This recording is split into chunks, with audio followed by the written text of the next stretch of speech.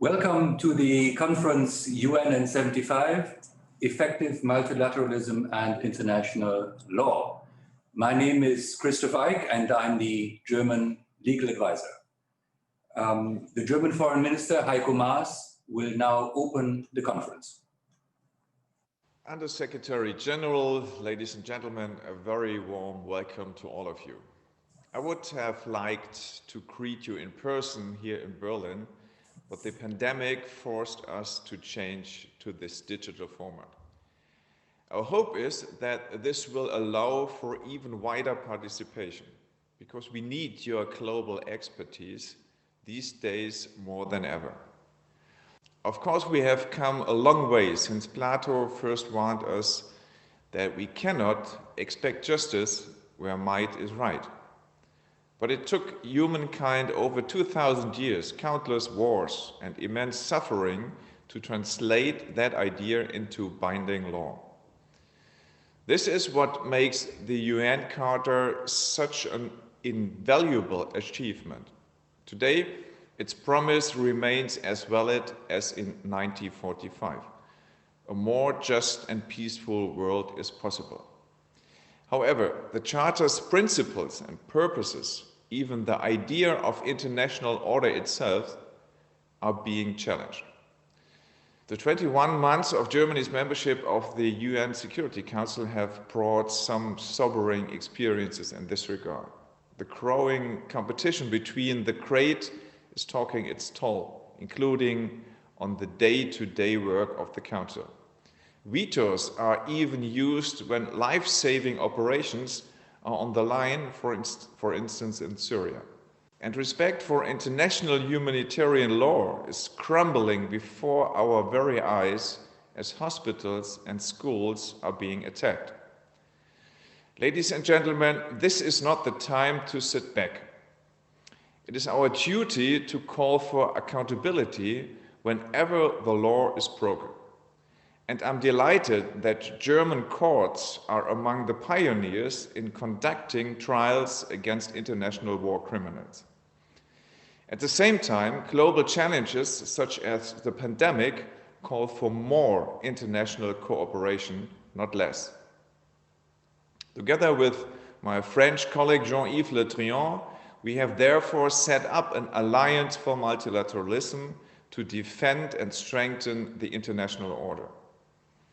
Within 2 years, participation has grown to over 70 countries.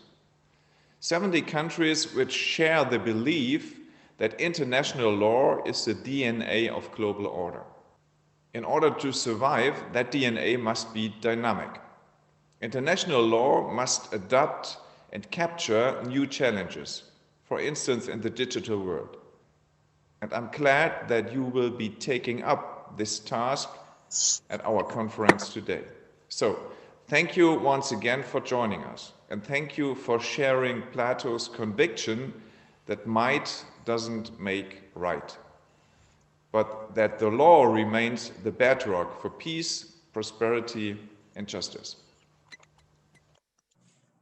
Thank you very much, Minister.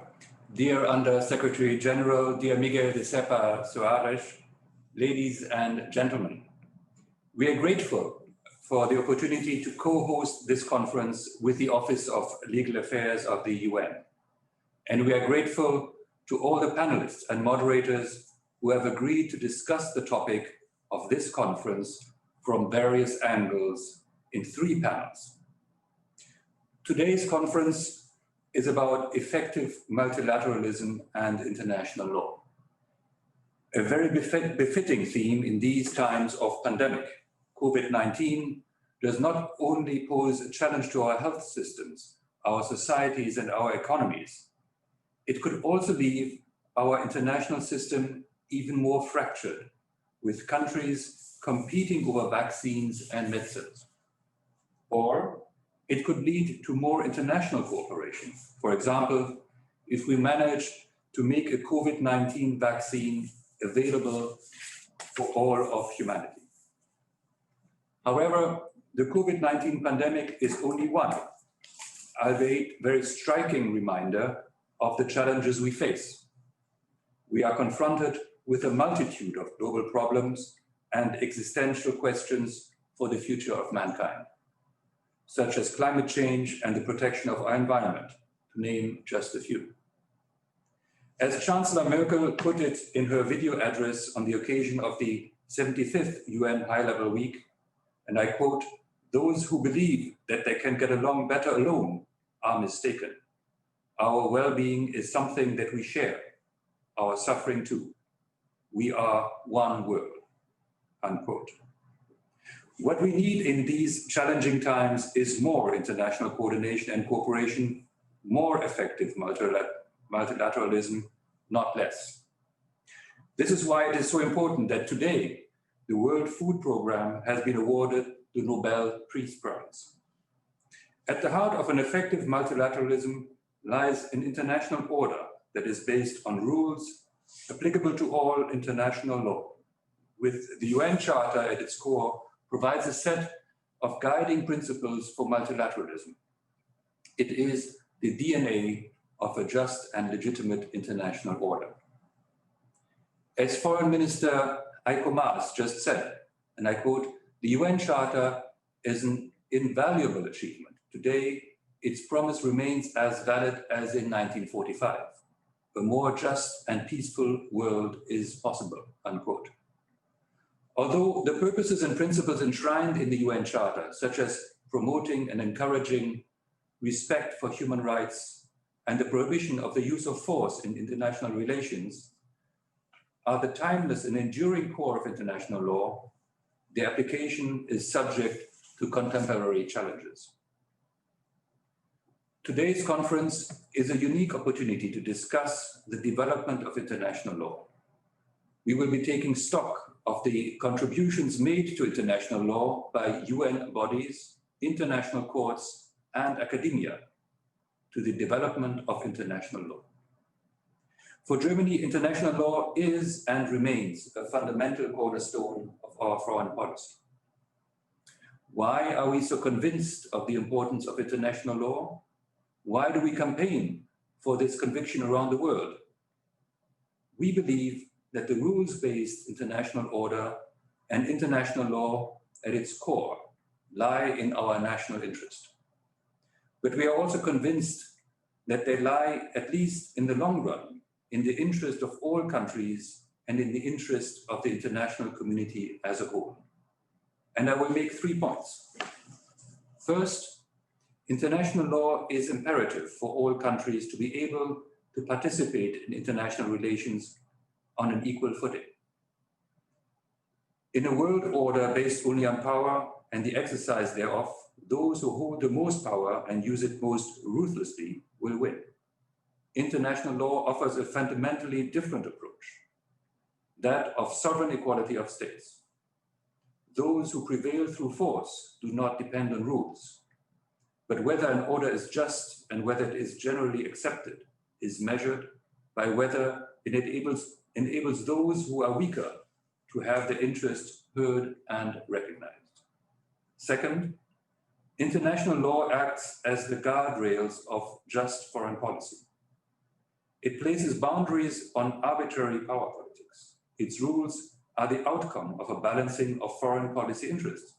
In many areas, they reflect the consensus to which all of the countries involved in the creation of the law were able to agree. This is the essential foundation for the acceptance and observance of international law. The prohibition of the use of force enshrined in the UN Charter is paramount in relations between countries. It embodies the aspiration and the promise that countries can, as a matter of principle, deal with one another without the use of force. This was a quantum leap in the history of international law, one which was previously considered to be impossible. Third, law creates peace. It provides countries with procedures for resolving conflicts in peaceful ways. The rise in the number of cases before international courts in recent decades shows that ever more countries are making use of possibilities for peaceful settlement of conflicts that international law offers. Even in the case of particularly sensitive disputes over borders and territories, more and more countries are placing their trust in the order-fostering impact of a verdict of an arbitration ruling. Our choice is clear. Multilateral cooperation and the respect of international law remain the foundation for peace, prosperity, and justice. In closing, I would like to once again extend my sincere welcome to all participants of this conference, and I'm very much looking forward to our debate. And without further ado, let me give the virtual floor to Miguel de Serpa Suarez, Under Secretary General for Legal Affairs, United Nations Legal Council. Danke. Sehr verehrter Herr Bundesminister Maas and lieber Herr Dr. Eick, distinguished moderators and panelists, ladies and gentlemen. On the 21st September this year, the heads of state and government representing the peoples of the world gathered virtually at the high-level meeting of the General Assembly to commemorate the 75th anniversary of the United Nations and adopted a declaration. In operative paragraph 10 of this declaration, the heads of state and government of the members of the United Nations resolve that they will, and I quote, abide by international law and ensure justice. At a time where, regrettably, it has become somehow fashionable to attest and deplore the demise of international law, this is exactly the statement that I was hoping for. And it perfectly sets the scene for this conference. I'm very grateful to the Foreign Office of the Federal Republic of Germany and to Federal Minister Maas for partnering with my office, the Office of Legal Affairs of the United Nations Secretariat, to organize a conference to take stock of what the United Nations has achieved over the 75 years of its existence in the field of international law.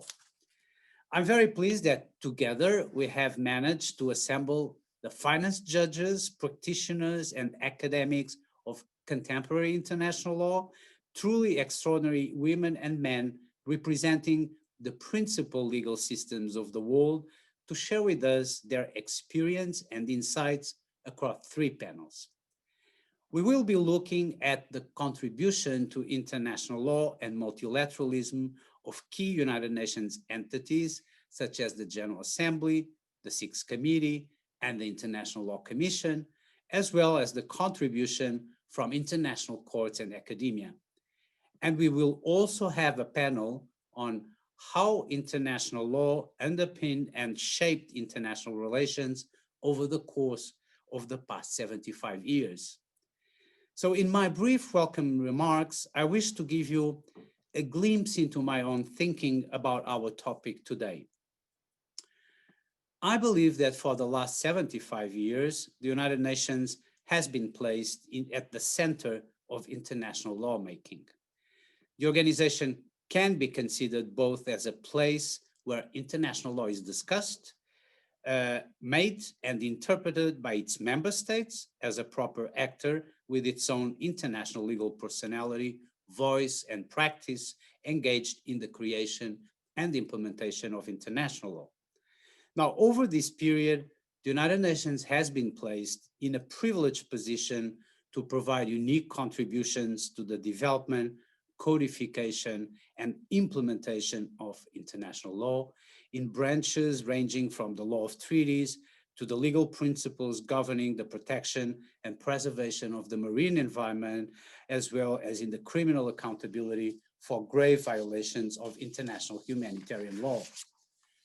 On its 75th anniversary, the organization has demonstrated time and again its flexibility and adaptability to the changing priorities and concerns of the international community and facilitated the commitment of its member states to multilateralism and the principles enshrined in the Charter signed on the 26th June 1945 in San Francisco. For the past 75 years, the United Nations has demonstrated its unique role both as a place where international law is developed and as an actor directly participating in the creation and interpretation of international law. The countless examples of these are a tribute to the capacity of the organization to adapt to changing times and priorities, but also to the commitment of its member states to multilateralism, including in critical fields that nowadays form the foundational infrastructure of international relations. And even amidst the unprecedented circumstances we are confronting today, multilateralism appears as the way forward to ensure a transformative recovery from COVID-19, one that addresses the crisis, reduces future risks, and faces the challenges posed by fragmentation and polarization.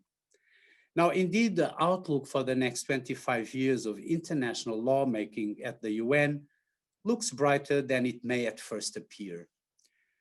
The Charter established the United Nations as the main international forum dedicated inter alia to achieve international cooperation in solving international problems of an economic, cultural, social, or humanitarian character.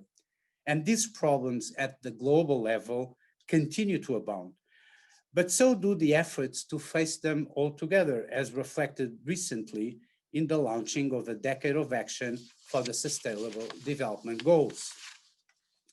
International law will be an essential tool to address what may be two of the most crucial issues of the next 25 years: our relationship with the planet we inhabit and our relatively new abilities to interact with one another in cyberspace.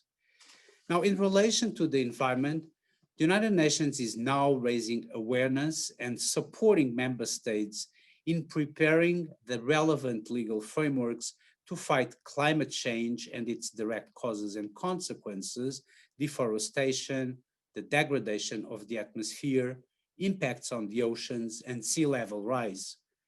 And this is considered an absolute priority by the Secretary General of the United Nations and by United Nations key entities, including the International Law Commission.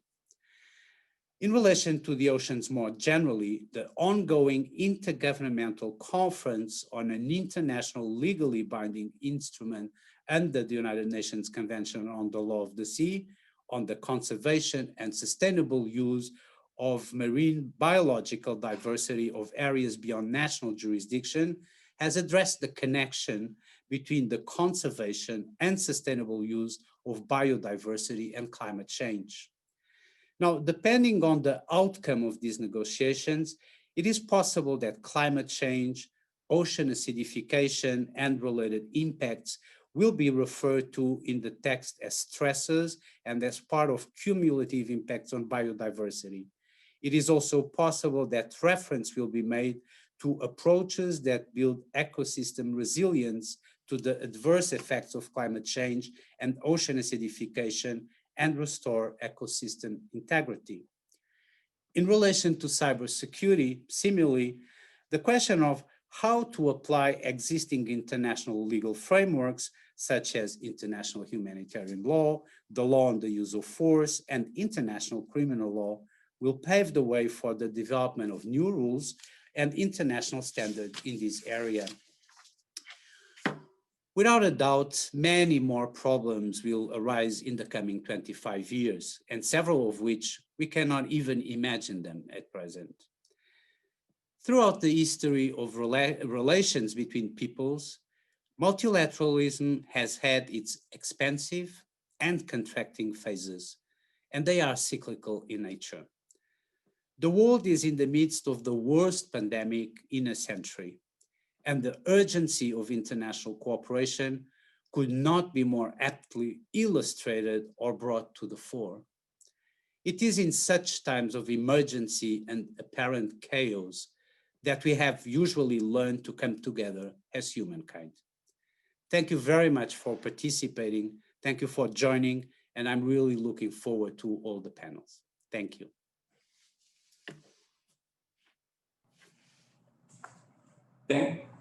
Thank you very much, Under Secretary General. Thank you, Miguel. And it's a pleasure to partner with you today for this conference. Ladies and gentlemen, we will now start with our first panel, which is entitled United Nations in International Law at 75, the role of the General Assembly and its subsidiary organs and the importance of academia. For those that join us now, my name is Christoph Eick and I'm the German legal advisor, and I have the pleasure to be your moderator for this first panel. Before I introduce our panelists, let me make some technical remarks very briefly.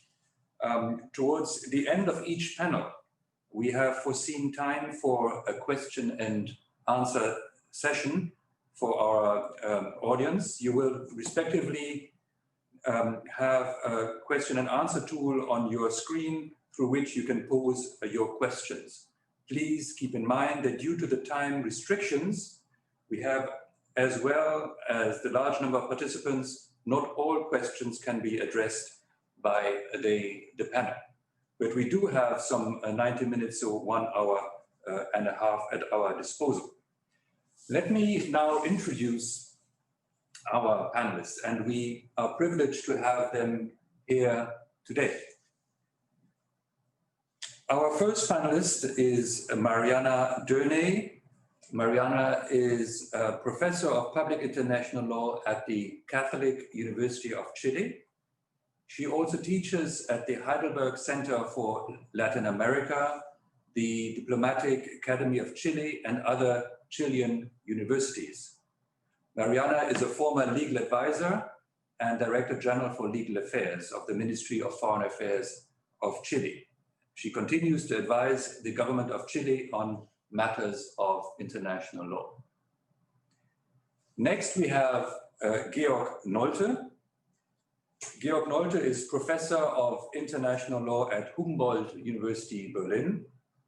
He has been a member of the International Law Commission since 2007 and served as its chairperson in 2017.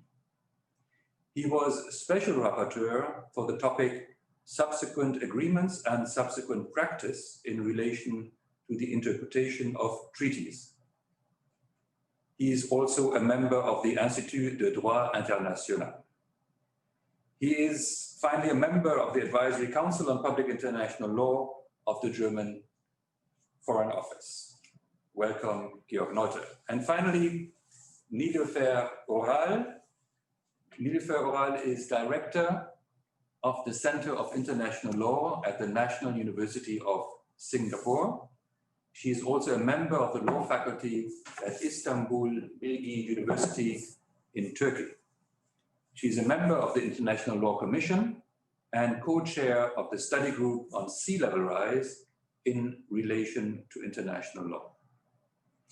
Niloufer has advised the Turkish Foreign Ministry on matters related to the law of the sea, and she served as climate change negotiator for Turkey.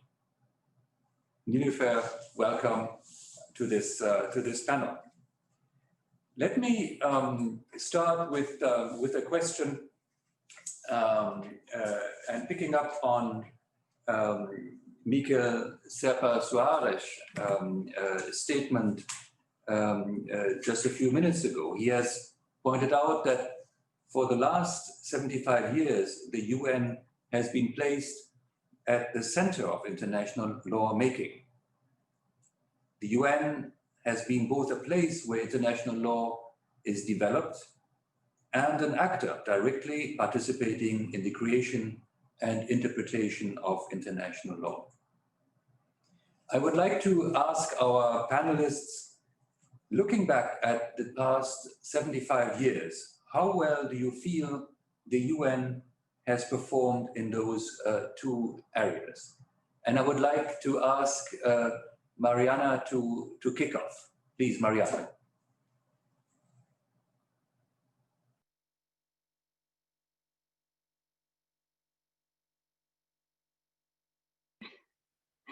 There. Thank you, Christoph. And well, hello to all, and I just want to thank you, the Ministry of Foreign Affairs of Germany and the Office of Legal Affairs of the United Nations for inviting me to this conference. And of course, I'm very honored to be with my panelists and colleagues here in this panel, in this occasion.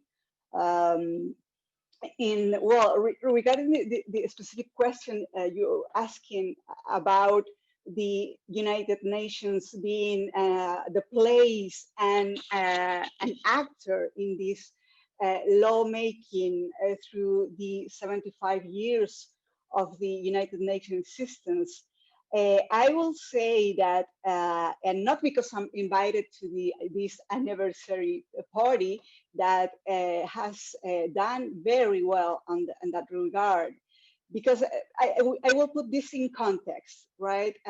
There's a historical context, and there's also what is what were we talking about here? The first is the historical context is why the organization was created, what was the objectives of the purposes, and what are the three pillars that we all know that are created for, right? And the peace and security, development, human rights. But underneath those three pillars and those major objectives of these organizations, there's a law, there's a system that must work based on rules, based on the respect of a system of rules, some rights and obligations that states have to abide by. So although the Charter mentions in a very few occasions international law, we know that international law, it is the base of the system. And the Charter really gives the organization the mandate of fostering that this system, this normative structure of the system, and also some tools to do it. So this is the center of the system. When we talk about multilateralism, we don't talk just about cooperation. It is one of the aspects, of course, of the multilateralism, and it is this already put in the in one of the part that it is conveyed in the articles of the purpose of and the mandate of the General Assembly to achieve the cooperation. But the other part has to do with the development and the progressive of international law. So international law, this rule of law, it is another part, important part of the multilateralism system.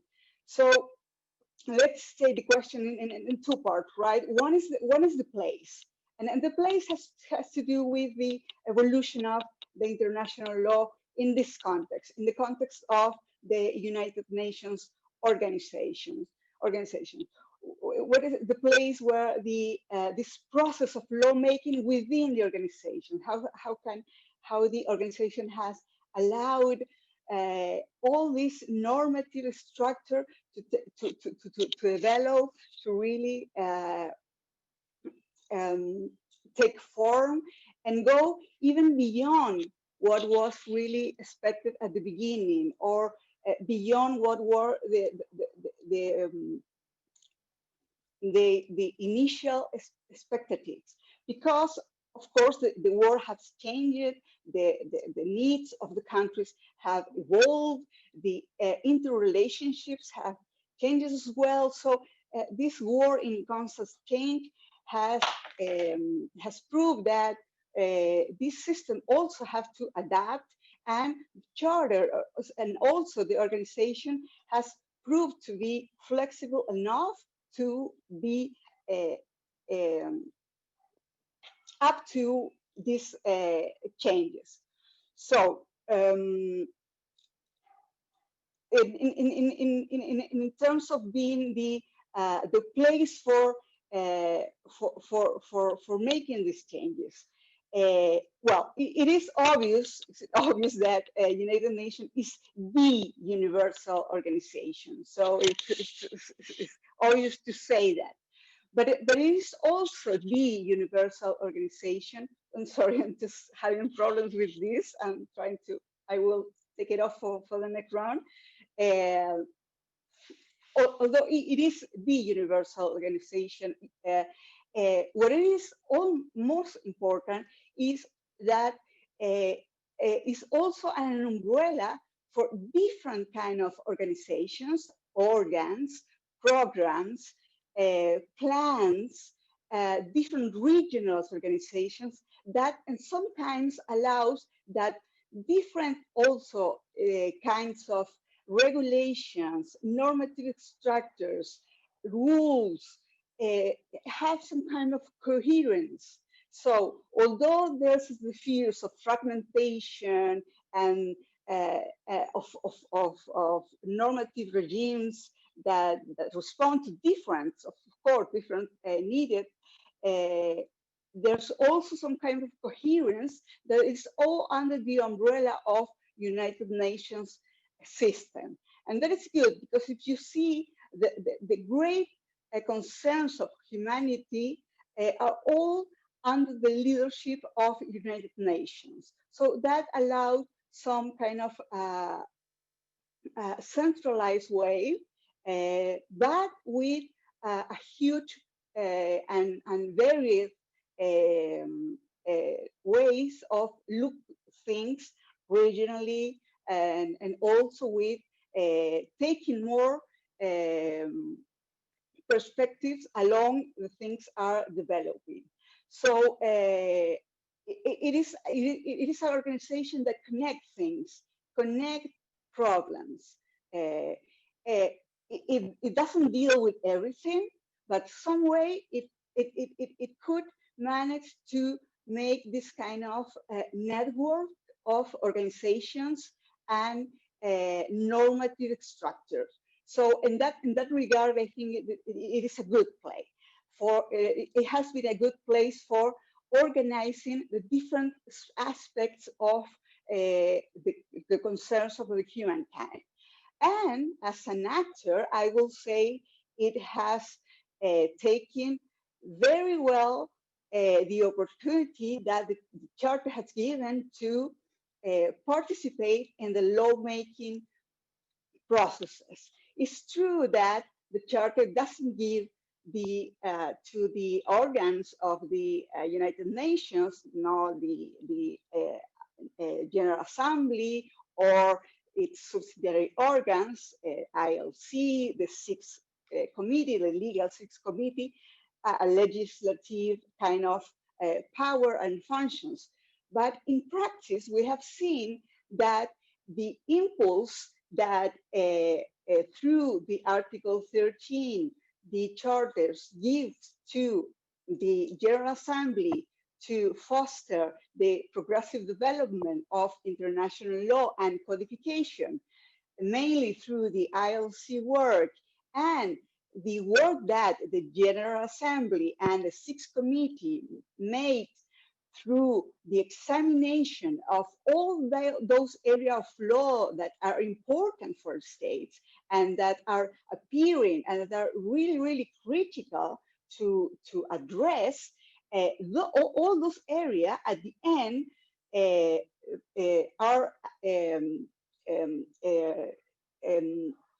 tackled by the international community represented by member states and ended in some kind of a legal binding instrument, or at least in some kind of non-legal instrument, but that could take an importance that finally integrate this normative system that have an importance that goes beyond a mere recommendation or resolution. We have declarations, resolutions of the General Assembly that we know that are now pillar in our system of law. So even when they're not strictly a legislative organ, as we teach to our students, we know that that opportunity, that mandate that has the organs of the United Nations, they have taken every opportunity to really take the most of it, and at the end has been a really prolific organ or actor in the making of this what we know as the international law that is today in our international community. But I will start with that. Thank you very much, Mariana. And I would like to ask Georg for his perspective. Georg, please. Thank you very much, Christoph, for your kind introduction and for the invitation to participate in this important conference. It is a pleasure to speak on in this conference with my co-panelists, Mariana Donay and Nilufer Oral. And I can already say that I agree with what Mariana Donay has said. Now, your question, Christoph, was how well do you feel the UN has performed in the creation and interpretation of international law over the last 75 years? Now, the creation and the interpretation of international law are two different kind of activities, even if they sometimes intersect. Let me focus on the creation of international law.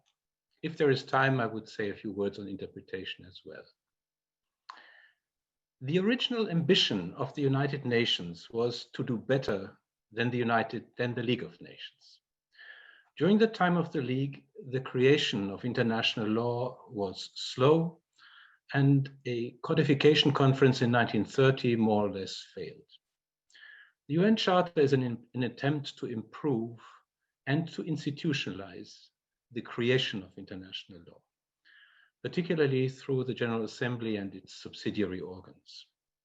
One new institution at the beginning was the International Law Commission, of which we will be speaking more, I suppose.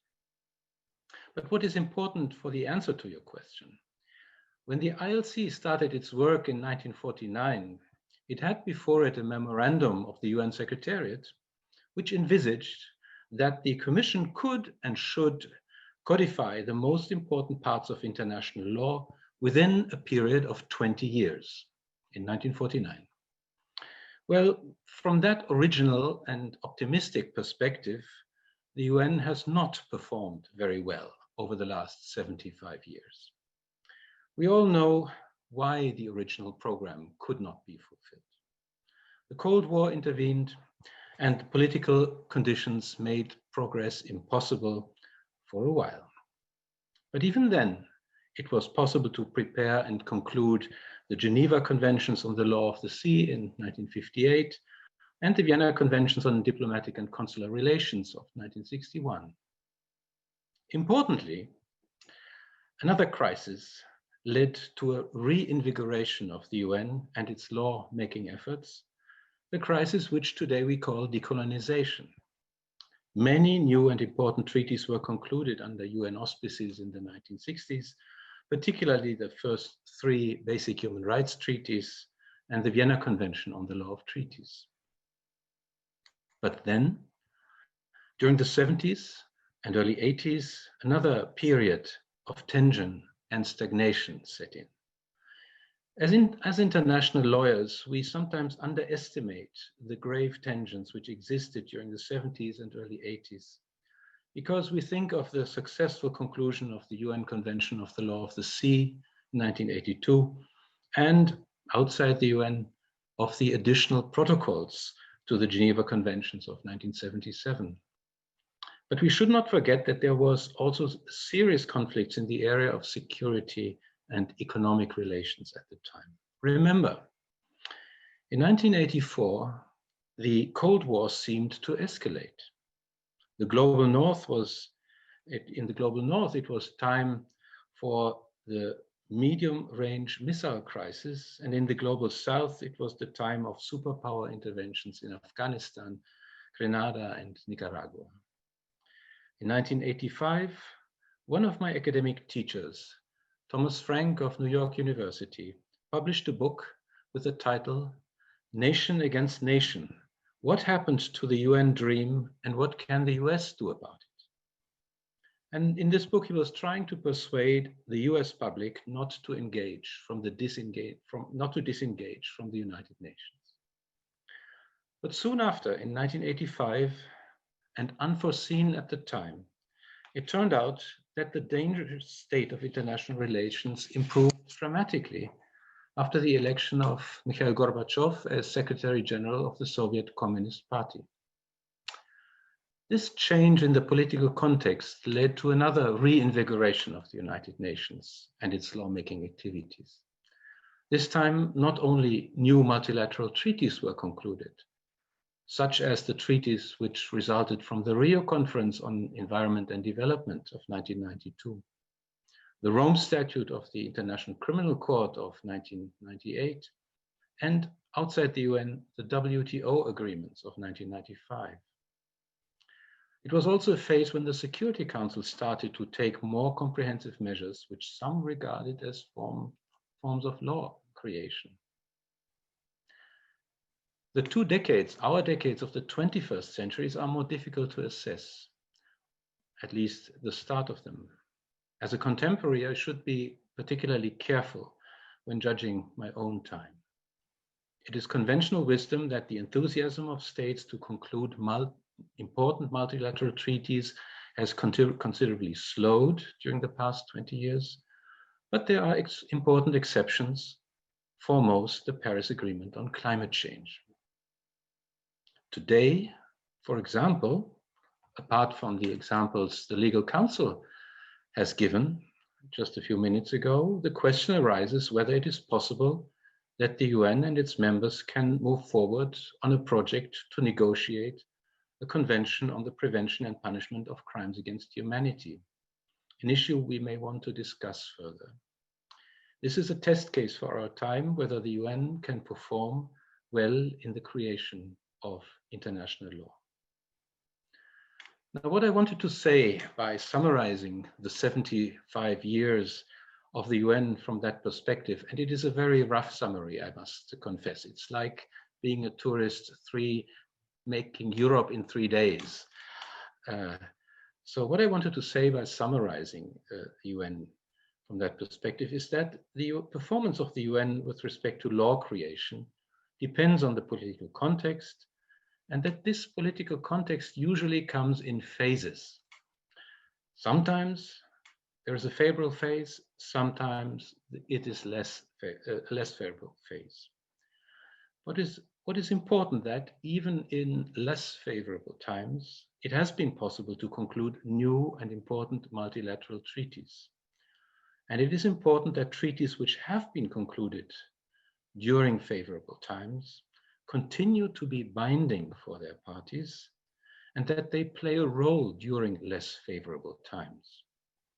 Such treaties are containers of agreements, solemn commitments which help us all to get through politically more difficult times. Even if they are put under pressure or even disregarded, they continue to exist, not only for the present, but also for the future, when they may unfold their full potential. The UN Charter is the document which articulates this confidence, and the UN organs are the institutions which keep this confidence alive. During the last 70 years, history has shown that this confidence is justified. Now, I don't want to overstretch my time and your patience, Christoph. If you want me to say a few words on the interpretation aspect of your question now, I would do so in less than 2 minutes. Otherwise, I will patiently wait for an opportunity later.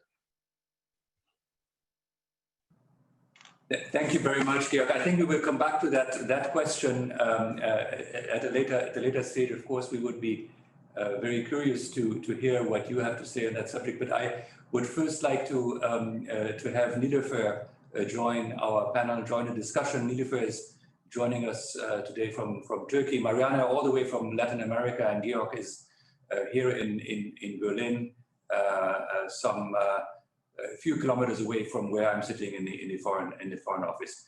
Nilüfer, please, your perspective. Thank you very much, Christoph. And may I say good morning, good afternoon, good evening around the world to all those who are joining us today. I am really very honored to have been invited to this important conference. And I thank the Foreign Office of the Federal Republic of Germany and, of course, the Office of Legal Affairs of the United Nations.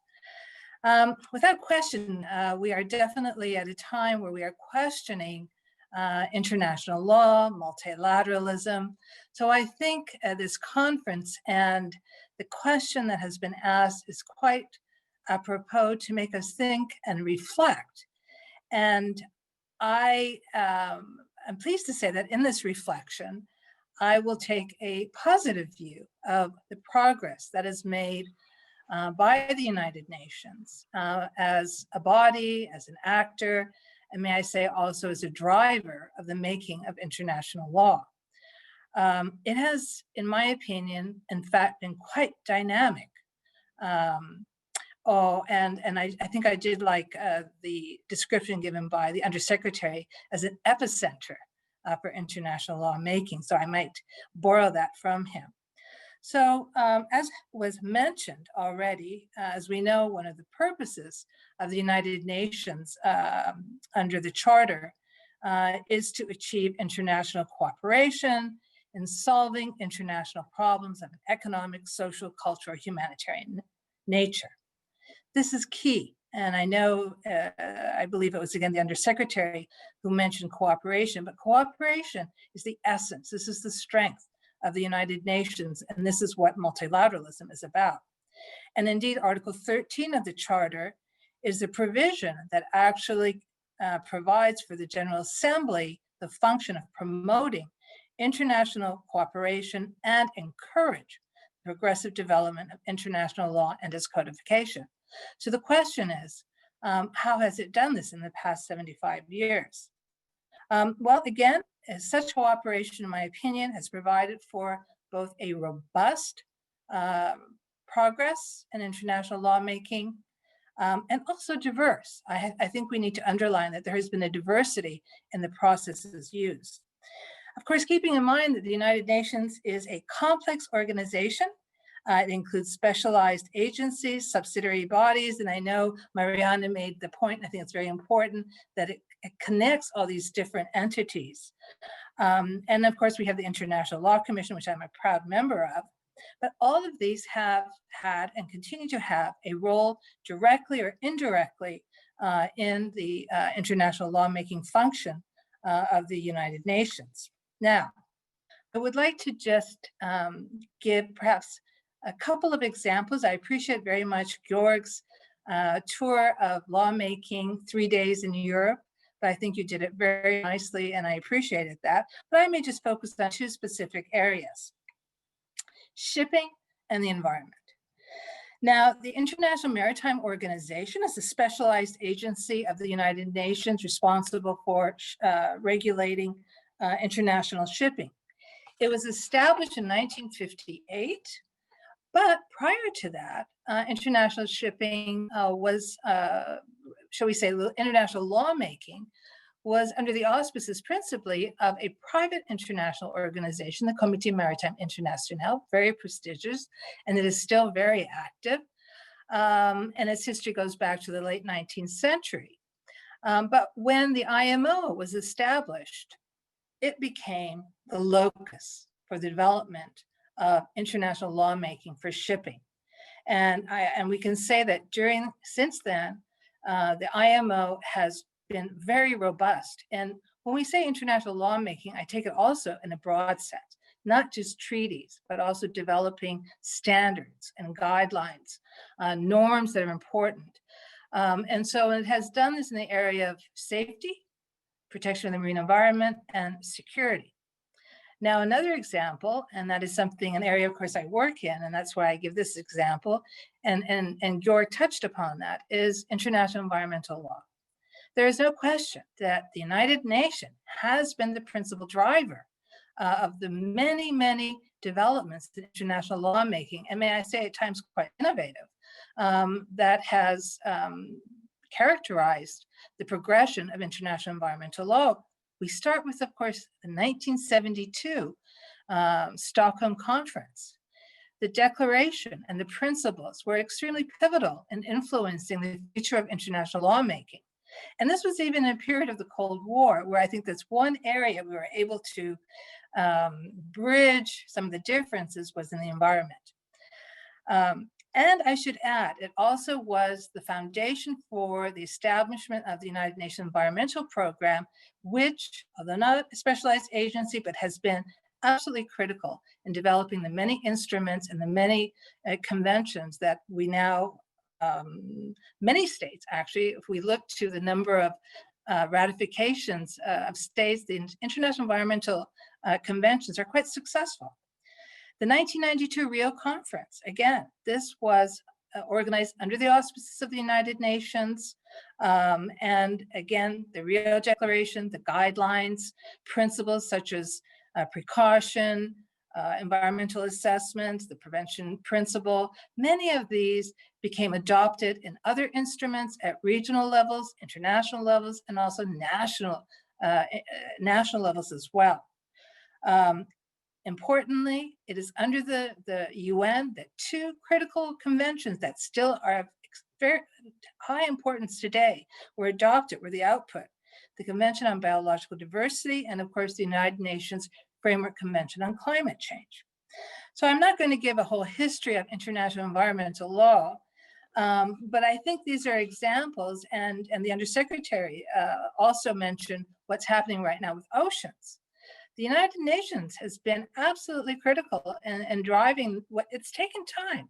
These do take time, but not just through formal lawmaking. For example, the whole process for the negotiations going on for the, hopefully, new agreement on biological diversity in areas beyond national jurisdiction started with an informal consultative process. So again, as Mariana was saying, it's a convening power. It's bringing together these different bodies.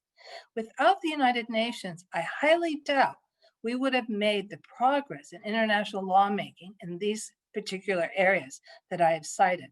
So I like to end on a positive note, and I certainly hope that we're just in a period that we will manage to overcome and continue with the important work of international law, and again, through the multilateral system that the United Nations offers. Thank you. Thank you very much, Niloufer, for your insight. We will, of course, be talking more specifically about the General Assembly and its subsidiary bodies. Perhaps, Niloufer, if I may ask you, what about the Security Council? Now, of course, we know that it's General Assembly that has the mandate to develop international law. But if you look at the Security Council and its role it has played in the last 75 years, certainly in the last 20, 25, 30 years in the area of lawmaking, if you think of the tribunals, international tribunals, Yugoslavia and Rwanda, how do you see the role of the Security Council? Well, thank you for that question. Of course, the Security Council is a very specialized body. It has certain powers that no other body of the United Nations has, of course, particularly with the permanent 5 members. We know, of course, that as Georg mentioned, there was the period of the Cold War where the Security Council was not very active, shall we say, but in the 90s, we saw more activity from the Security Council. We know it's developed with the situation in Yugoslavia. Decisions were taken, resolutions were taken, the whole issue of intervention for humanitarian purposes, whether this is part of international lawmaking through the Security Council. But I think the point you raised in the establishment of these ad hoc international tribunals, of course, is very important, and certainly an important contribution to international lawmaking, and I suppose as well interpretation. But we know that the role of the Security Council is controversial, and particularly the point that was made earlier about that we're sovereign equality, that all states, I believe it was the foreign minister who was saying, again, quoting from Plato, that might is not about power, and that one of the important functions, of course, of the United Nations was establishing within an institutional framework sovereign equality. But I think the Security Council, of course, is one body where that doesn't quite operate in the same way. So it's international lawmaking with specific sometimes agendas. I know that, again, the foreign minister was a bit concerned about vetoes, the use of the Security Council. On the other hand, I would like to say that I'm also happy. We think of the Security Council only in the traditional peace and security, but I know the Security Council also been taking up issues such as climate change. And I think that this is an area where the Security Council can play a very positive role because of its special, shall we say, status. Climate change is also a threat to security. So where perhaps action cannot be taken at certain levels, the Security Council can fill in those gaps. And I think that I'm encouraged. I believe it's Norway in particular is bringing climate change more to the attention of the Security Council. So I think we need to also look at how to perhaps understand better the broader scope that the Security Council can play outside of the traditional peace and security issues. So just on the top of my head, really, that's how I would answer your question at this point. So, and I look forward to hear what my other panelists have to say. Thank you very much, Niloufer, and indeed, I think you made some very important points, and actually the growing agenda of the Security Council, also in raising issues, putting issues on the agenda, making this awareness raising role of the Security Council in these areas is very important. You mentioned Norway, there are others, Germany included, that in particular issues of climate. We have discussed sea level rise, in the Security Council during our membership, and it's an important issue. Now, whether the Security Council has a role to play there, and what is the role, as opposed, for instance, for the International Law Commission. Of course, you are the one who is leading the work of the International Law Commission on that in that area. Right. So we talked about the Security Council, and of course, I will, all panelists, all the other panelists are welcome to add their thoughts on the Security Council. But I would perhaps now move to the General Assembly and to Georg again, and looking more specifically at the General Assembly, Sixth Committee, the International Law Commission. What have their roles and contributions been in the development of international law? Again, this is a very broad question, but perhaps you could share us your thoughts, and also if you want to add something on the interpretation of international law, you're very much welcome. Thank you.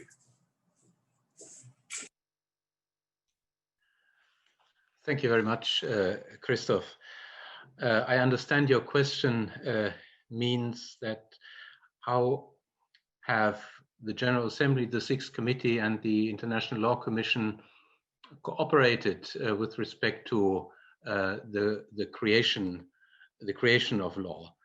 And obviously, the General Assembly is the most broad-based UN organ, the most legitimate UN organ in the sense of representing all member states.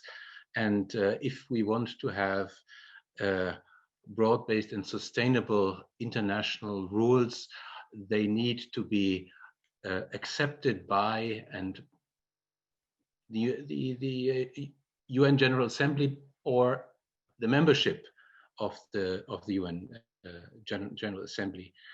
Now, the experience of the League of Nations showed that pure state conferences or even organs like the General Assembly can increase their efficiency, let's put it this way, if they are given texts which have been developed and prepared by other bodies who have anticipated possible arguments in favor or against with respect to certain solutions. And that's exactly the function of the International Law Commission. And I think I have given a few examples of treaties which were prepared by the International Law Commission and which were then more or less accepted with some changes by either codification conferences or by the General Assembly, and then putting those texts for the signature and ratification of states. Referring a little bit back to the question that you have put to Niloufer, because I think it's a question which, let's say, intersects. The question is whether the Security Council should take over some of the quasi-legislative function. I would not speak about a legislative function with respect to the General Assembly, because already at the beginning of the UN, it was debated whether the General Assembly should have such a function, and it was not accepted. So we are left to the traditional or more or less traditional way of negotiating treaties among states. In the 90s, we have seen a certain development because of the rejuvenation of the Security Council, that the Security Council proclaimed also not just situational specific measures, but also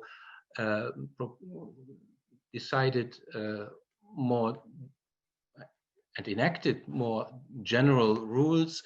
But these have, if I am seeing that correctly, still be restricted to a certain level of specificity, and it is not an accident that the International Criminal Court was not created by way of a Security Council resolution, but by way of a conference, the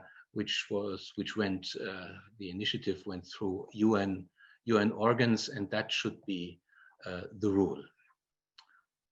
Of course, and just to end on that, the Security Council has an extremely important function in raising awareness, in taking initiatives, in appealing to countries, but to formulate binding general rules for the world, which goes beyond more or less specific situations, which would replace the process of treaty making, that would raise questions. Thank you.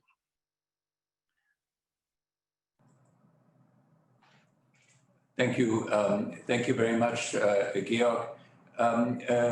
Mariana, when we heard the opening statements by Miguel Cepa Suarez and also the minister, of course we were reminded that we have hard law, we have soft law. And I think the impression is that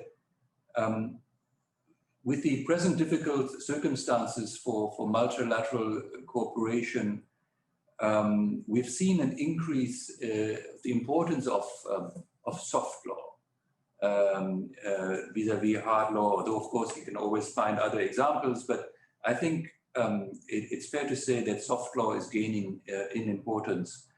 And I was wondering whether the General Assembly, it's the Sixth Committee, the International Law Commission, should today focus more on soft law or on hard law. Perhaps it is doing that already, but what do you think is their role in soft law? Mariana.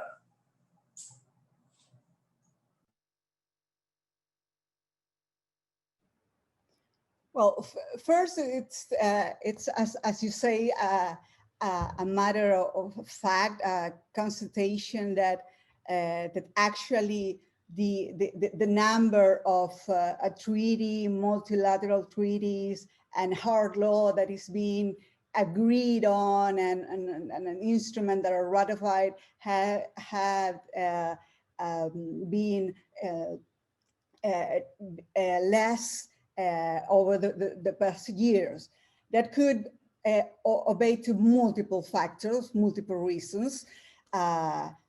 You could say, well, the subjects are already covered, but of course there are reasons of politics, there are reasons of the crisis we are in, there is these rejections to the multilateral system. There's a lot of things that could explain that. And that could also explain the resort to these forms of soft law. But the resort to soft law also could explain, could be explained for some good reason that could have soft law in itself, in terms of the flexibility that offer, maybe the quick response that it could have to some things, and in the development of things. And I think that it's a matter of just a binary decision just to resort to the soft law. I think that it depends on the subject we are talking about. Sometimes it's a thing of a strategy, of course, but it depends much on the subject we are talking about and on the environment and when we are. Sometimes you know that the subject is difficult, and the world we are in, it will be difficult to get the consensus necessary to adopt that subject. One recent example, and it's a very important one, that happened last year, this year, and George mentioned it, that crimes against humanity. We pretty much agree in everything, and the importance of the subject, and the values, and everything. And when you heard last year, previous years, the comments on the delegations in the scope of the Sixth Assembly, there is very much an agreement on what is the substance of the of what is behind, and what we want to protect, and what is the core of the initiative. But nevertheless, it's difficult to get to the idea to call for a conference for a multilateral treaty. Why is that? Because you can maybe feel that it will be difficult to get now the consensus necessary to, and maybe you can frustrate the achievement of a treaty, and that will be more difficult. So, and that happened in previous cases where it's easier first to get a kind of maybe a declaration, as it happened. Well, I don't know, the Declaration of Human Rights, or Real Declaration. Real Declaration is a very good example of that. When you first put a soft law instrument with a wider support, nobody can be against those principles, like, you know, publicly against that. But of course, in the national sphere, you have a lot of constraint and resistance, because probably your national legislation has some problems. You have some nationals also political issues, historical issues that you don't want to cope with. So there's a lot of things that maybe that put in the middle of internationally engaged with that makes advisable to put it first in a category with everyone agree that there's values, there are principles, and in that way, for to achieve adherence, and then also some kind of practice, and well, one of the things with soft law is then you pay the way so to probably develop into a customary rule, or gain so much support, and then you can go into a convention itself. But well, let's see what happens as well with the draft articles on responsibility of states. There's a lot of issues that are that are proposed by the ILC, the sex committee, that it should be law. We all agree it should be law. Well, by reasons of values, of morals and common principles, or by reasons of law, because if there's logicals, that is the law that should govern our relationships. But they're just stuck in that gray area when we know that there are rules, but not binding rules. And why is that? There's so many reasons. But nevertheless, that status that, well, I know that Professor Prosper Bale called the relative normativity, that it was so bad because it's not law at all. But in our scenario, it has some value. It is not provide it doesn't have a legal effect. It is not without legal effect at all. It has some kind of some pressure that could also become law in the future. So I think it's a matter of subject and timing. Thank you, Mariana. Let me introduce another gray area, so to speak, but a phenomenon, of course, that we are all aware of, which is the increasing importance of non-state actors in the formulation of international law. The non-governmental organization, we can all think of some prominent ones that are, of course, very, very active in this process, be it soft law, be it also hard law. And I was wondering how should the traditional actors, such as states, but also the United Nations, how should they be dealing with this phenomenon, non-state actors?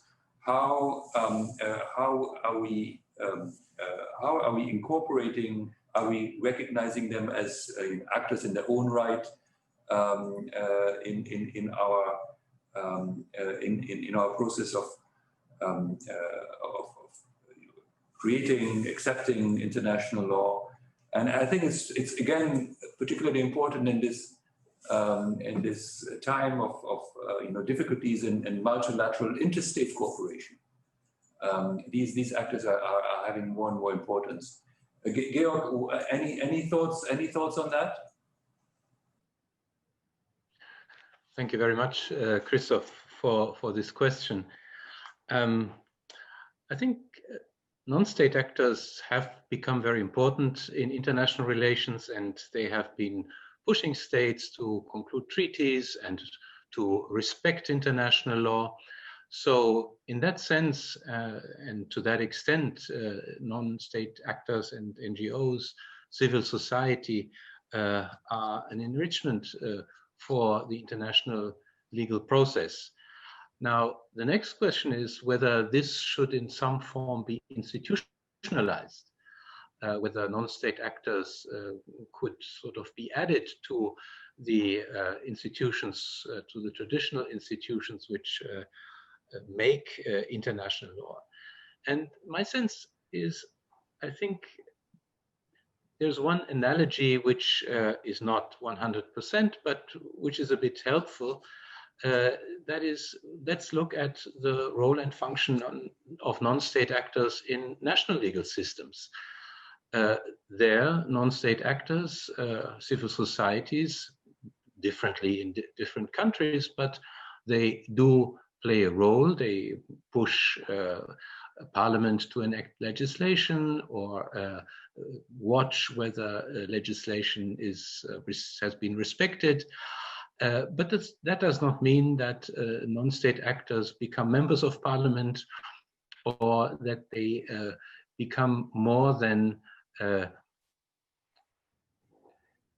let's say, unofficial participants, which are more or less influential, but that does not detract from the important function of institutions and the state to integrate various interests. And usually political problems are such that certain political interests are very well represented, others are less represented, and even some others are not represented.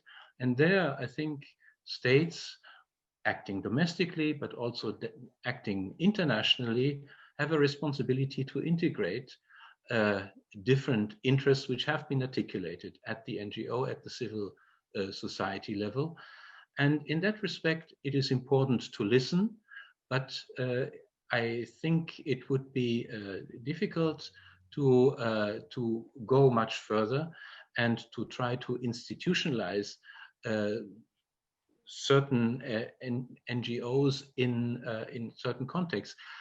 The ICRC is probably the most famous example of an NGO, and it has a special role with respect to certain treaties. This is rare, and this is very exceptional that an NGO can call states and convene a conference. Of course, states must be willing to do so.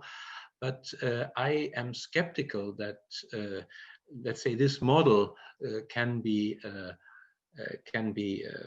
let's say, increased or can be applied in many other areas. This does not want to detract in any way from the importance of NGOs and civil society in the process of international law creation and application. Thank you. Thank you very much, Georg. I was wondering whether Niloufer could add her perspective on this, in particular. Let's put it this way: how the International Law Commission is interacting with NGOs or with the ICRC. Is there, you know, are you on different planets? Are you interacting? And I'm asking Niloufer, of course, because she is the co-chair of the study group for sea level rise, and I can very well imagine that there are very good and you know, very good organizations with a lot of knowledge. I mean, you will have to be dealing with scientists and so on to actually grasp, you know, the depth of the problem. And how are you dealing with this? Are you bringing them in to the ILC or you know, are you having conferences with them? If you're able to share with us as an ILC member, how do you go about it? Thank you very much for that question, and I appreciate also the work of the study group on sea level rise being mentioned. Very pleased about that. First of all, just to add a bit to what Georg was saying on the role of non-state actors, there certainly is a role. And I think, though, and I will also get to the ILC, but it's how that role is played. If it's an open, transparent role versus less transparent. And I say that because I just happened to be reading a speech by Judge Yusuf. I think it was a graduation speech he gave this year, where he warned about some non-state actors, mostly, shall we say, a particular commercial corporate interests influencing, for example, climate change. So I thought that was interesting, and it's true. On the other hand, we know that, again, I may have mentioned the ongoing negotiations of the BBNJ. That's an example of where NGOs have given a very constructive input into the international lawmaking process through their own expertise, interventions, and it's up to states whether to accept it or not. So I think it really depends on the format and how it's being done. Now, the International Law Commission does have a tradition of engaging with non-state actors. You mentioned the ICRC. I think that whether it's the work that was done with the draft articles on crimes against humanity, also the draft principles, I believe, on protection of the environment in relation to armed conflict. They engage very closely with the ICRC.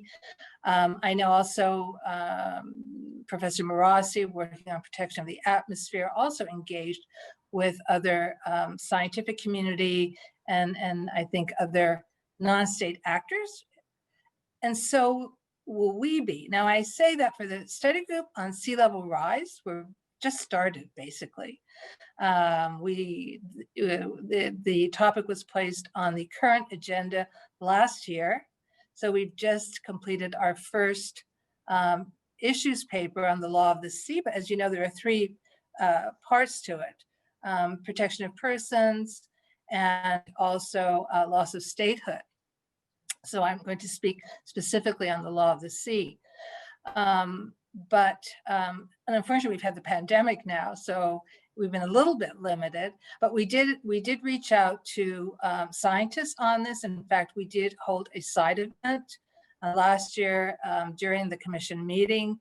A scientist from the University of Bern, who's also a member of the IPCC, gave a very interesting presentation, because it is important to understand the science behind climate change and sea level rise.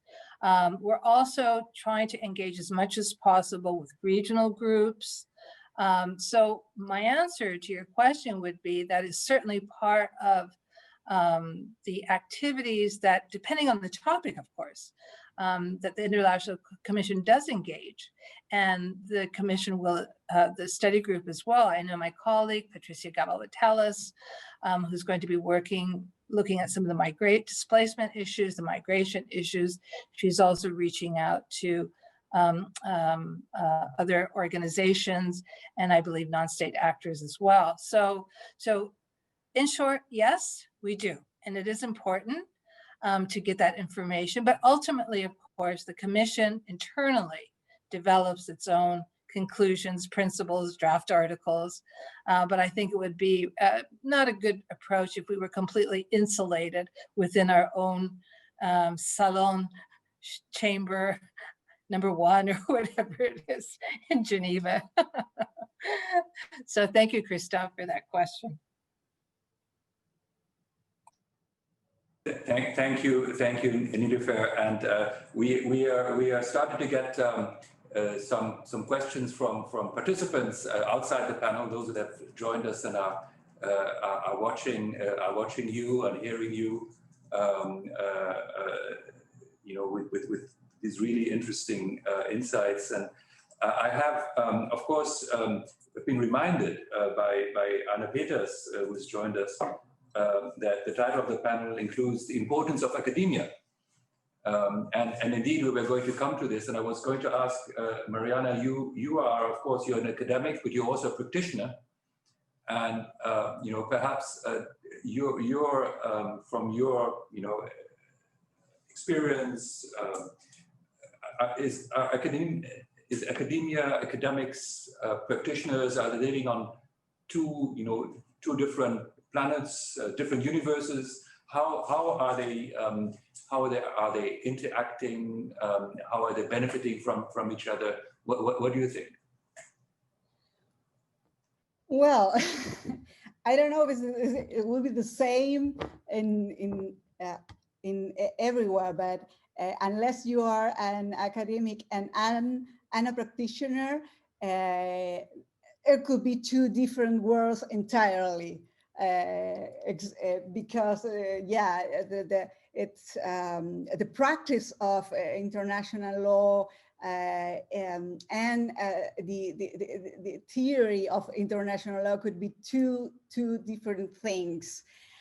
Fortunately, and I know you know that for your experience as well, within the Ministry of Foreign Affairs, there used to be a very experienced international law experts that has to deal with cases, day-to-day cases that put theory into practice and into problems as well that you have to deal with in every day and in the most normal and ridiculous situation, and you have to put it into perspective and to try to solve with it.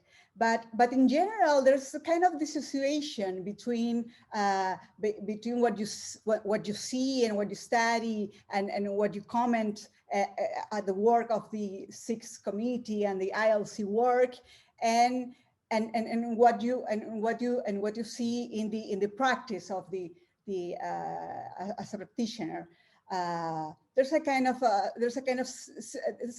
don't know, the separation in those two words. So I think in that regard, I have found very interesting some practice that I've seen in some governments of, for example, to have the advice of some academics for their ministers when it comes to comment on the work that the ILC is doing,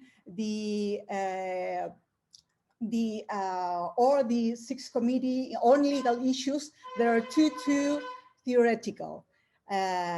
Because you to address those things, you need both the experience of the diplomats and also the to go through the whole logical process that the academics go through.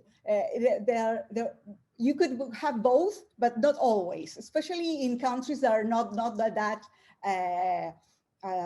rich in resources. So I think sometimes they're not much reconciliated, and that's why you see sometimes responses from, I don't know, officials of states saying things about international law that could make any professor or international law blush, you know, and they are supposed to be, I don't know, legal experts of Ministry of Foreign Affairs, and that's happened a little bit because of the kind of dissociation on those things. Not always the case, but sometimes happen. And that's the importance of academia in construct a world that understand what is happening with international law. So in a very modest way, I think, I don't know, professor of international law, when you explain to kids that has 20 years, what is international law? Let's not go in if there exists. We already past that phase, but that how it works, what can it do? Because I don't know, sometimes I don't know, your government raises taxes and they're blaming the United States for that, you know, and let's withdraw from the United States because the taxes are higher. It's like a mix of things that you have to explain really well.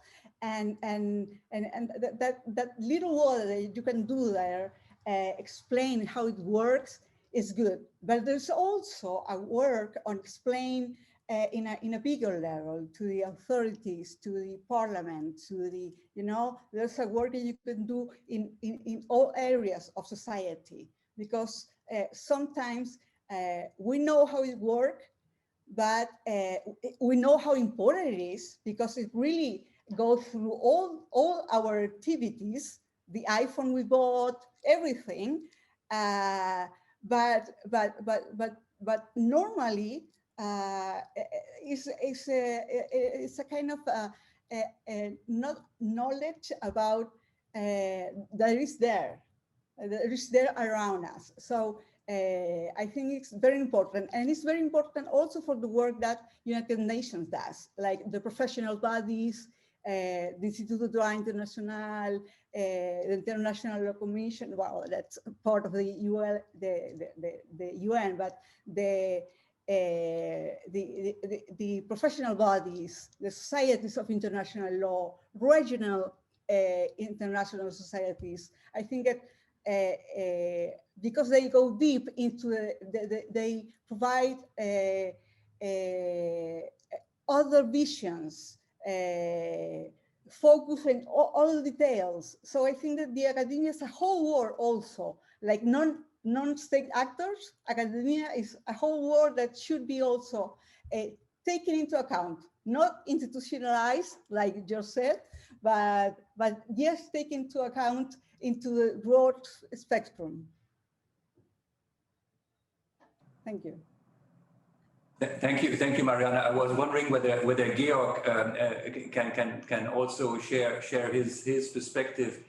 Do you think, Georg, is it your impression that perhaps also in these times of of COVID, where we are more and more relying on communication via blogs and the internet and so on, where we get so much input and from academia, from NGOs, that academia is actually increasing in importance, that there perhaps is even a danger of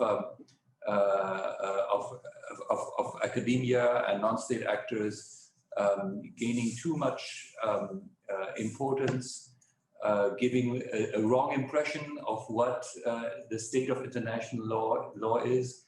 How do you see that, Georg? Well, that's an interesting question. Personally, I think we should not overestimate the difference between academics and practitioners. I have met many brilliant practitioners who also publish from time to time, and I have seen academics who are not the cliche of the ivory tower inhabitant, but who have a certain sense of where the world is going. And I think what the philosopher Immanuel Kant has said, that theory without practice is empty and practice without theory is blind, that's true. And so I think, as we are all hopefully intelligent human beings and we have different occupations, but we have to try to think together concepts and facts and try to synthesize. That's an operation of synthesization, which both practitioners and academics have to do, and ideally they should cooperate. I think your question implies that there's a change in the function of academic life and academics in recent years, also induced by, let's say, different forms of publications like blogs. I think that's true.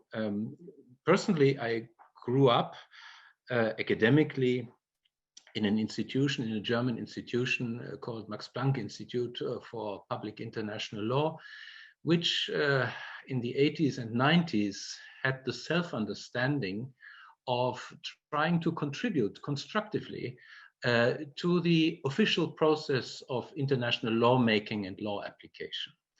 That was one of the pragmatic functions of academia. It was not the critical theoretical function which we are seeing today, not only in other places, but which we have seen, for example, in Germany before the war, when many international lawyers developed theories about being very critical about international law because they felt that Germany was discriminated against by the Versailles Peace Treaty. So in Germany, just to give this example, academia has also, let's say, found its position in reaction to developments in practice and exercised different functions, and over time these the emphasis changes. And indeed, I think that the critical function of academia has probably increased in recent years. That's not necessarily a bad thing. Personally, I would, let's say, advise colleagues not to publish too quickly and let themselves be seduced by the possibility of writing in a blog. Sometimes they regret it because 2 or 3 days later they discover a document which they should have considered. But it's an additional instrument. But we should also be aware that the, let's say, critical and balanced judgment, which is the, let's say, quality of academic reasoning, should not be compromised by self-understanding of, let's say, trying to very quickly influence things, which is also possible. So in that sense, I think we should not be afraid, but there is certainly a change taking place. Thank you. Thank you, Georg. We're getting a lot of questions coming in from participants, and actually quite a few questions have to do with what we talked about previously, soft law, hard law, and I was wondering. I have here Lance Bartholomeus from UNHCR, who says it would appear that the articles on state responsibility adopted by the ILC are a good example of soft law that has been quite influential, although not yet transformed into treaty law. And Nilüfer, would you have any views on that statement? Would you think that's a correct statement? I think it is, but perhaps your perspective. Thank you. Well, of course, the articles, the draft articles on state responsibility, considered perhaps one of the very important outputs of the Commission, has been extremely influential and is waiting for the decision in the 6th Committee, I guess, whether it will become a convention or not. And we know that some of the concerns is that however you want to characterize the work of the Commission, but clearly it has been extremely influential. It's now serving as a source itself in decisions of international courts and other practitioners. So what we do see is something that is the product of the Commission. And again, that has does have normative impact.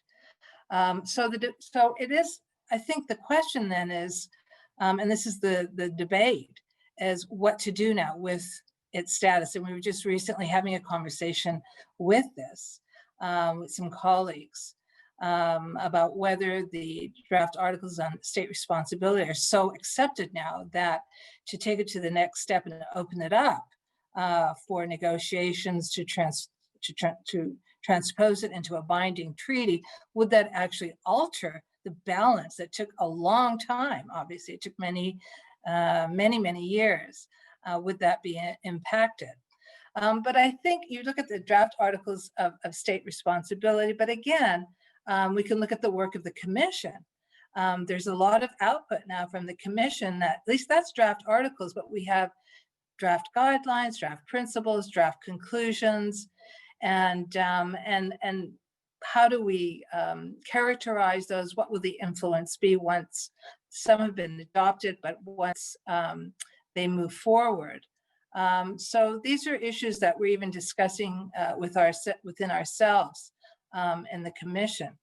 But I think the draft articles on we have not heard the final word yet as to the future of the draft articles on state responsibility. So I'll stop it there and see if my colleagues also have some thoughts on this.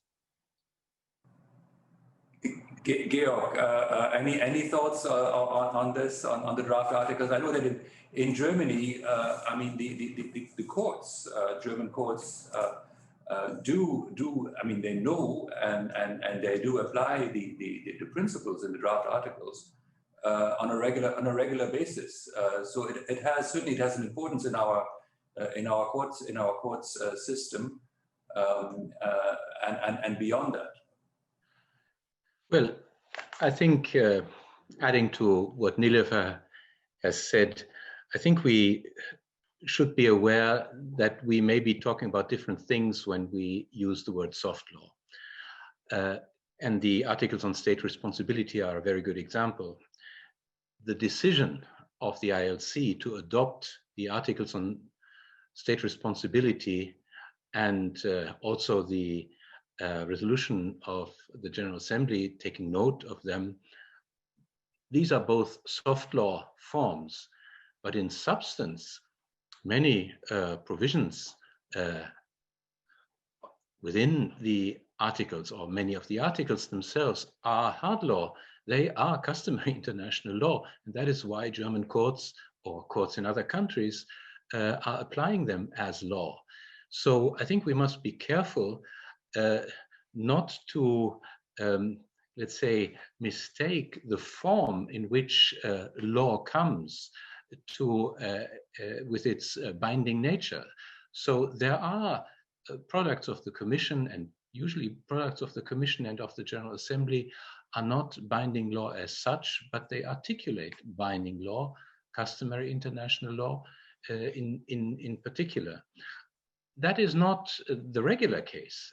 I mean, that has to be very, very diligently proven, and that has, I think, been done in a very good way in the commentaries of the articles on state responsibility. And the question that Nilofer has addressed is these articles consist of, some articles are generally accepted as customary law, others less. And once states would try to put them together in a convention, a debate will ensue about which articles to include in a convention or not. And this would permit conclusions or suggest conclusions as to which ones are already binding or not. And there is also a risk that something which is already considered as binding may be called into question again. But I don't think that I think we would have to discuss individual provisions, individual rules to determine whether something, whether it is hard law or soft law. So the articles on state responsibility are, let's say, a representative example of a more general question, and that is what the ILC is dealing with.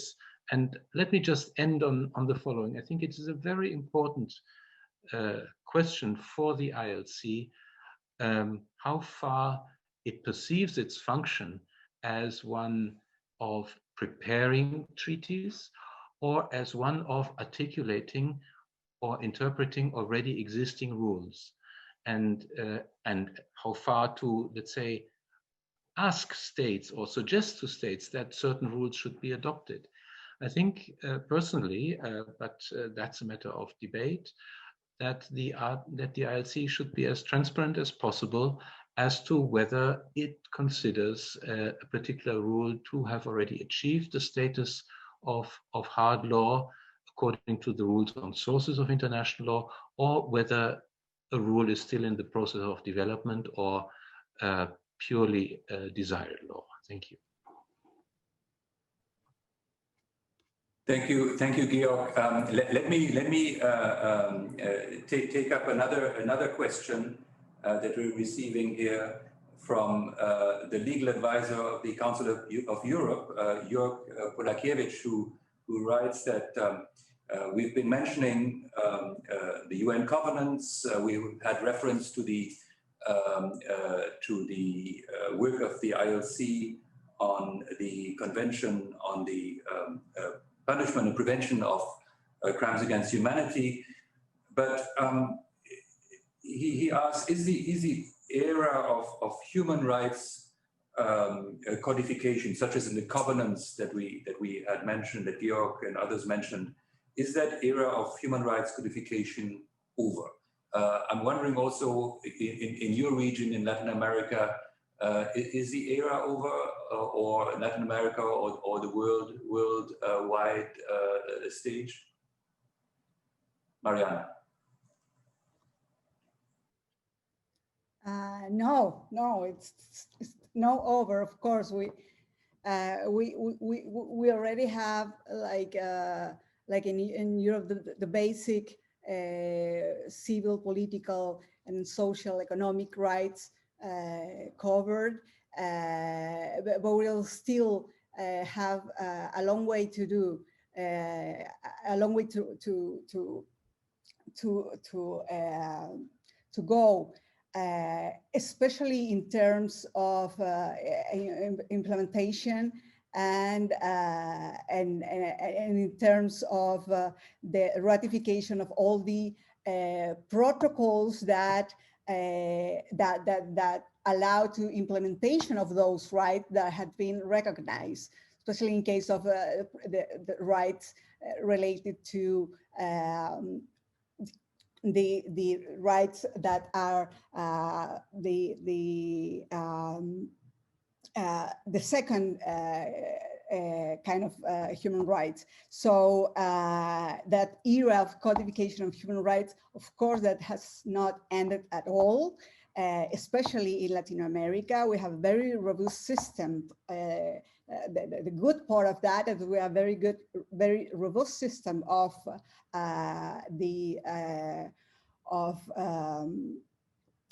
in the Inter-American Court of Human Rights, of the compliance of, which has been, of course, like everything right now under attack, and it's been very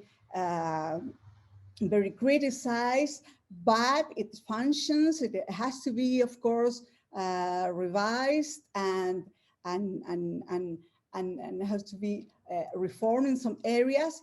But what is good is that people in Latin America is aware of this right, are taking care of this right. Here, the role of the non-governmental actors that we were talking about a little earlier, it's very important when it comes to pressure, explain, inform to the people in order to get those instruments or those non-binding instruments become into binding instrument, obligatory instrument, or to get the countries to ratify those human rights treaties that are still not ratified by all the countries. So we have still work to do in Latin America, and especially in terms of implementation and respect of human rights. I think that is the big depth in our case, the implementation of human rights, and recognize the whole new spectrum of human rights that are related to the environment, the right related to the minorities, the right related to the protections of children, women, migrants and the whole new category of people that has been most affected by the new phenomenon of the crisis of our world. Those are in need of action, and in terms of cooperation and action, but also in terms of law. So I think that is a very good question for what is needed in terms of doing, either by, of course, a legal instrument, which is more difficult to get, or at least a series of principles of orientations, guidelines, or non-binding resolutions. But of course, we are not completely there. And I think we are never. The day we say we are done with human rights, we are done with humanity. I think we will never done with human rights. Very, very true, Mariana. Thank you. I would like to come back. We have another 10 minutes or so. Come back to the ILC for a moment, the International Law Commission, and on the issues that the ILC is working on. We've heard from both Georg and Niloufer, but I was wondering that with the exception of the submission by Micronesia in 2018 to the Commission for the topic of sea level rise, there has been little use of Article 17 of the ILC statute. And I would be interested to hear from Niloufer, should there be more proposals from UN member states? What is your view on that? Yes, thank you. Yeah, this is a very, I think, important question, particularly in this period as the ILC is also reflecting upon its role. But when you look, of course, at the statute of the ILC, and as Georg mentioned, I think the original intent of the ILC, its role in drafting, I guess, within the 20 years, the most important issues for conventions, its progressive development of international law and codification role. You see also that in the beginning, there's a very close relationship, obviously, with the General Assembly, direct recommendations coming. I think maybe just one or two from other organs, which again, under the statute, they can. But it's remarkable that I guess we just a couple of years ago celebrated our 70th anniversary, but it seems that this request from Micronesia may be the first official request from a state. And so in a sense, I feel that there is a greater role for the Commission to be engaged by issues that are important, maybe not for one state, because sea level rise, Micronesia was not acting on its own. It was representing, a large group of states, and I think the interest of international community. I mean, sea level rise will impact many, many states. So I think there's time to reflect upon why is the ILC perhaps not being utilized more for the functions that we see in the statute. Again, if you look at the progression over time, which I did, it's very interesting that, the last years, it has been much more internal selection, less than issues coming to the ILC from the General Assembly in particular, or being recommended, or much more interactive relationships between the General Assembly and states, whereas now it seems to be much more static relationship.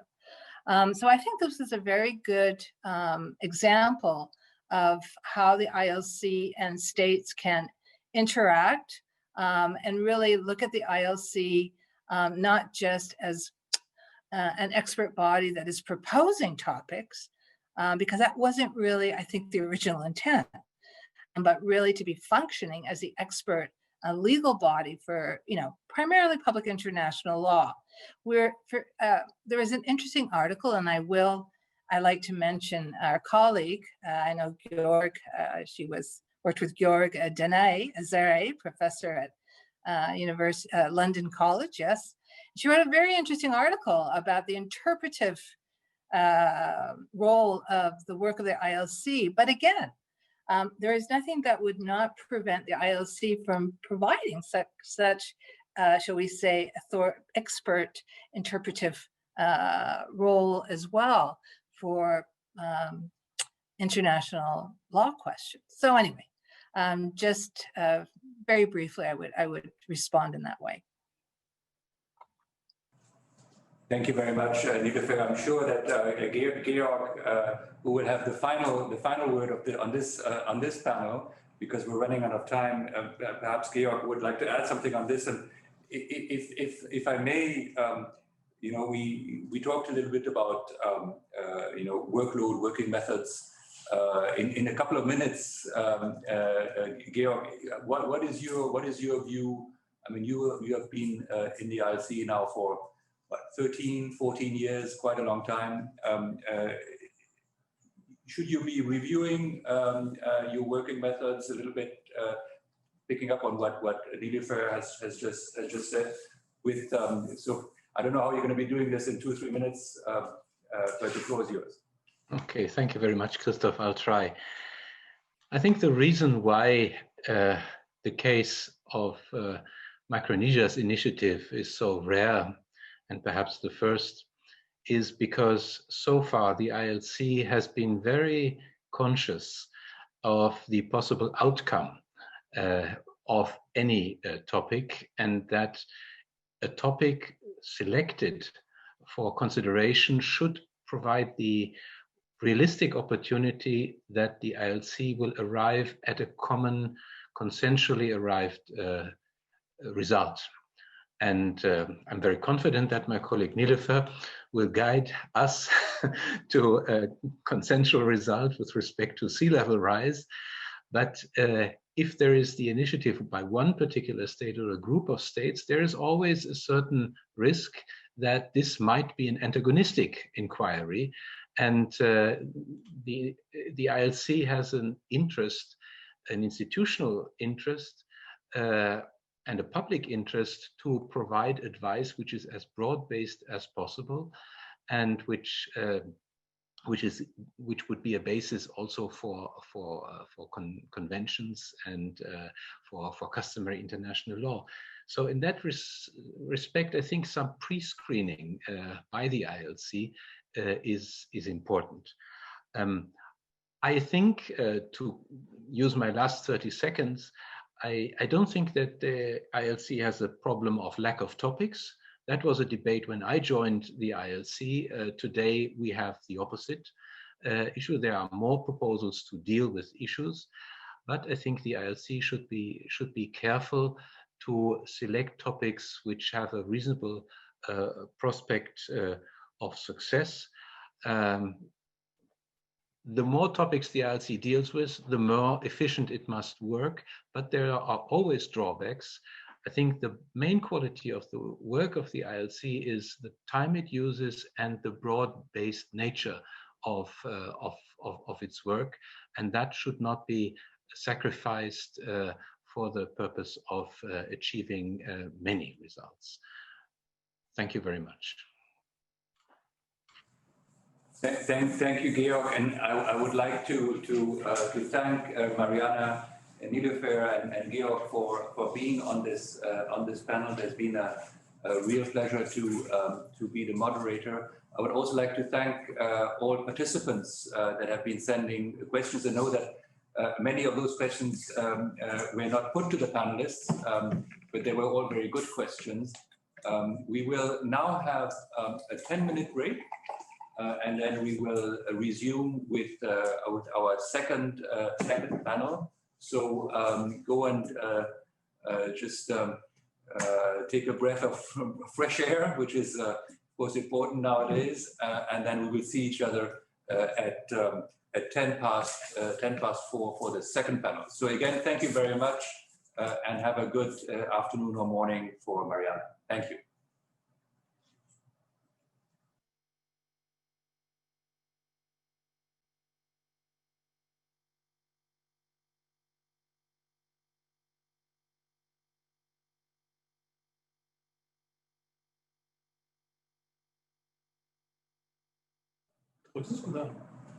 Right, welcome to our second panel of this afternoon, which is on the contribution of international courts to the development of international law. Before I briefly introduce our chair, again, let me make some brief technical points. Towards the end of the panel, we have foreseen a time for questions and answers. You will find respectively question and answer tools on your screen through which you can pose your questions. Please keep in mind that due to the time restrictions as well as the large number of participants, not all questions can be addressed by the panelists. And now to our distinguished chair. Of course, Professor Alain Pelé does not really need any introduction, but I will do it anyway. He has taught public international law at the University Paris-Nanterre.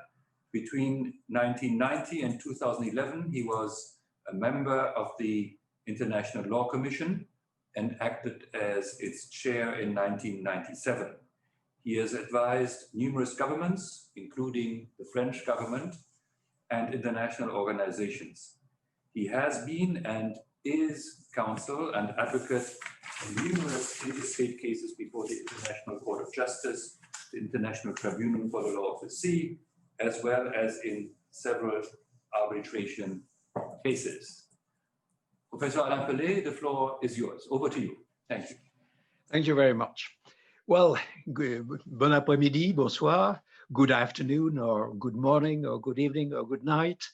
It is an honor to chair this very distinguished panel. In our previous exchanges between the four of us, we have agreed with my co-panelists that for the sake of keeping as much time as possible for exchanges between us and for the questions and answers, we would limit protocolar interventions to a minimum. However, my colleagues have asked me to express in the name of the four of us our deep appreciation for inviting us to this conference, which is really, I think, wonderful, and our admiration for the perfect German organization of this meeting in these quite difficult circumstances. And we have special thanks to address to you, Christoph Eck, and your technical and legal teams, and a cordial hello to Miguel de Serpa-Soares and Matthias and Mr. Matthias. For the same reasons, in agreement with my co-panelists, I will only introduce them very briefly. All of them are very well known from the international legal community. Judge Han-Kin Shui is the Vice President of the International Court of Justice that she joined in 2012 after being a member of the ILC, where I had the pleasure to sit with her and sometimes to have some tough discussions, but friendly debates with her. She was at the time the Director General of the International Department of the Chinese Ministry of Foreign Affairs. Justice Ben Kyoko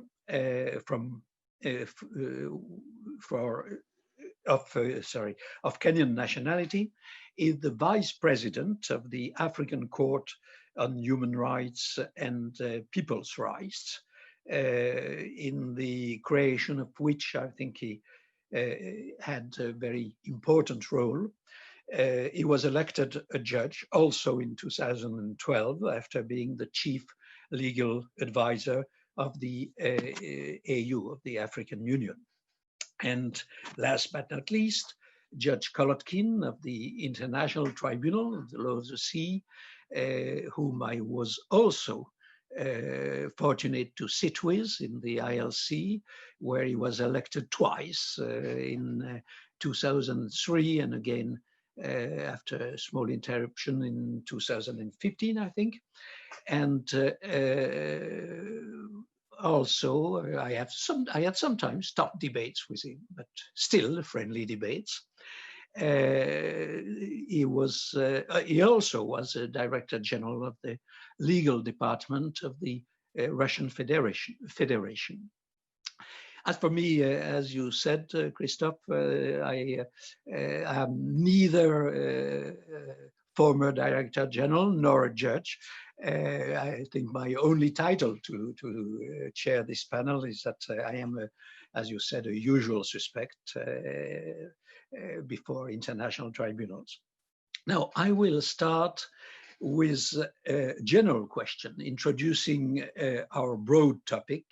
And I will ask the panelists not to speak more than 5 minutes each. And I will follow the order of the program, but we will be more flexible for the next topics. So the first question is general. To what extent do international courts and tribunals, and your court in particular, function as makers of international law? To what extent do the decisions of the international courts have general legal validity? And as I said, I will follow the order for this first question. So first, Vice President Shui, you have the floor.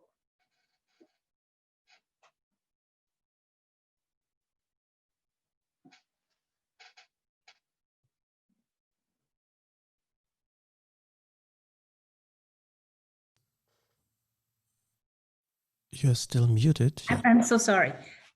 I'm so sorry. I start from beginning. Thank you, Professor Alan Pillay, for your very kind words addressed on our behalf to the organizers of this conference. And now, with due respect, to answer your question, I wish, first of all, to make a clarification about my understanding of your question. In adjudicating a case, the court is not just settling a dispute between two states.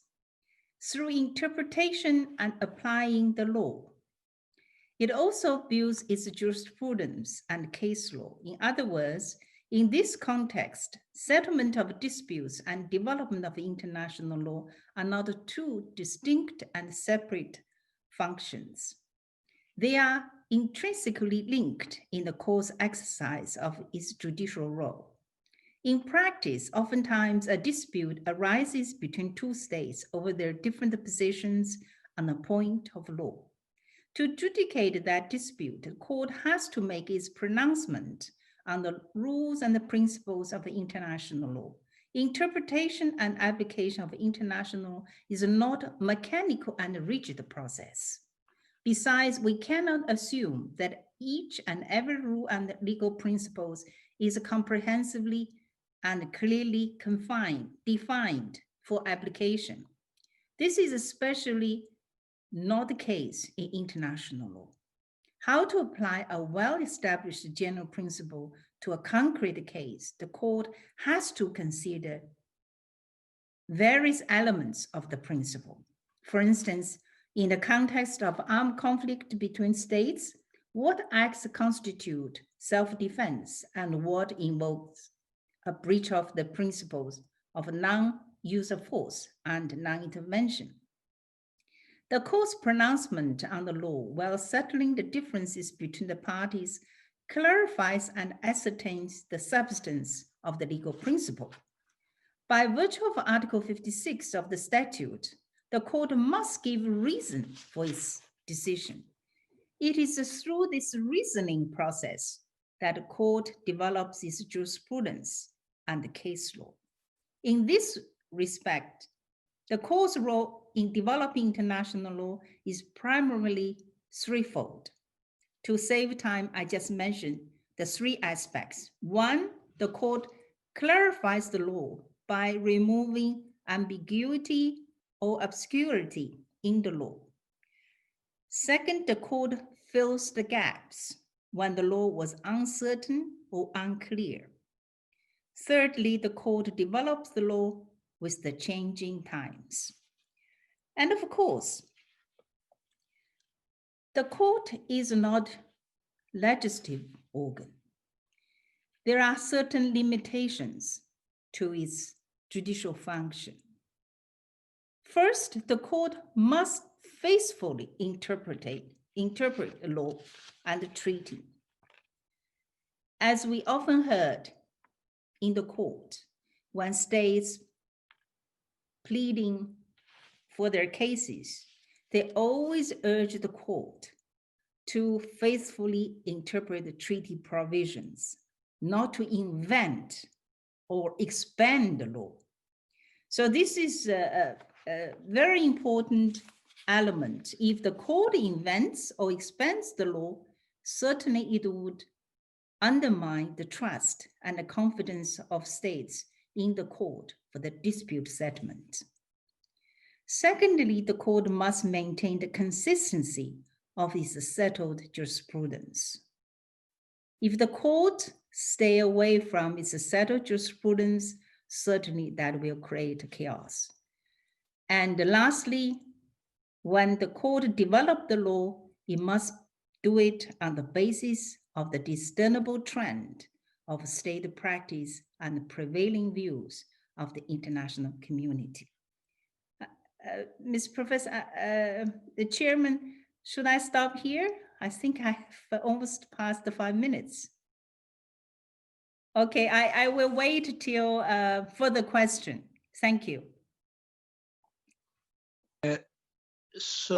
Thank you very much. I must say, with regrets, that I fully agree with what you said. So I hope that the other speakers will nuance their agreement.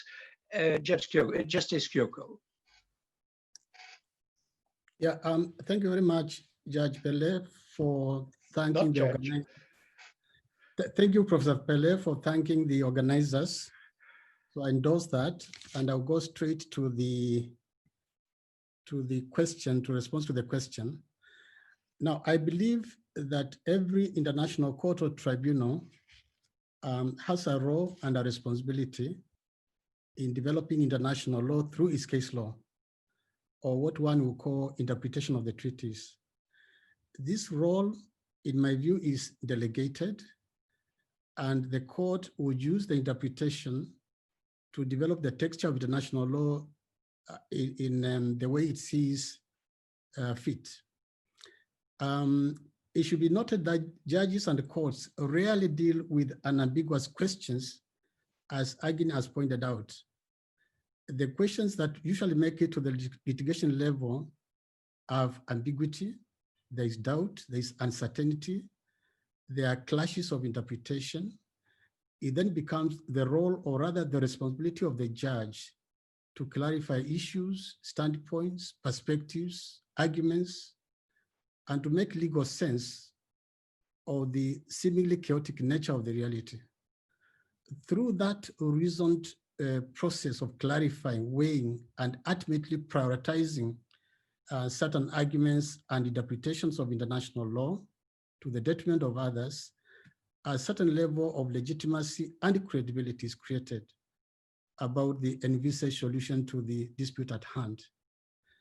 In the African court, this process has led to several instances where the court had to clarify which specific obligations or prohibitions ought to be deduced from the international standards and the principles codified into human rights instruments, so that the court will be able to determine whether a state respected or disrespected its previously made commitments as established in those treaties.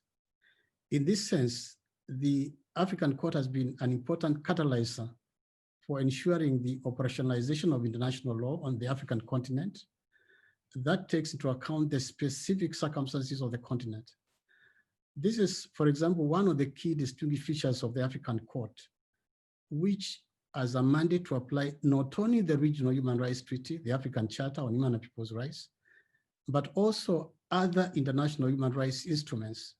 So, for example, the court may apply the International Covenant on Civil and Political Rights and develop standards that clarify the ICCPR principles in an African context. This observation ties with the idea discussed in academic literature under the notion of comparative international law, that there is not necessarily one international law, but that there may in fact be many different international laws, considering that international law may operate differently in different contexts. And one could give an example here of the European Union law. It's part of international law, but is not applicable on the African continent. Now, the African Court is a key actor in developing international law in such a contextualized way whereby local circumstances are taken into account. So in this role of resolving human rights international disputes, the African Court takes this function of developing rules and norms very seriously. Of course, there are limitations, and Agin, again, as Vice President Hagin has already made this point, there are limits in the sense that a court cannot actively initiate the development of international law. They are only seized through the disputes, contentious disputes, or advisory opinions that are before the court. And contrary to governments or intergovernmental institutions like the European Parliament or the European Commission, international courts have no right of initiative. They cannot therefore actively initiate. The second point on this is that international laws can only develop law, international courts can only develop international law within the explicit boundaries imposed by the treaties they are called upon to interpret and apply. And these boundaries, of course, are subject to contestation, but those boundaries are set by states, and the court's power to interpret, therefore, is limited to that extent. Professor Pale, I don't know whether I have any time left to go to some examples from the African Court. I think if it could be a short example, it will be welcome. Okay, just to say that suffices to say some of the areas where the court's judgments could be said to have contributed to the development of international law would be one the participation of independent candidates in a presidential elections, where the law in a particular state required that you are to be a member of a political party to be a candidate for presidential elections. And the court said this was a violation of human rights. And another example would be another state where the presidential election results, as declared by the Electoral Commission, could not be challenged in a court of law. The jurisdiction of the court was hosted, and the court ordered the particular state to amend the constitution so that the presidential election results can be challenged in a court of law. A third example would be one where the court ordered that the law be amended to decriminalize defamation.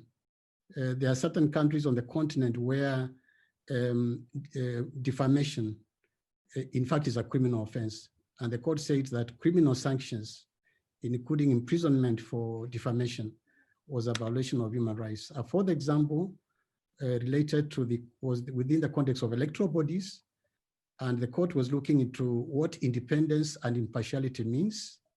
And the court then pronounced itself on this and ordered that the Electoral Commission of that particular country be changed to reflect the balance and diversity that is required under the various instruments. The final example is a matter that came to the court relating to a law that regulated child marriage, and particularly the age of consent, and allowed some religious leaders to be able to determine whether a child could be married or not. And you found a situation where children were getting married at the age of 12 or 13. And the court said this was a violation of international law, and that the national courts could not violate the international standards, and that the law should be changed. Thank you very much for giving me the extra time. Thank you, Justice Kyoko. I think this focus on specialized court is interesting. I certainly agree that law can be applied differently according to circumstances. I would just add a caveat that the content of the law itself does not depend on circumstances. Judge Kolotkin. Thank you, Professor Pillay. Thank you, Alan. Just probably picking up from what was the penultimate thesis of Judge Vice President Kyoko, if I understood correctly, is that every international court, in the context that we are discussing, should be considered from the point of view of the applicable law, defining the legal effects of the decisions of this or that court. So generally speaking, one may say, of course, and we have a lot of literature about it, a lot of writings about it, that international courts contribute to, then I would pause, to the development of international law, to the lawmaking. I made this pause because we have to understand what we mean when we say development of international law and lawmaking. We may use these terms in a very broad sense, in some narrow sense, but we need to, when we say something, we need to agree upon this understanding. I would say, just adding probably to this conglomerate of notions, that in my view, international courts contribute to the fabrics, to the tissue of international law. What is also common is Article 38(1)(d) of the ICJ statute, which puts the decisions of international courts under the commonship of a subsidiary means for the determination of the rule of law. And there may be similar provisions of the constituent instruments of the international courts which are applicable, similar, but still they are different. In our case, the International Tribunal for the Law of the Sea, we have Article 296 of the Convention, we have Article 33 of the statute, which largely follows Article 59 of the statute, but somewhat different, but still they limit the legal effects of our decisions of the tribunal. They are binding only to the parties of the dispute. And it was confirmed by the tribunal itself in a case, Bangladesh-Myanmar delimitation case, with the express reference of the tribunal to Article 33 of the statute. At the same time, it's obvious that our tribunal, in almost all its judgments, orders, advisory opinions, it's not only the settlement of disputes, it's also the advisory function of the tribunal, of our tribunal, and its Seabed chamber. It has these pronouncements, legal statements, normative propositions, if you may call it so, if we agree with what we understand. What is the normative proposition? Yes, they're numerous.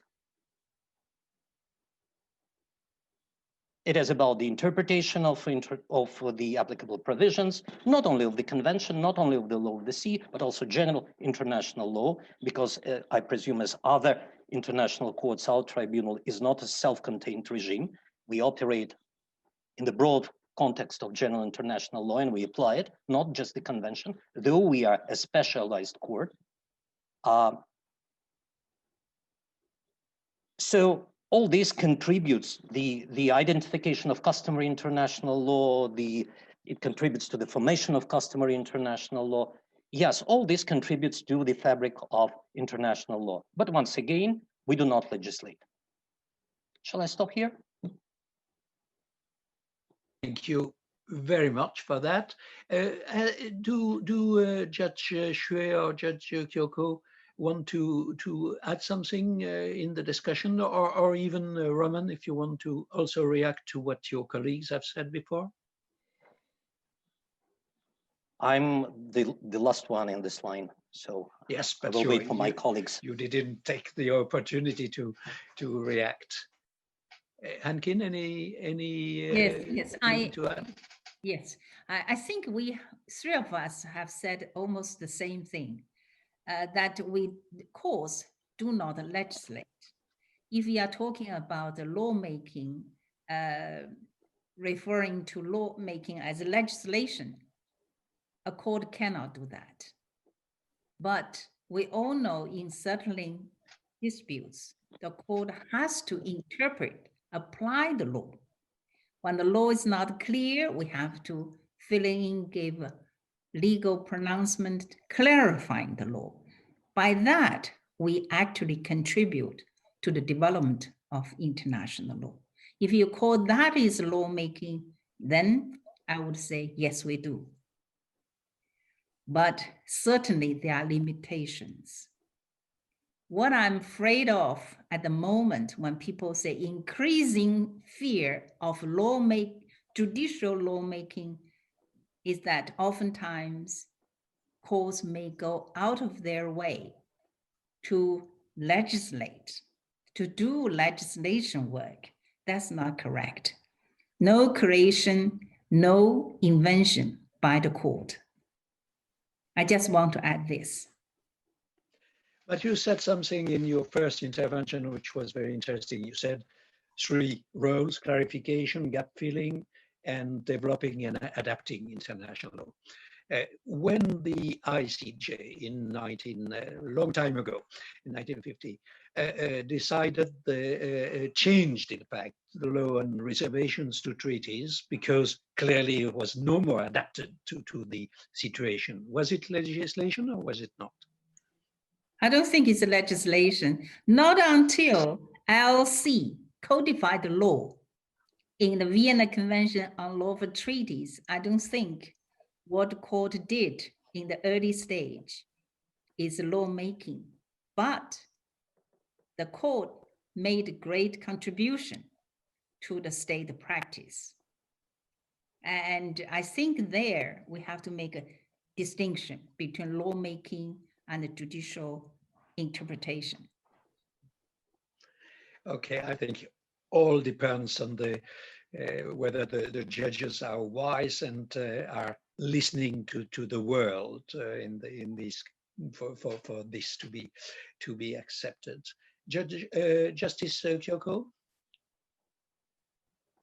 No. Judge Golubkin, Roman, I see you want to Yes, speak. I just want to say that.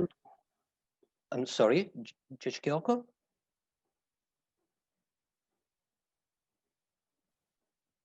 Yes, we are listening. Me? Yes. Yeah. Roman, go ahead. Yeah, thank you. Well, first of all, I do not remember what I have said that I'm here in my personal capacity. I presume my colleagues are in the same situation. But then, like I've said, a lot has been written about the contribution of international courts to international law. And sometimes you read that, for example, about our tribunal, that the tribunal has 2 functions. One, dispute settlement. Another one is the development of international law. I wonder where it's actually the case. I think that the primary function, as me, is first dispute settlement, second the advisory function. And everybody knows that with the advisory function of our tribunal, it was quite an interesting story. But we have the chamber, definitely with the advisory function. And now I think it's settled that the tribunal has also the advisory function. It's, by the way, it's the development, if I may call it so, of international law in a way. least the interpretation which was not expected by everybody, as far as I understand. But the contribution to international law, I would say, is kind of inevitable collateral of the primary function of I will speak about my tribunal, about Hitler's.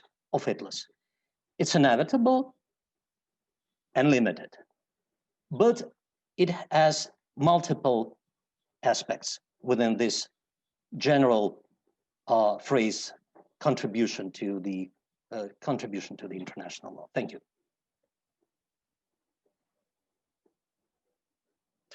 Justice Kyoko, anything to add? If not, you just pass. To add that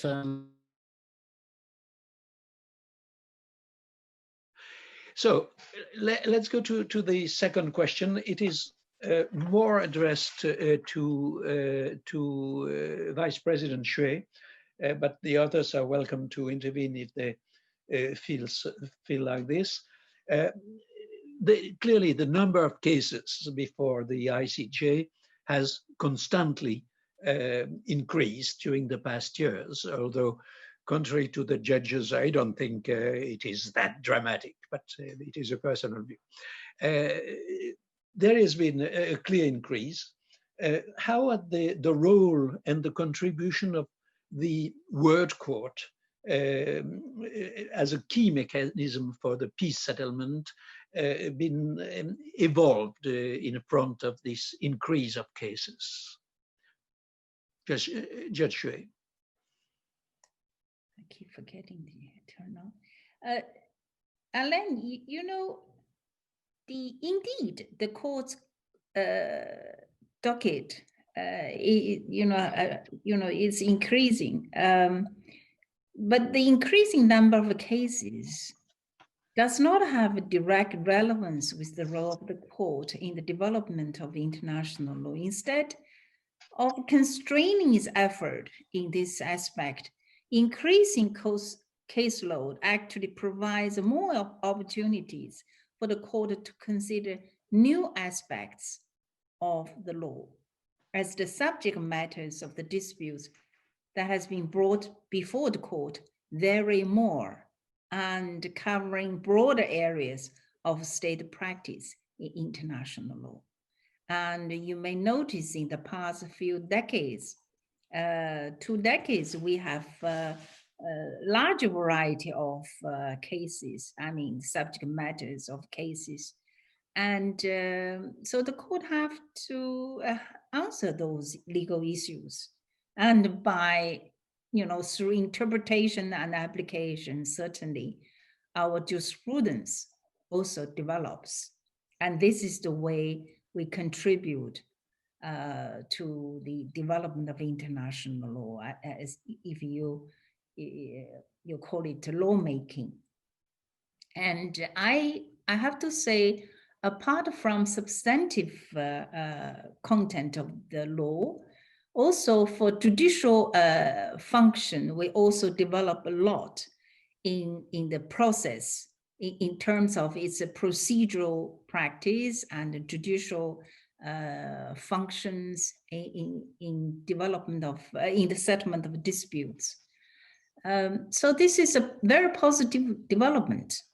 I don't think that with the increasing caseload that the court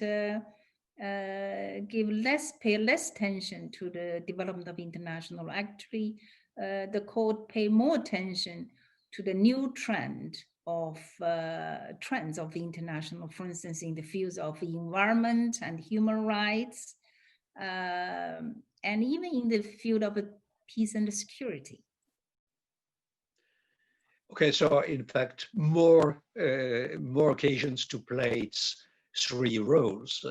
Is that true for your tribunal, Justice Kyoko?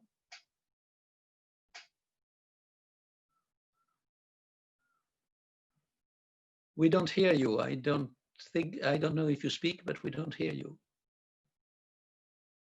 So let me go to to Judge Kolotkin then.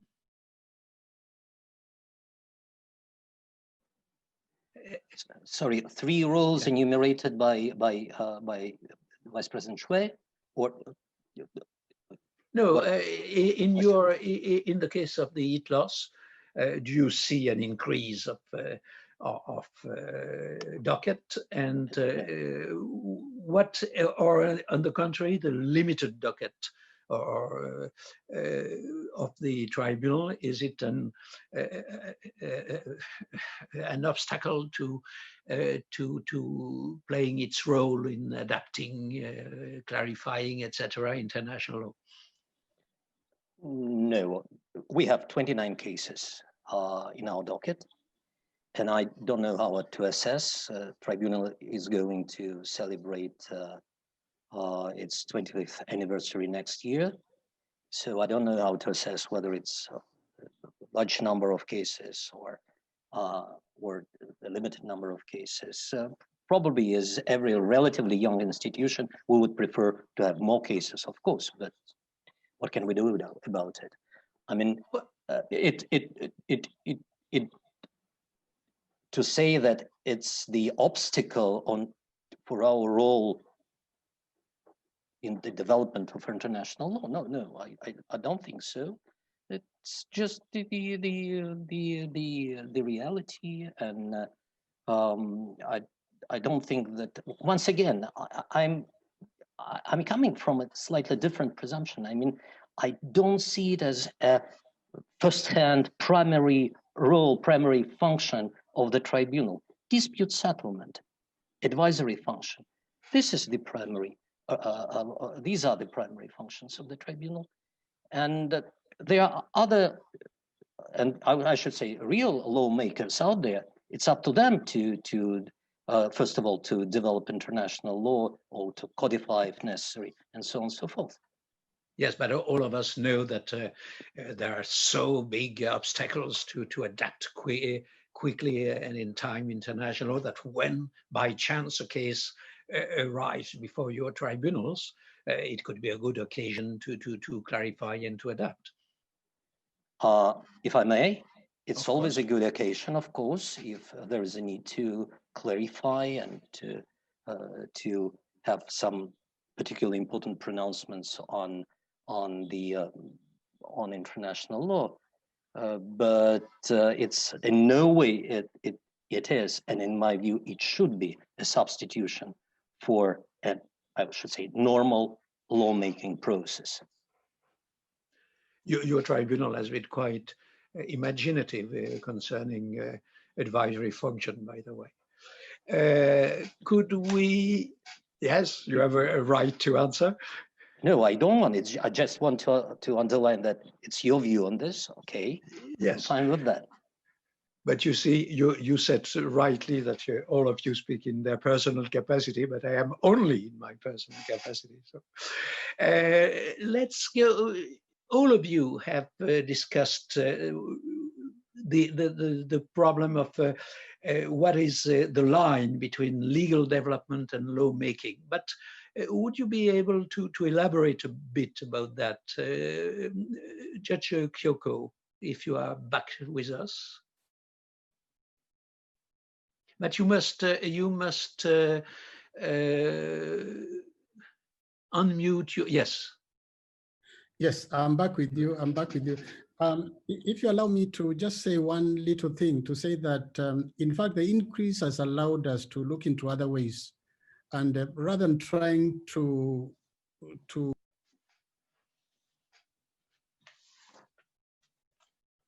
We have lost Justice Kyoko, I'm afraid. Well, I think hopefully he will be able to join later.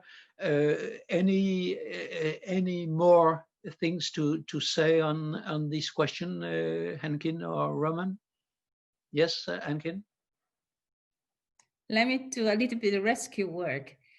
Since Judge Kyoko is fixing his line, let me say a few words about this. I understand, Professor Belay, as a counsel, of course, you always expect the court can play this law-making role.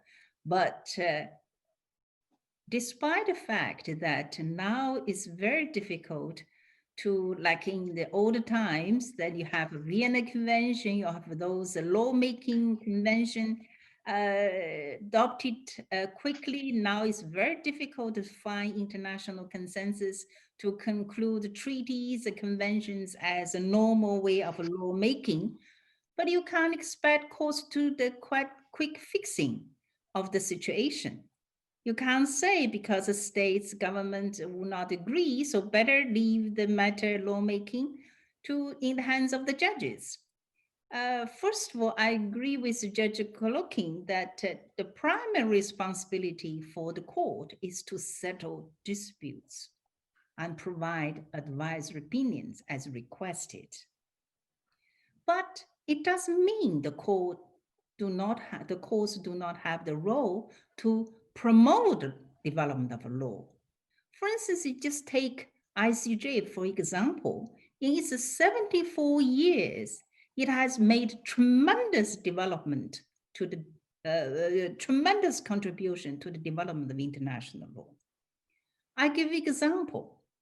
In the early days, 1950s, remember, through advisory opinion, the court made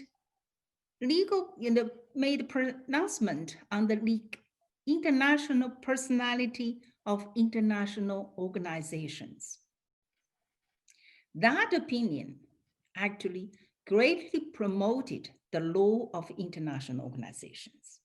And then later, subsequently, it gave more advice on the status of the staff and privileged immunities of international organizations. So that's a big contribution.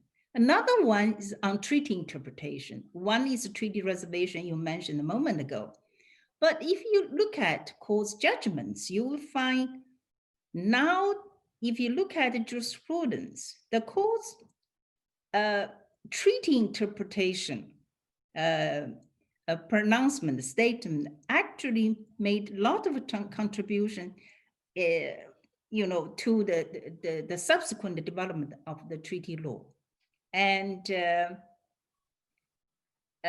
thirdly, in the field of, in the decolonization movement, the court, through its advisory opinions, actually, plays a part in the establishment of the right to self-determination. And plenty examples, and even for the development below the sea. And we understand in 1969 North Sea continental shelf cases, the court gave, made a judgment on those principles. And later, those principles were adopted by the North Sea Convention, and 1982 convention. So you see, this is the way we made our contribution. The court made contribution to the development of international law. It's not like states who really, make law. We made the laws through the way by judicial decisions. I hope that Kyoko has come back. Staying to, yes, but I will go back there. But staying with the law of the sea, the court has had also to make more clearer principles or standards concerning delimitation, and this maybe Roman could say something as well concerning the law of the sea and the relations in this respect between the ITLOS and the ICJ. Roman? No? Yeah. Yeah. Oh, well, I mean, so many different qualifications are being used to describe the relations between at least these two courts, our tribunal and the ICJ. It's judicial dialogue, cross-references, cross-fertilization, cross-pollination, whatever. I mean, frankly, I see, if one may call it a dialogue, which I doubt it is, we mainly refer to ICJ, probably sometimes ICJ mentions ITLAS, and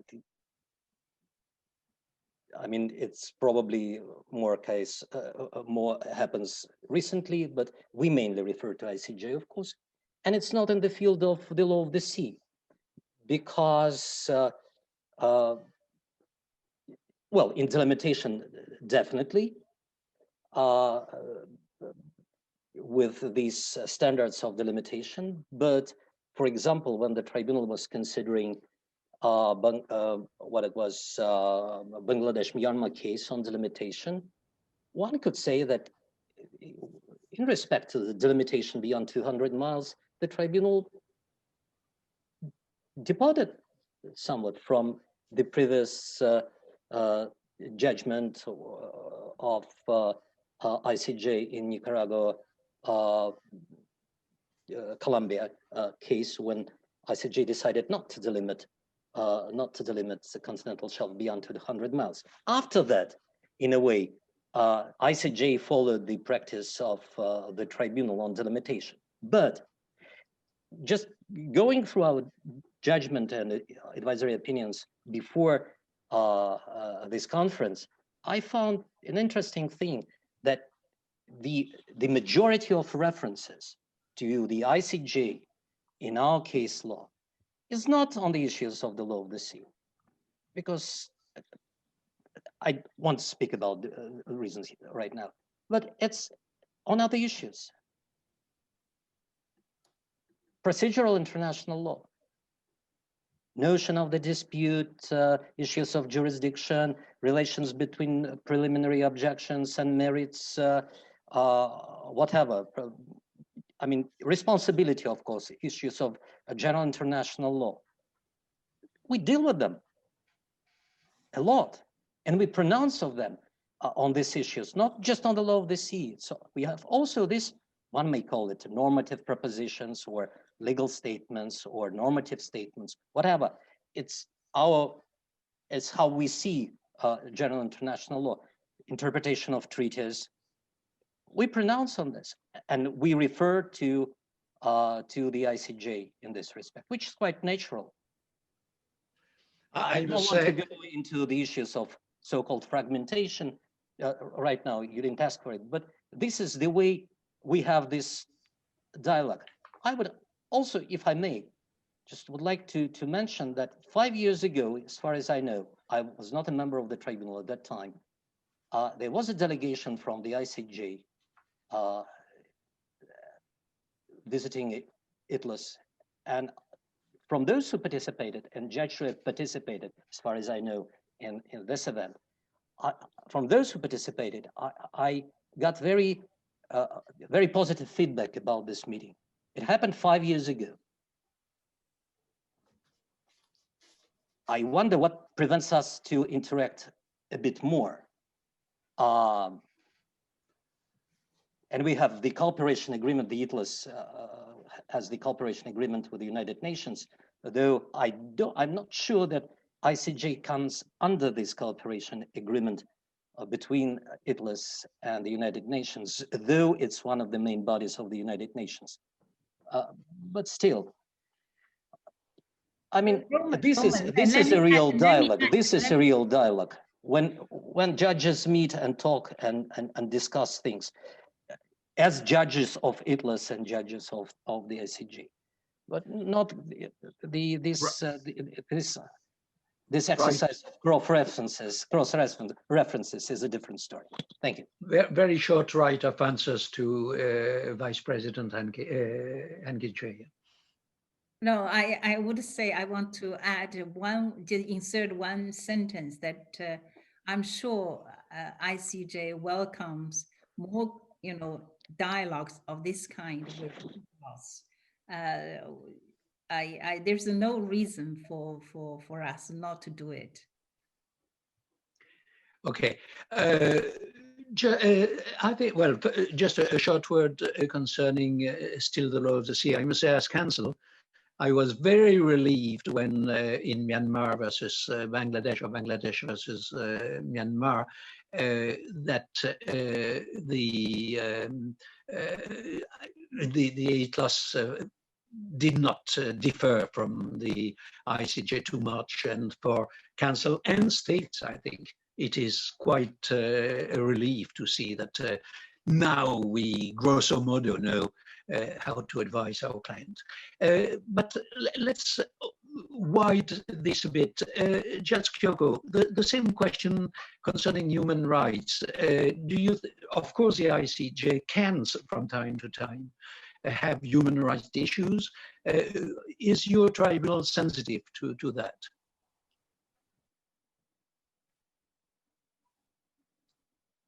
Yeah, thank you very much, Prof.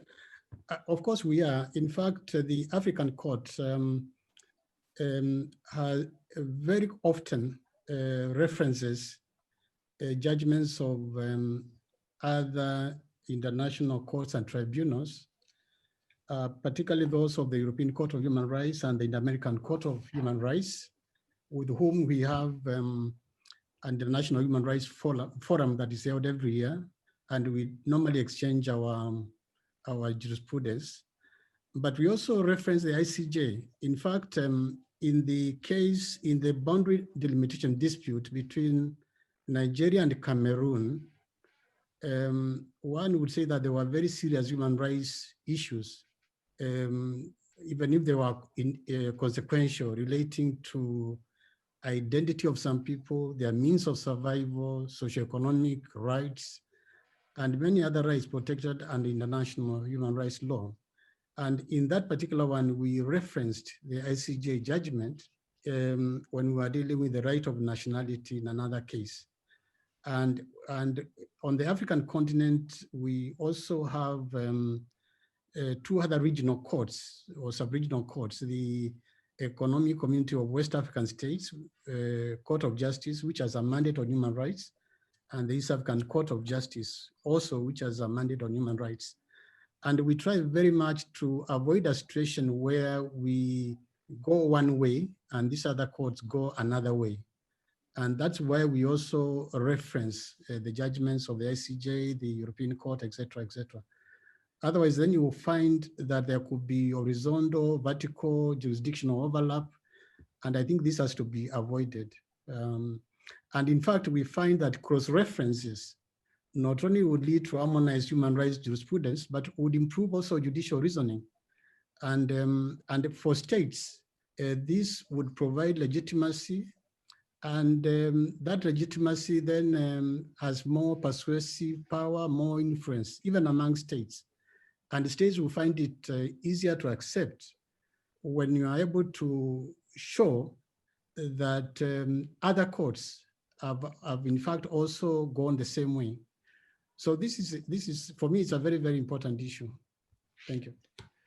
Thank you very much. I apologize to my co-panelists. I don't strictly follow the outline we had discussed, because I think it's easier to go from what you said to some questions. So it takes me to a more general question, which was discussed between us. The question of fragmentation and the so-called proliferation. Personally, I hate the word proliferation because, like former President Bejawi, I think that the multiplication of legal judicial tribunals and courts is a chance for international law and not at all a weakness. But beside this, what is your view on that? Do you think that since international courts and tribunals can have overlapping jurisdiction, do you think that this is a risk for the so-called fragmentation of international law, a concept which personally I don't really share and don't find that exciting? And what about this criticism that the word proliferation of international courts and tribunals convey? Judge Kyoko, you are on the floor, so maybe you can answer first. Thank you very much. I don't agree that proliferation presents a very big problem, It could, but it would be a lesser problem because it does in fact help in creating awareness. If you talk about in the area of human rights, what the sub-regional courts like the ECOWAS in West Africa and the East African Court of Justice does ends up creating awareness of rights within that particular jurisdiction. And all the courts, because then we have this judicial dialogue that we hold every 2 years with all the Supreme Courts and constitutional courts and the regional courts.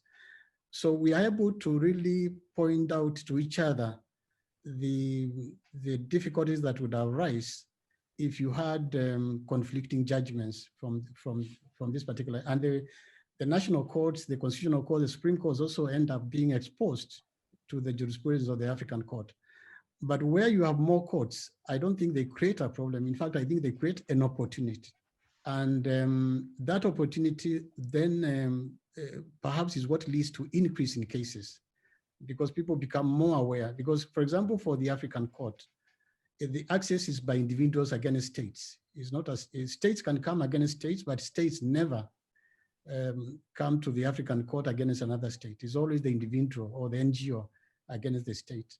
And therefore, what all these courts are doing is creating more and more awareness about human rights and the institutions that deal with violations.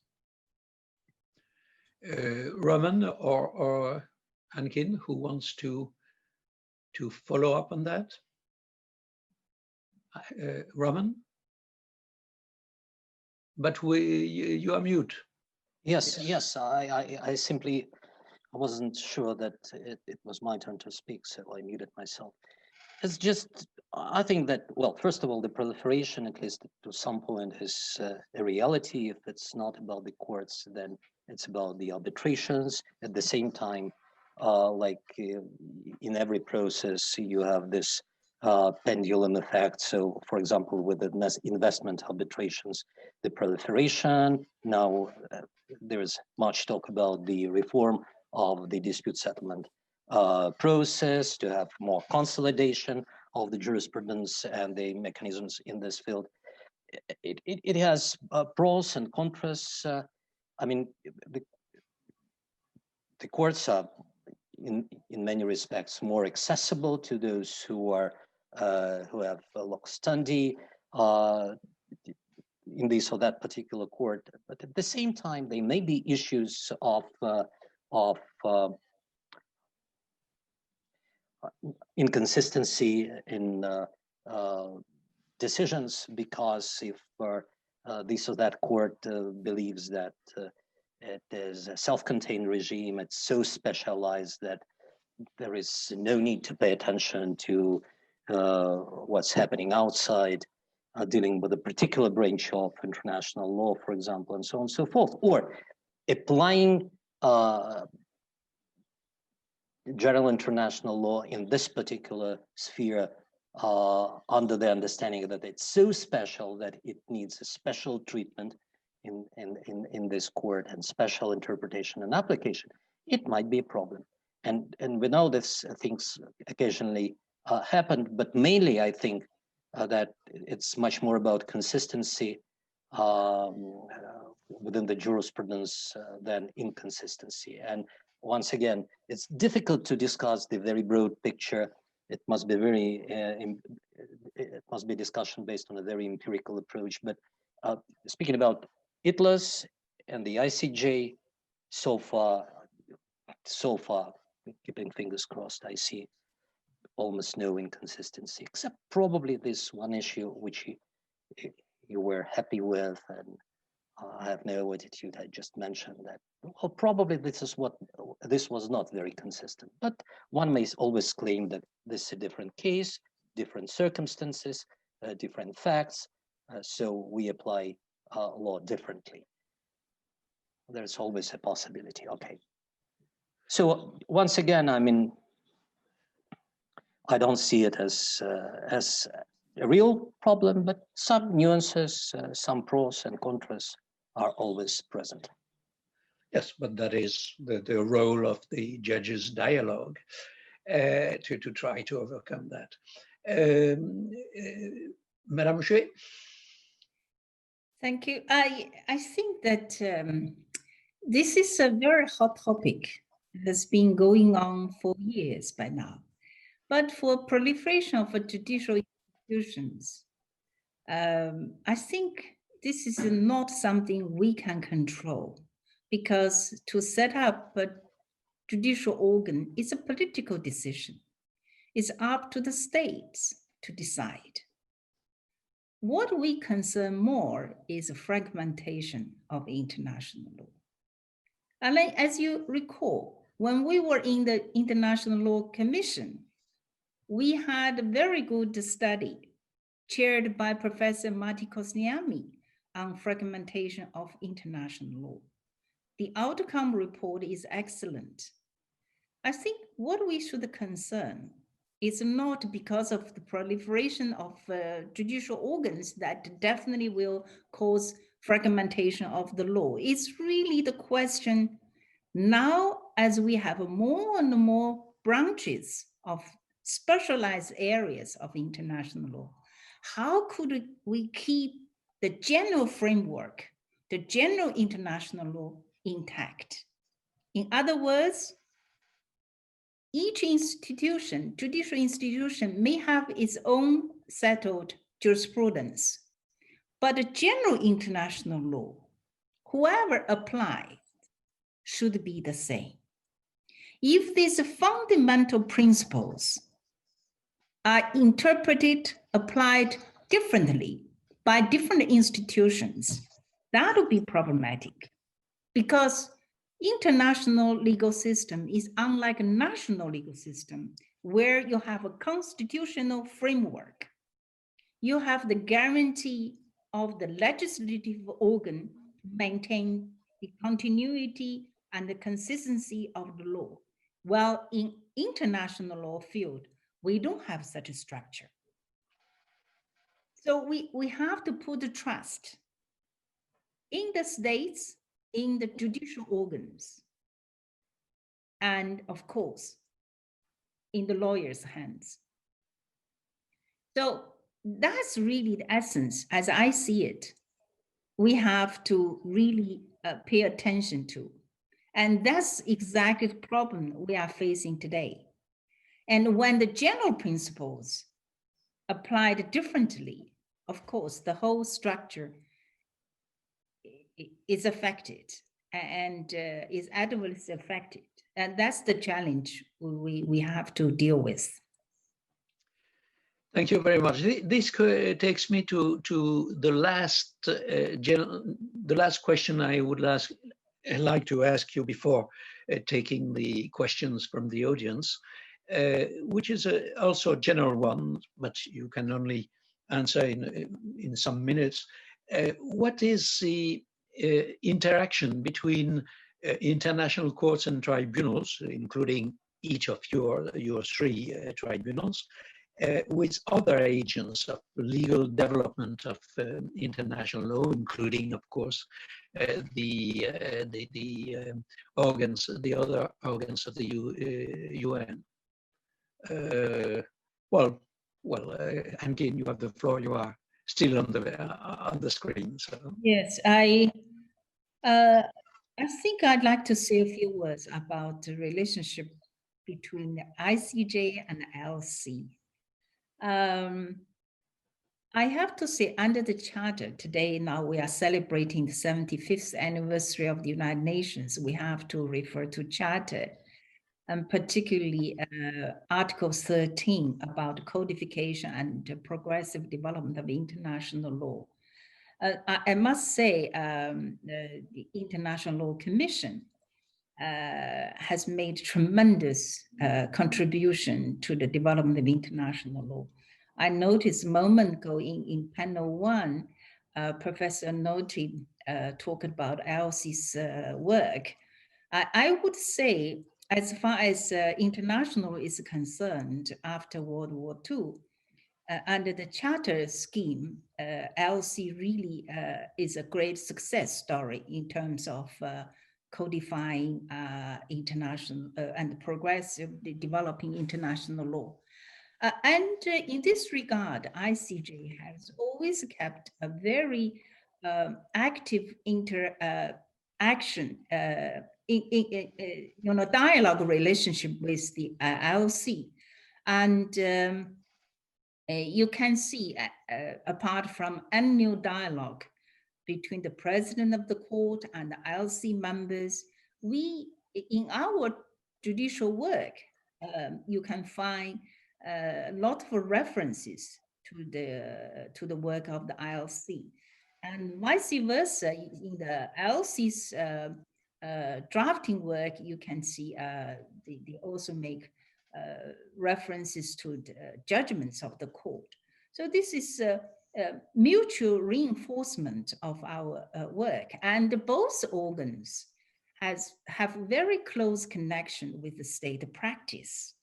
ILC will submit its draft articles to the 6th Committee for deliberations and solicit comments from governments. Well, the court deals with the disputes between states. And there we see a very good framework in terms of development of international law. So this is a very positive interaction between the two institutions. I just want to say this much at this stage. I agree as to the interaction. I am less positive than you are on the role of the ILC in the last years, at least, although I spent 20 years of my life there, but I think that now it has come to not an end, but it has to try to renew itself. But well, it is another debate. Do the two other panelists want to add something on that? I also have a call for question by Miguel de Cepa Soares. But first, yes, Roman? Well, the ILC, I think its work is very important for the functioning of, for the activities of international courts. Yeah, at least I can now see it from the bench of our tribunal. They of course express references to the products, articles, draft articles, commentaries, even articles adopted in the first reading in the work of, in the decisions of our tribunal. But what is also important, I mean, I don't know whether I may say so, but the work of ILC is being used as strong arguments by the judges when they, of course, when they consider cases. It's also very important in our internal discussions. This is the authoritative, what the ILC is doing is is considered to be the authoritative pronouncements on international law. As far as I understand, ILC also refers to the decisions of the tribunal. Probably it started with, probably it was even before, but for me it started with diplomatic protection articles and this idea of protection by the flag state, which is different from diplomatic protection, but without prejudice to diplomatic protection. So there you have the references. I want to come with examples even of references of in our tribunal's decisions to the particular products of the ILC, state responsibility, of course, then diplomatic protection, of course, in terms of, for example, in both cases, in terms in different terms, but including inter alia local remedies and with the responsibilities, the references on the corresponding provisions in the articles and commentaries on, if I'm not mistaken, on reparations, forms of reparations, and so on and so forth. It's sometimes combined with the references to the ICJ jurisprudence on the same issues. which is reinforcing the reasoning, reinforcing the conclusions of our tribunal. Thank you. Thank you, Justice Kyokyo. Sorry, anything to add? Yeah, just to also say that we've also made a reference the ILC in one particular matter. We made reference to the draft articles of the ILC on the responsibility of states for internationally wrongful acts. And I, as I said earlier on, we really do look out there to even to the UN committees, the Committee on the Discrimination Against Women, Torture, and so on, and even the Human Rights Committee, general comments and so on. We've also had occasion to refer to those. Thank you. Thank you very much. So I think we have less than half an hour for the questions, and the first question is to be asked by Undersecretary General Cepa Soares. Miguel, you have the floor. Thank you so much. And first of all, thank you so much for accepting to participate in this session. And I hope that our listeners are following this with as much pleasure as I am. Thank you for that. I have a small comment and then a question that is addressed to the four of you. Now, the comment is very small because you have all referred to the judicial dialogue between different tribunals and different judges. And I very much hope that at some stage, this dialogue will also include, for instance, the European Union Court in Luxembourg. I see with some concern the relationship between European Union law and international law, and what I perceive with some lack of sensitivity from Luxembourg to the existence of an international global order. Now, the question is more trying to shed some light into the mysteries of the work of the international judges, and it relates more to the methods of work and to the elements of the intellectual operations that you take to arrive to a certain decision-making process. And it is Vice President Xue who has inspired me to ask this question, because in your initial intervention, Madam Judge, you have said that one of the roles of the ICJ is also to ensure coherence of the jurisprudence. And that's precisely what I wanted to ask is, at which point, looking backwards to all the heritage of case law and jurisprudence, at which point do the judges think that maybe that very jurisprudence should somehow change? To which intellectual elements do they make appeal in order to change their own jurisprudence? This sounds very, very abstract, but I'm going to give an example. Of course, this is in full respect with the secret of deliberations of the judges, but I was thinking of the 2004 opinion on the wall. And it seems that it was clearly established by the tribunal that there should not be a legal use of force against non-state actors. Now, this was in 2004, and many things have happened since 2004. The terrorist threat is very different. We had ISIS and Al-Qaeda. And if you would have to look into this question in the future soon, to which elements would you look into see if this conclusion would need to be changed? Because, of course, international law is a living product. The world keeps changing. So, and each of your pronouncements, although very respected and studied all over, they cannot be statements ad secularum because the world keeps changing. So what is the process associated with this change by the judges itself? Thank you so much. Thank you. Thank you very much. Who would like to take the floor first on that? Okay, Judge Xue. I think legal counsel for his comment and the question. Since he mentioned my name, I thought I'm obliged to take the floor first. I stand to be, supplemented by other colleagues. Yes, you're absolutely right. As I said, law, judicial interpretation is not mechanic and rigid. And law, as you rightly said, is a living thing. And it has to move with the development of the society.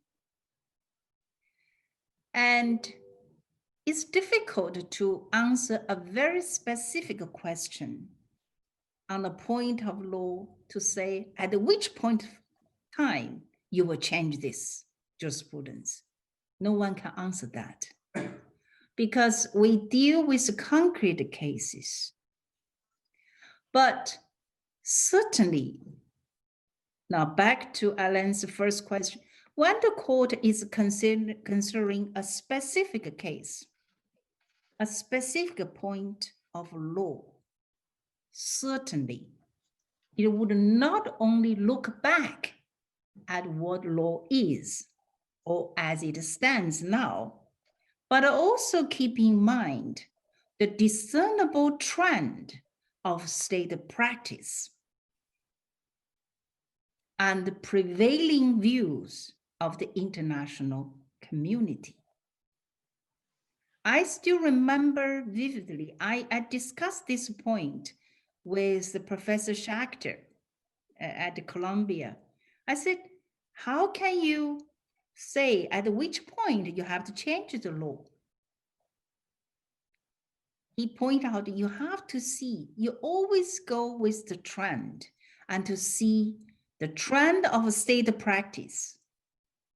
And of course, when we say discernible trend, it doesn't mean you have a lot of voices, you have a lot of writings, that means a trend. No, you have to see the practice in general, not only the North, not only the South, not only the East, the West, but generally speaking. For instance, example is the decolonization movement. Recently, the court delivered an advice opinion on Chaco's case. And anyone can read in opinion, the court made really analysis how the principle of self-determination came into being. That's the discernible trend because the court was delivering, the judgment is not in a vacuum.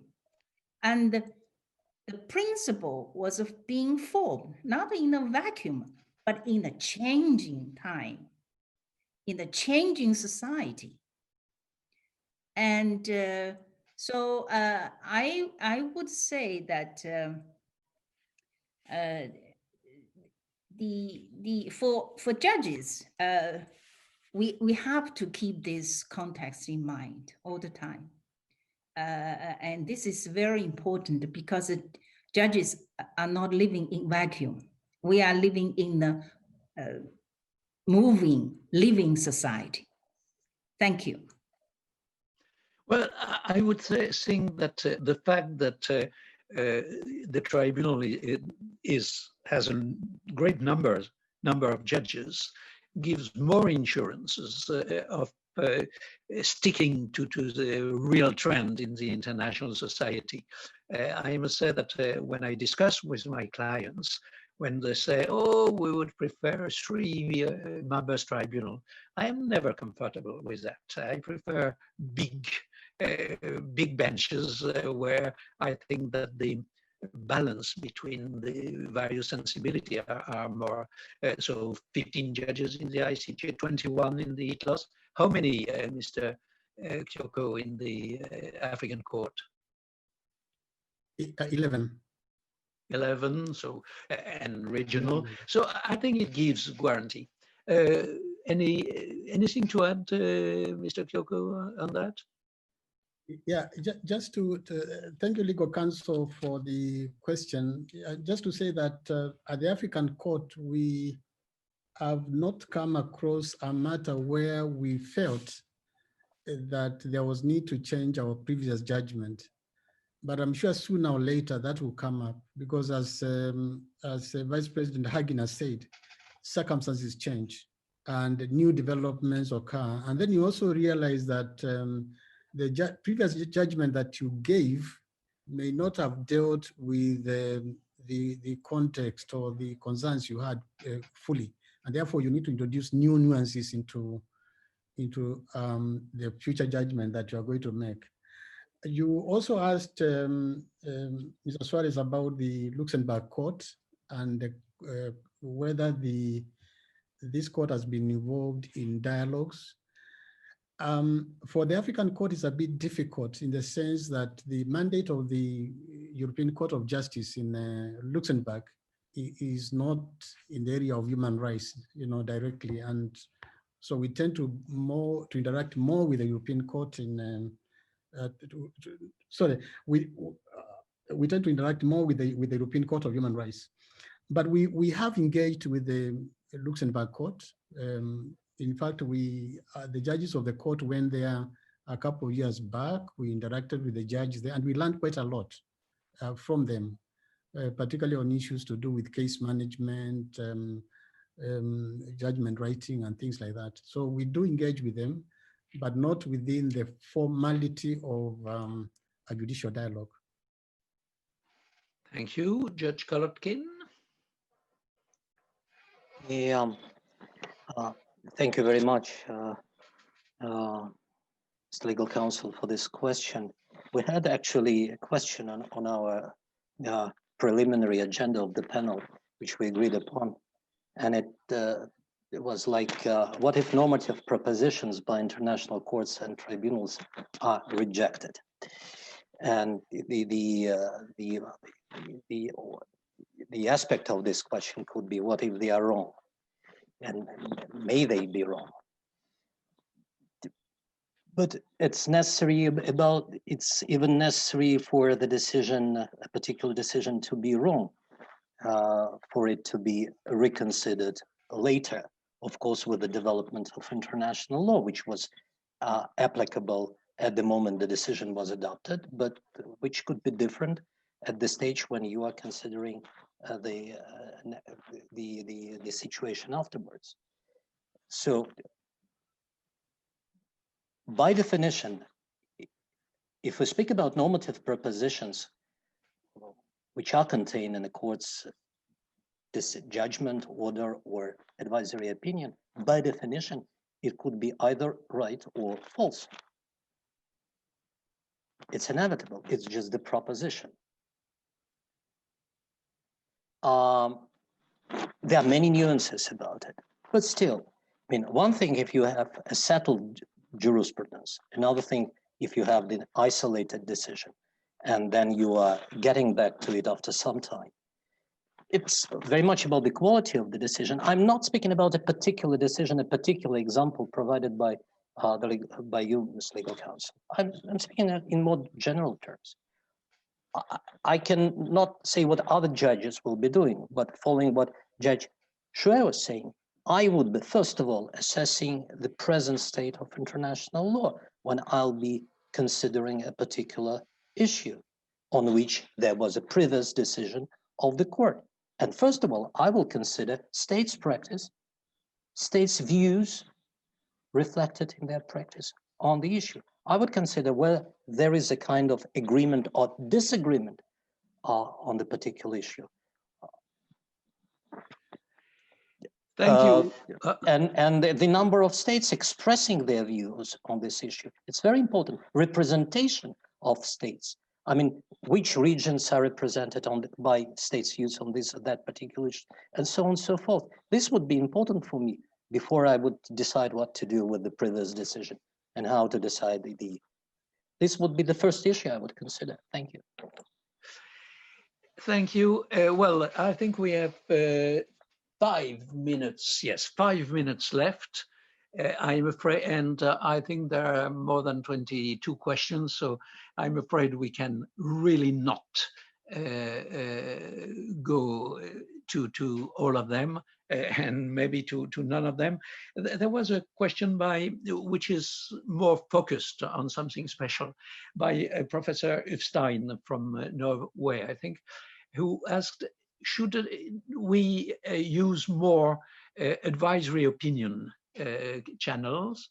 And I would add to that, wouldn't this help the ICJ and the ITLOS and the African courts at the regional level to help clarifying and filling gaps in international law? Who wants to take the floor? Well, I can start if my colleagues are Yes, not. please.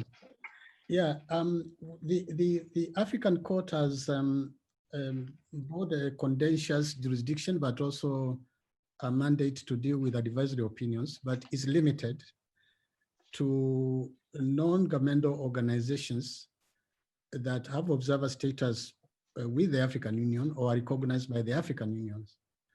So already that's a limitation that reduces a number of NGOs, non-governmental organizations that can come for an advisory opinion. Individuals cannot come for an advisory opinion, only non-governmental organizations, and within those limits. Increasingly, we are seeing more and more requests for advisory opinions, but they are not anywhere near, even being a big fraction of the contentious cases. So we are still very, very far off from being inundated with that. But we also find that once you give an advisory opinion, since it has to be general and cannot relate to a situation which could be considered contentious, it becomes very difficult to have it then implemented. Because if, for example, is an opinion on whether poverty is a violation of human rights, and you answer yes, what is this NGO going to do with that opinion when it goes to a state? They may use it to advocate within the state, but that's really the limit of what they can be able to do with that advisory opinion. So our advisory opinion is not exactly like that one of the ICJ, I would say. Thank you.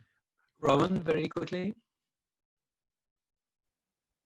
Yes, I think that the advisory function of the tribunal in its seabed chamber, I will be speaking only about the tribunal, I don't want to generalize, is a very helpful instrument. It's helpful, first of all, it is helpful, first of all, to those who are using it, to the clients of the tribunal, to other actors. But what can I say? I mean, it's, should we have more? Well, we would. I think the tribunal would definitely prefer to have more requests for advisory opinions. So far, it had just 2, but it's up to those who are out the tribunal to use this function. Thank you. Hankin, very quickly as well. Yes, this advice was raised many years ago. And when the ICJ did not have this many cases on its docket, it seems a quite attractive idea. But I have to say,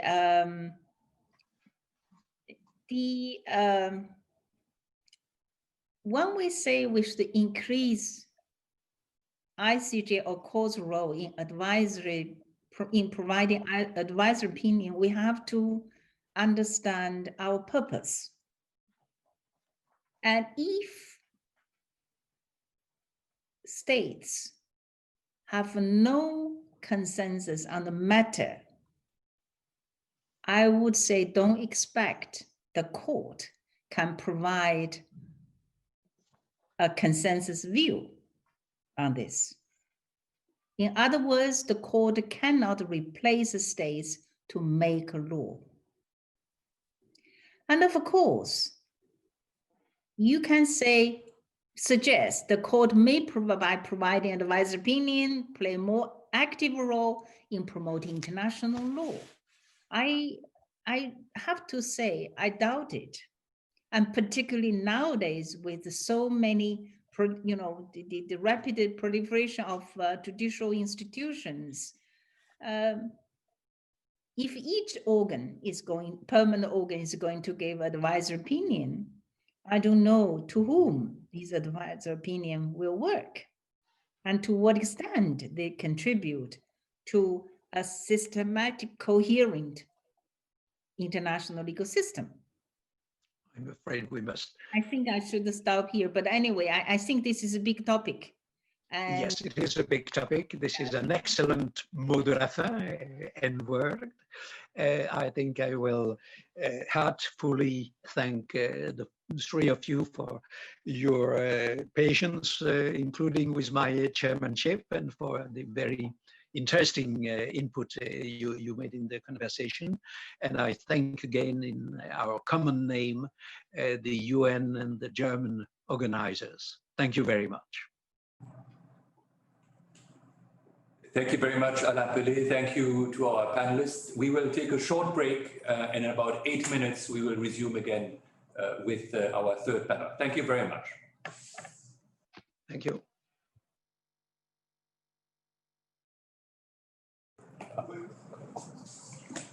Well, ladies and gentlemen, we are now coming to our third panel on international relations based on international law. And before I briefly introduce the chair for this panel, let me again make some technical points. Towards the end of each panel, we have foreseen time for question and answers. You will find respectively a question and answer tool on your screen through which you can pose your questions. Please keep in mind that due to the time restrictions, as well as due to the large numbers of participants, not all questions can be addressed by our panelists. And now to our chair, and it gives me great pleasure to introduce Professor Anne Peters. Professor Anne Peters is director at the Max Planck Institute for Comparative Public Law and International Law in Heidelberg.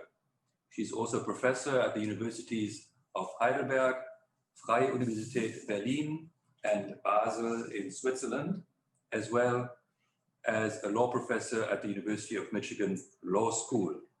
She was a member of the European Commission for Democracy Through Law, the Venice Commission, in respect of Germany, and a legal expert for the Independent International Fact-Finding Mission on the conflict in Georgia. Professor Peters, the floor is yours.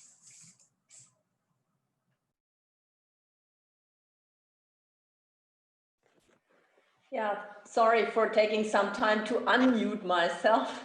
I would like to congratulate the Foreign Office and the United Nations for convening this conference.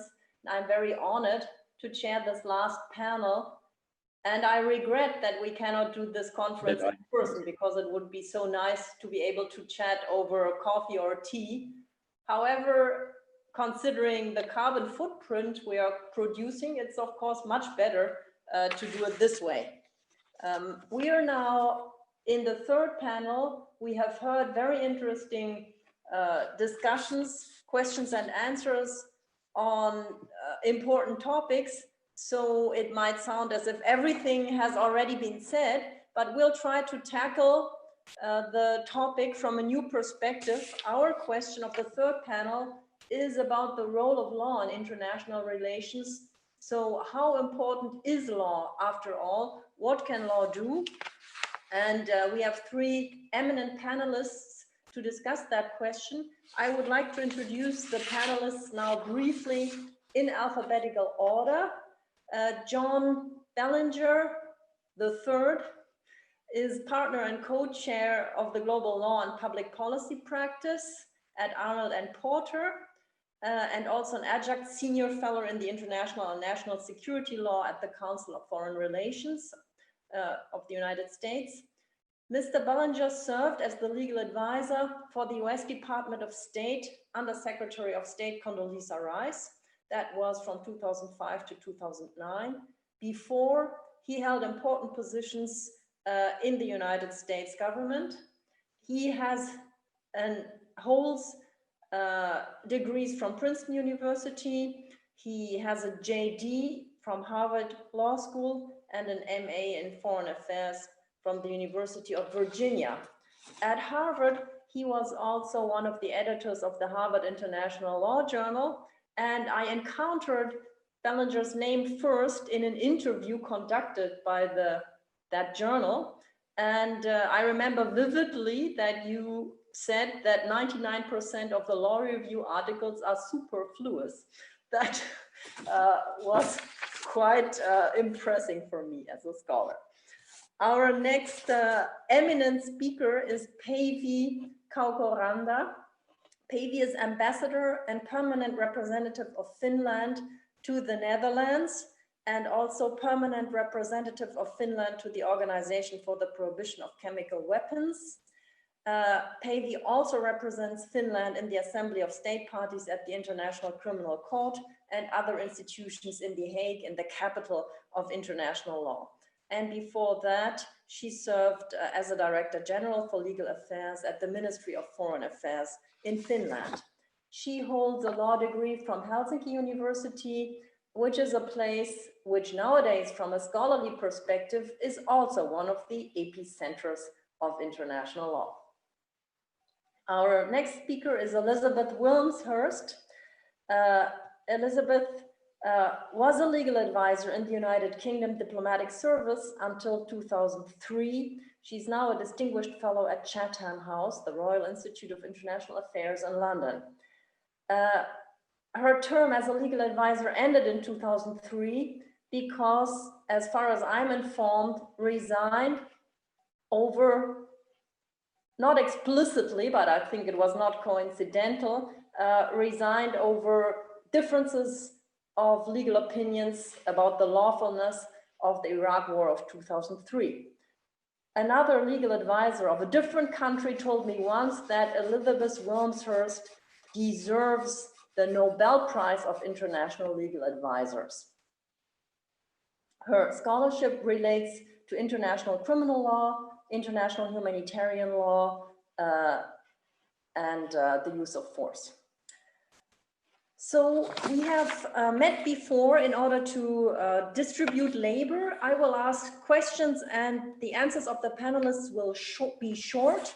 Our first question is, how do you see the role of international law in the service of establishing a framework for international relations from your perspective? Elizabeth, please take the floor first for a short response.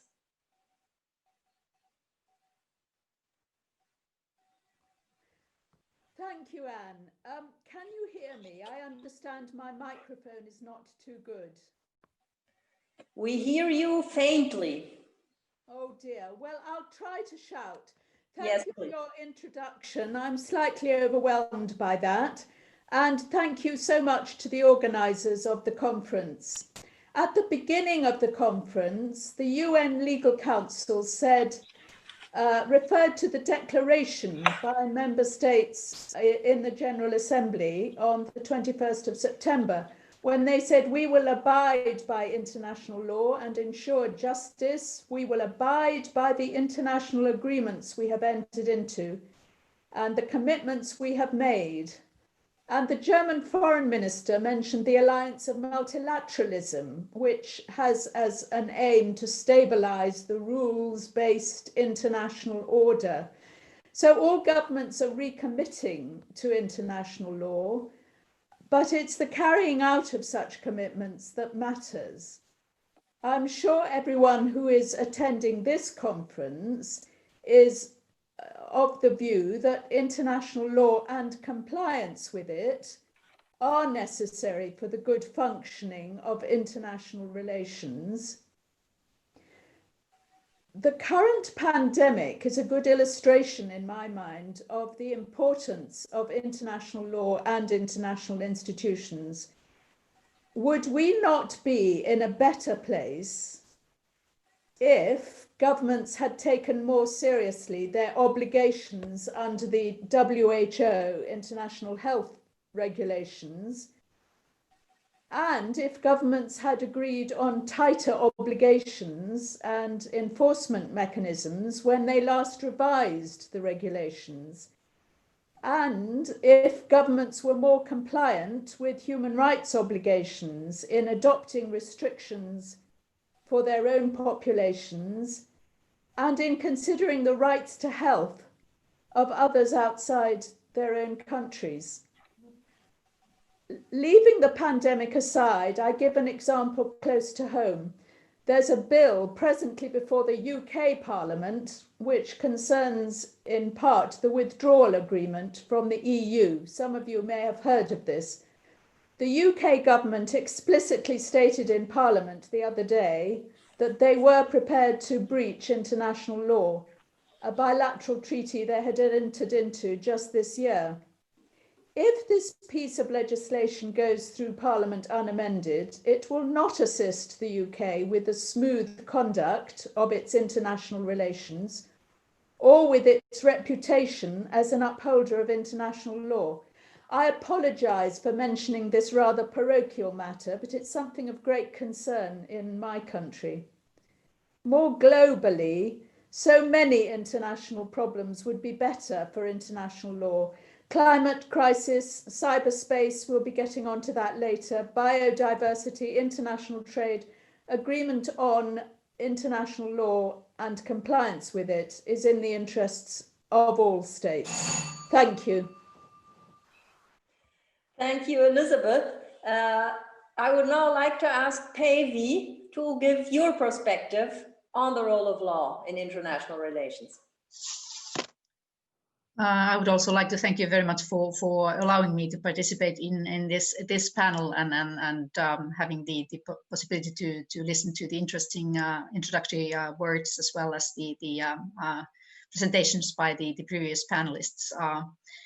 Of course, when we speak in general terms of international law, it is the set of rules, that norms and standards that are generally accepted in relations between nations, and it allows us to have this practice of stable, consistent, and organized international relations. International law provides thus the fundament of our international relations, and that is so for me as an ambassador of my country, but I would have to comment this also through the lens of the legal advisor that I served for several years before this post. Needless to say, of course, commenting in my personal capacity now. I just took a look at the previous government report of foreign and security policy of Finland that mentioned several times international law, multilateralism, and I mentioned this only to underline two things. First, that for my country and for many others, it is very important to underline always that our international relations are based on international law. Still, it's very dangerous to take this for granted, as during these times the international law and multilateralism are being attacked from many corners. Thus, as a legal advisor, it was my role to always point out and make sure that international law is being mentioned in all relevant connections in our policy papers. I would continue this from the angle of the legal advisor. It is, of course, the role of the legal advisor to bring the limits, the legal limits, to the attention of the policy makers. But not only that, international law provides states also the tools and possibilities to build these relations. It's not, of course, always a comfortable position to bring the limits in the forefront when your government may be planning of something that would not be in line with the international law, or especially when it's a situation where the norms are violated by some other countries, and then you would have to tell that this is indeed still the way we should go. On the other hand, it is a very comfortable position when you can bring the alternatives, how things can be decided in a legally solid way. Then you would be steering the policy at the same time when you make available the legal alternatives. Of course, this international law is by no means an exclusive exclusive right of international lawyers, but I would like to anyhow raise the role of the United Nations Sixth Committee, and for a European lawyer also the Council of Europe's Committee on Public International Law. Not only may they be doing the normative work, but the very important part there is the dialogue that these fora allow us to have, not only among European lawyers, but also we have good connections across continents in that fora as well. I would only say as a last word for these questions that that during the first panel we heard the very good explanation how the United Nations has done during these past decades. In that same spirit, I would recall that the General Assembly declared the 1990s the decade of international law, and that was at the end of the Cold War, and it was the time when major power cooperation was very well functioning in the UN Security Council. It was an era of negotiating successfully many important multilateral treaties, as was pointed out by Georg Nolte earlier today. I think it was very good to have some clairvoyants at the time who were holding the pen when drafting this declaration. And as Elizabeth pointed out, yet there is another fresh document, the declaration mentioned by Serpa Soares, where we would, or governments would say that we will abide by the law and ensure the justice. I would very much hope that this declaration too proves to be a prophecy of the new coming of international law. But I'll stop here. Thank you, Päivi. I appreciate especially that you spoke about the responsibility of governments to say when the law is violated and not shut up. Now I would like to ask our third panelist, John Bellinger, please, to answer briefly our first question. We have a long list.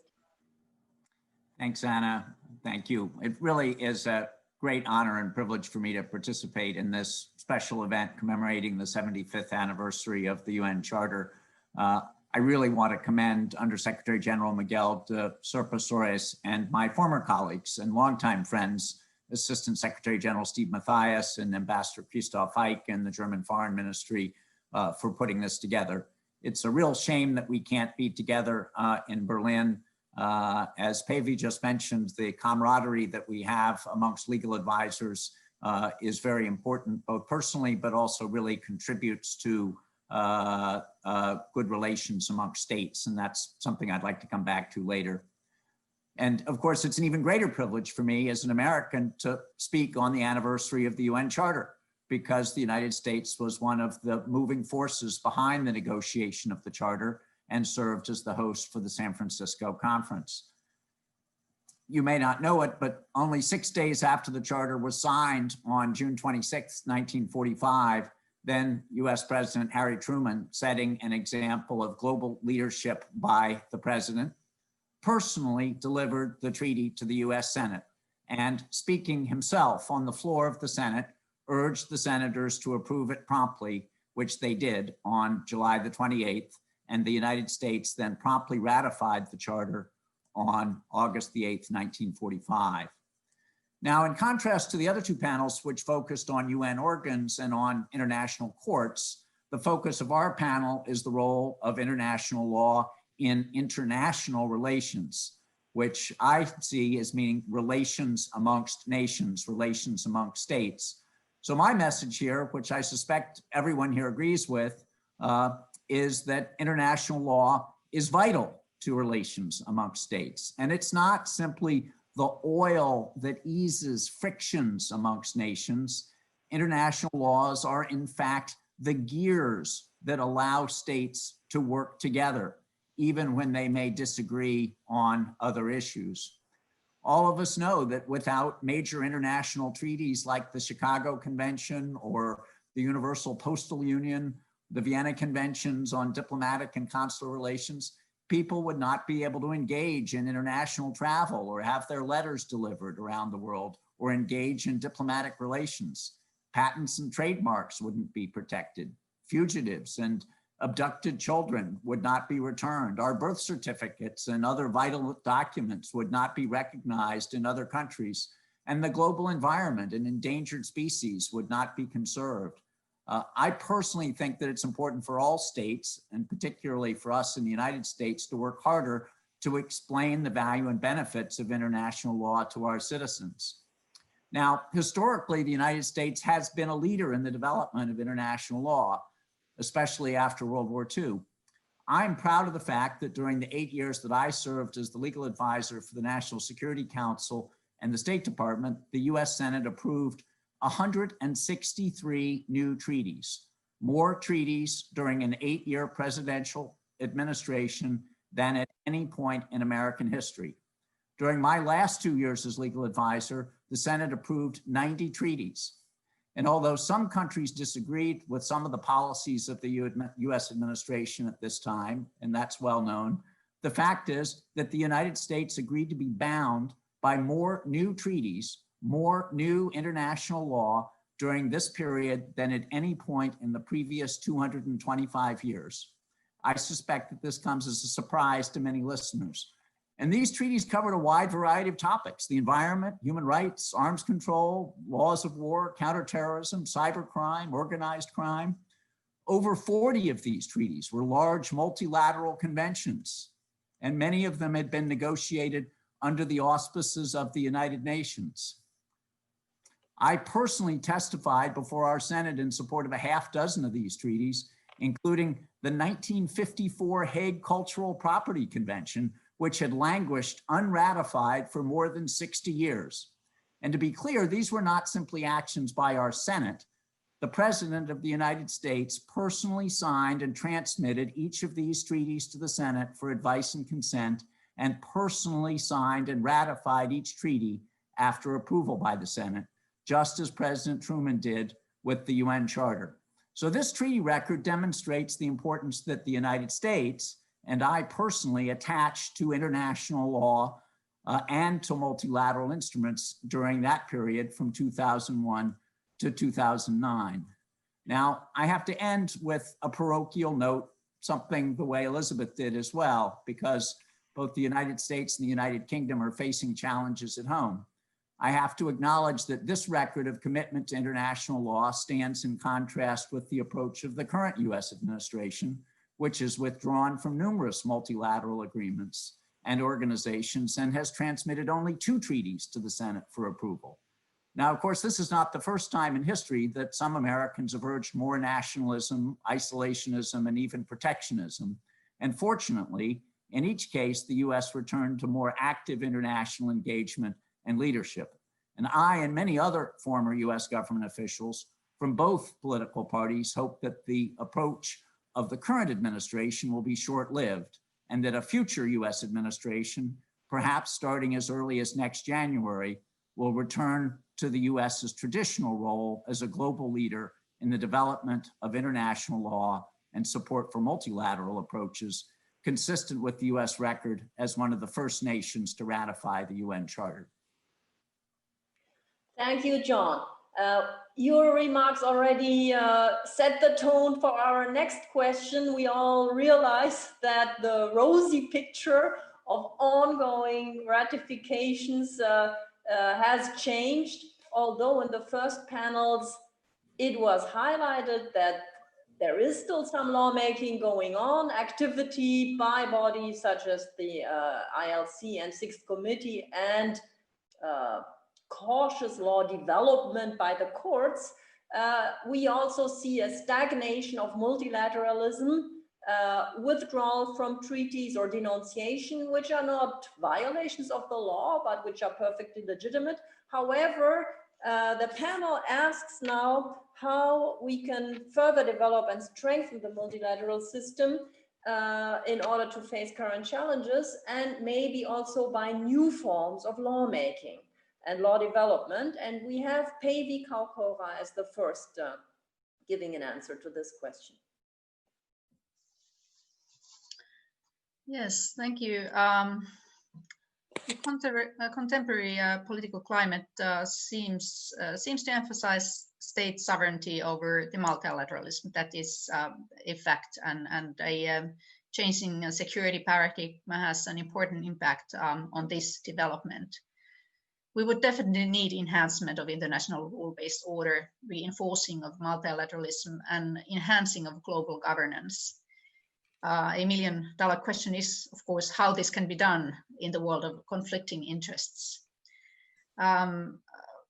United Nations Charter and the UN system is in the core of multilateralism, and a lot has been said already earlier today in the role of General Assembly and its subsidiary organs, and in addition, the key international justice systems, including the International Court of Justice. So I would try to avoid touching upon that part, albeit of their important role when discussing developing and strengthening of the multilateral system. It is important to underline the need for multilateralism in international relations, but it is not enough. We must understand why states shun multilateral institutions and agreements. One reason is obvious. If states think that those organizations are not functioning well, they consider that they do not get worth of their money. In many times, it is, however, the states parties that are unable to take decisions that allow those organizations to function effectively. And decision-making by voting instead of consensus has been a solution in some cases. I'll discuss a bit also the multilateral agreements and possibilities to enhance their role in contemporary international relations. Establishing and maintaining of international commitments, including multilateral ones, requires some kind of inducement. Parties need to feel that they benefit from those obligations. It seems that states do not value the security provided by the level playing field as much as they've done before. Many states seem to consider that their interests are better served when their actions are not restricted by multilateral international commitments. Can this be addressed by modernizing these multilateral agreements to better take into account new megatrends such as the changing security paradigm?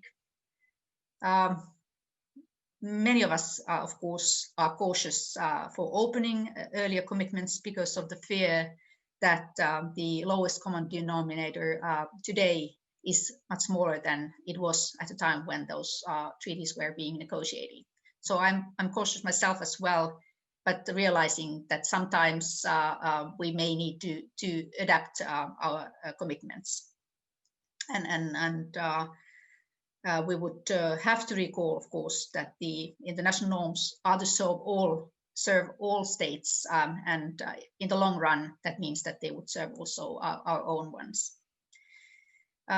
Just to say then about the withdrawal from existing commitments and non-ratification of new ones, in addition to violation of those norms, increase the erosion of international norms. And in the state practice, it is very common that we follow the very closely how like-minded countries, but also those that are considered our adversaries in a particular issue, how they respond to international norms. I would stop by saying that signposts are needed, but also those who show the collective will. I stop here, thanks. Thank you, Päivi. I'd like to pass the word to John. Thanks again, Anna, and Päivi's comments are a perfect prequel to a couple of the comments that I would like to make on multilateralism. Personally, I believe in multilateral approaches. I consider myself to be a multilateralist, but I do think we need to be realistic about the ability of states to negotiate large multilateral treaties. It's just getting to be more difficult for some of the reasons that Päivi mentioned. Many of the best known and the most important multilateral treaties, such as the Geneva Conventions, the Refugee Convention, even the UN Charter itself are outdated in some ways, although we don't like to admit it. Now, just to be very clear, this is not a criticism of any of these vital treaties, which really are vital. It just reflects that they were negotiated 60 or in some cases even 70 years ago, and much has changed in the world since then. Now, one of the reasons we don't like to admit that these treaties are out of date is that we recognize, just as Päivi said, how very difficult it would be, if not impossible, to amend or renegotiate them. These treaties were, and others like them, were originally negotiated by only several dozen countries after World War II. It would be almost impossible to renegotiate major treaties like these among 193 states with input from, as was mentioned earlier this morning, hundreds, if not thousands, of civil society groups and non-governmental organizations. I mentioned earlier when President Truman personally went to the floor of the Senate in 1945 to deliver the UN Charter, and he said at the time, addressing criticisms that from the Senate that the UN Charter even then was not considered to be perfect, he said, "Improvements will come in the future as the United Nations gain experience with the machinery and methods which they have set up. For this is not a static treaty. It can be improved. And as the years go by, it will be, just as our own Constitution has been improved." But as is well known, the UN Charter has been amended only a handful of times since 1945. No improvements have been made for nearly 50 years. Now, obviously, when states try to negotiate agreement amongst 193 countries, it often becomes a race to the bottom, with agreement only on mere platitudes, and important issues end up being ignored or just papered over. So what I would like to end with here is that although we should keep trying to negotiate large multilateral treaties on, I think often it has to be limited to narrow or even technical issues where there can be broad agreement on trademarks or other things. But I believe there's merit in trying to reach agreement amongst smaller groups of states on some of the toughest issues, and then let other states join as they see fit. And I would call this approach more practical multilateralism. And I'll just end with two examples of smaller groups that I worked on when I was legal advisor, both led by other countries. One was the Swiss government's and the ICRC's effort to do something about the problem of private security contractors in war zones. And that produced the Montreux document, which was signed in 2008 by 17 states and now has more than 50 signatories. Another example is the Copenhagen process, which was an effort that was launched in 2007 by the Danish government to develop rules for treatment of detainees in military operations. Now, obviously, neither of those were binding instruments, but it did show how a group of smaller group of states can try to address a really vexing international problem and reach agreement initially, and then hope to expand that out further. And so I think those kinds of efforts at again, what I would call practical multilateralism should be explored with respect to some of the new problems that we face today. Thank you, John, for this practical proposal. In the European Union, it is practiced as a Europe of two speeds, as you know. So the idea that front-runner states try to create, crystallize a consensus, which eventually could lead to hard law. I thought when you first started about the Swiss initiative, you were thinking of the initiative which also so far failed to create a better or an compliance mechanism in international humanitarian law. But what you said leads us to the third question. It has already been mentioned by various speakers, namely the problem of violations of international law, the fact that even fundamental norms have been violated, are repeatedly violated, fundamental norms such as the prohibition on the use of force, on territorial integrity, prohibition of annexation, and also the fact that there are some gray zones, areas in which the law is in flux, for example, self-defense against non-state actors. So the question is now, should the United Nations and states engage in strategies of norm clarification and affirmation, speaking up? And here I would like to call on Elizabeth Wilmshurst. Thank you. It is sometimes said that international law is in crisis at the moment because there are so many violations, but we need to remember that it's often said to be in crisis at many different periods since the United Nations came into being. On the use of force, one of the main areas of fundamental norms, I think part of the problem has been that in recent years, government have had to deal with terrorist groups and the proliferation of nuclear and chemical weapons. And in doing that, they've adopted interpretations of international law that are controversial, or sometimes they've ignored the law altogether. I noticed that the Special Rapporteur on Extrajudicial Executions published her report on drones in June and referred to this situation as 20 years of distortions of international law. I wouldn't go that far, but I want to mention one unfortunate example, the airstrikes in April 2018 by the US, France, and the UK on the sites in Syria following the use of chemical weapons in Syria. Neither the US nor France put forward any clear legal justification for their actions. The UK relied on humanitarian intervention, but as we know, there is a tiny minority of states that believe that use of force in humanitarian intervention without Security Council authorization is consistent with international law as it stands. So that force used by three governments was almost undoubtedly unlawful, but many governments supported or refused to condemn the strikes. And the case illustrates one of the difficulties that the Special Rapporteur pointed up in her June report, the silence of states. And that's why you no doubt mentioned, Anne, the need for norm affirmation.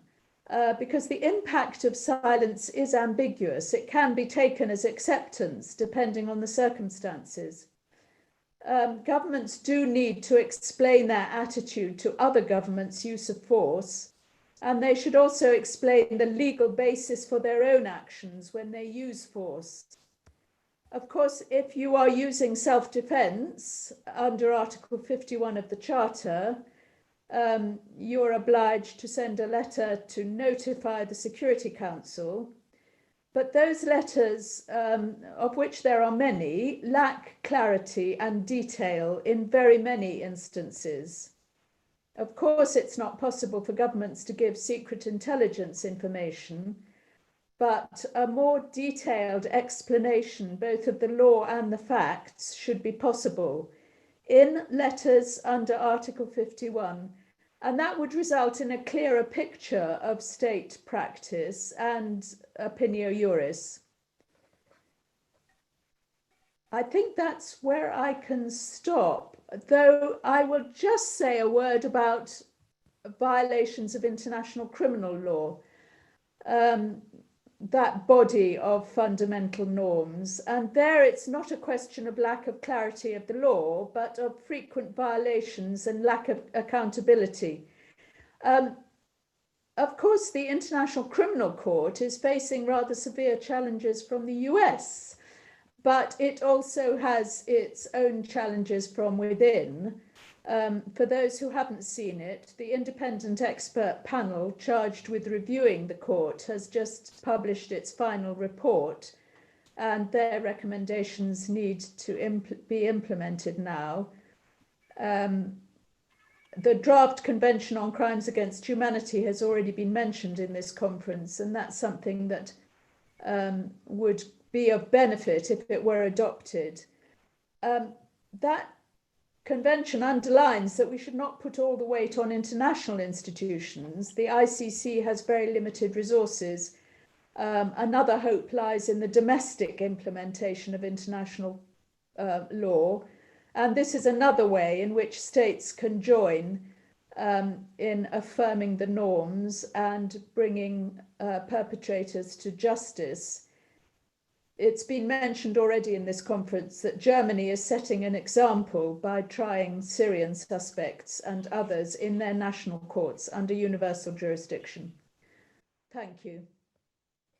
Thank you, Elizabeth. Also for the proposal to make more meaningful the reporting under Article 51 of the UN Charter. I think that's very important, and also make these letters, collect them, make them more transparent, so that a kind of systematic can evolve out of that. John, you had something to remark on this also? Please, John, take the floor, and Pavey afterwards. I do. Thanks, Anna. And I have two things, and I'll try to be short on this. Of course, on norm affirmation, I agree completely with Elizabeth that when that it appears that norms are being violated, it's important for states and the UN to affirm that, lest there be an erosion of norms and then that erosion become the new normal.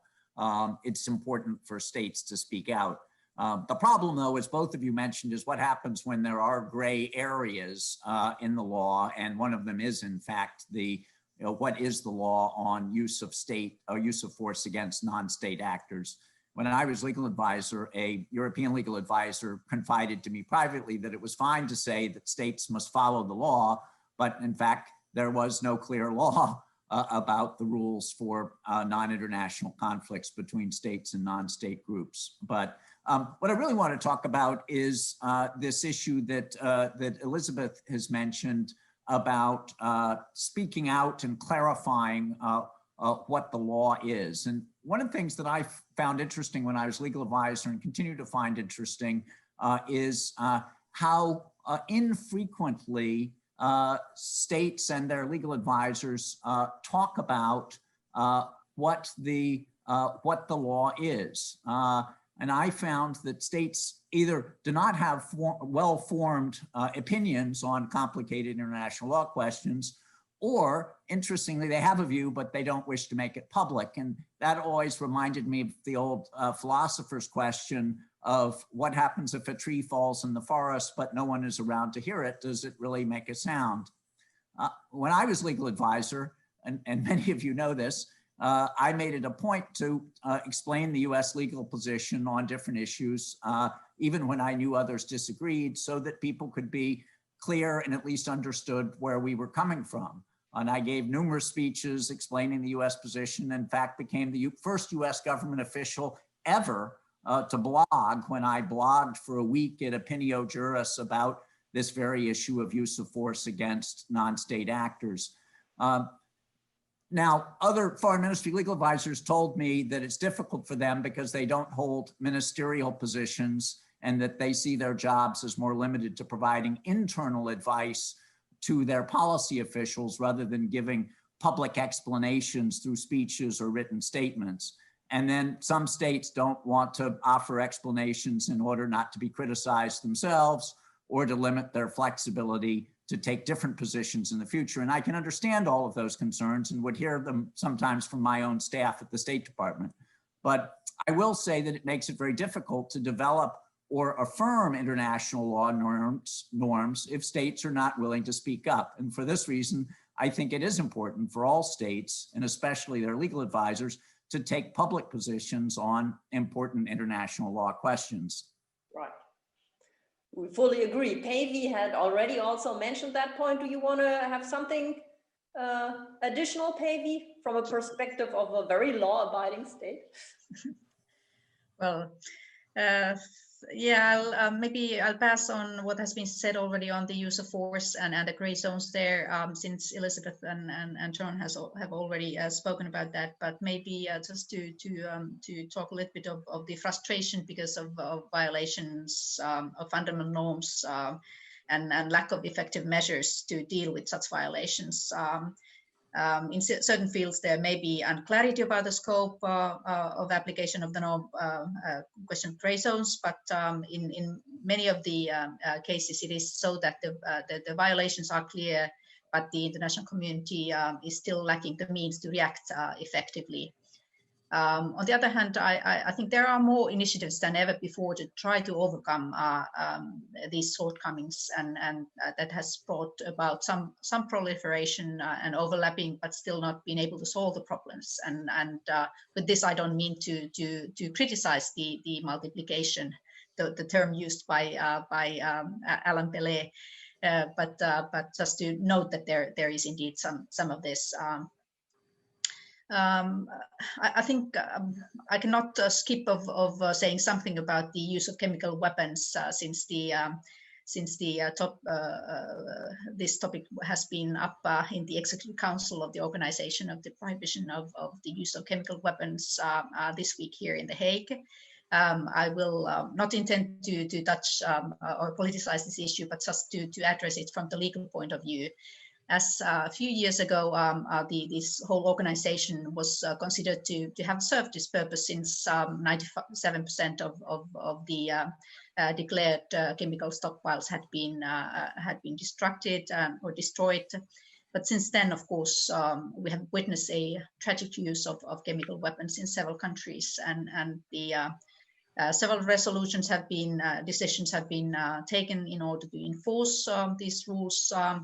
An international partnership against impunity for the use of chemical weapons has been also established. And here I would claim that the existence of these norms prohibiting the use of chemical weapons is in principle clear, because of the comprehensive nature of the prohibitions with respect to chemical weapons. Which are not limited to the chemicals specifically listed in the annex of the convention. Clarifying decisions have been taken, however, for example, amending the list of substances. But here, I think it is indeed the case that the norms are clear, but we lack the tools to enforce them. I'm not quite sure what all is meant by norms affirmation by the United Nations, but if we think and you hinted at whether we should have some more strategic approach to this norm affirmation, I would say that within the United Nations, of course, the ILC is very much the tool to have this norms affirmation, and we discussed already earlier with the first panel on the codification work and how ILC does that. So I think it is there,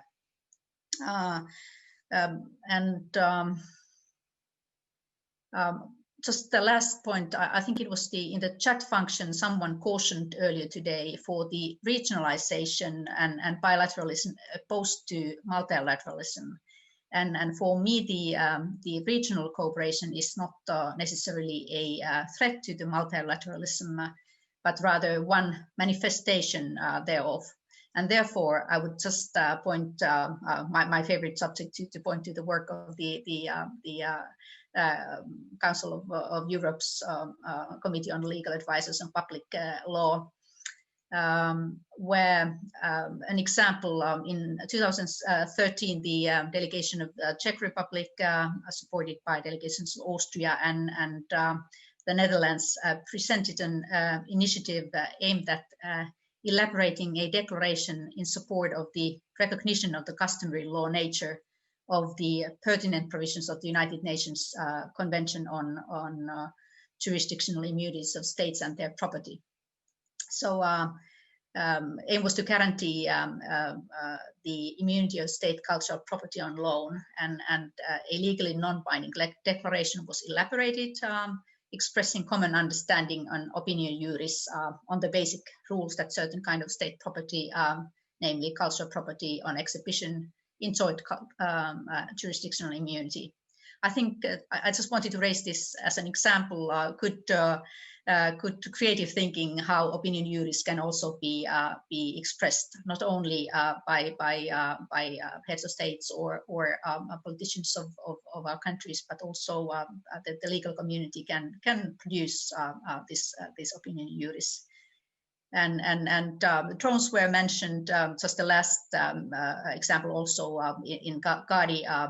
The use of drones was something that was touched upon by that committee, and views were expressed on the existing laws. It was not very far-going opinion of Gadi, but anyhow, it tried to grasp the central rules thereof, and maybe it is so that in certain respects it's easier to take these small steps than try to produce a overarching convention from the outset. Thanks. Thank you, Päivi. Thank you especially for the example of non-entrepreneurship, which is not so known with regard to immunities. And as you know, for Germany, it would be a good thing that cultural property situated outside the country is protected from execution, actually. So we would like to move actually to the big question which underlies the panel, namely, how do current shifts in power in the world, political, economic power, affect international relations and affect international law too? I would like to give the floor first to John. Well, thank you again. This could obviously be the topic for the entire panel, if not the entire conference. And all of us know that there are major power shifts that have been going on in the world, including more influence from major countries like China and Russia. I'm not going to get into those right now. I will speak just more narrowly from a US perspective. Because there is so much that is going on in the United States. Normally, there's the old adage that you're familiar with, that politics stops at the water's edge, and that American officials don't talk about politics outside the United States. Fortunately, I'm not a US government official anymore, so I'm freer to talk about these things. And obviously, in this case, what's going on in the United States, politics have not stopped at the water's edge, and have for the last 3.5 years had really an enormous influence on the rest of the world and the US relations with the rest of the world. So we have this conference just 3 weeks away from one of the most consequential US elections in history, perhaps the most consequential when it comes to US leadership in the world and engagement with international law and international institutions. And I'm well aware that the world, both our friends and those who don't wish us well in the United States, are watching this all very closely. I'll just say 2 things about this. As some of you know, and others might be interested in, and I speak really just in personal terms here, many other former senior US government officials and I, who served in Republican administrations, have taken the highly unusual step of supporting the Democratic candidate in this election, Joe Biden, to be the next president. And we've published a statement, which some of you may have seen in major American papers, the Wall Street Journal, regional papers, stating that our current president has diminished the traditional US role as a global leader. He's failed us during a time of national crisis, and he's not stood up for American values of human rights, a free press, and democracy around the world.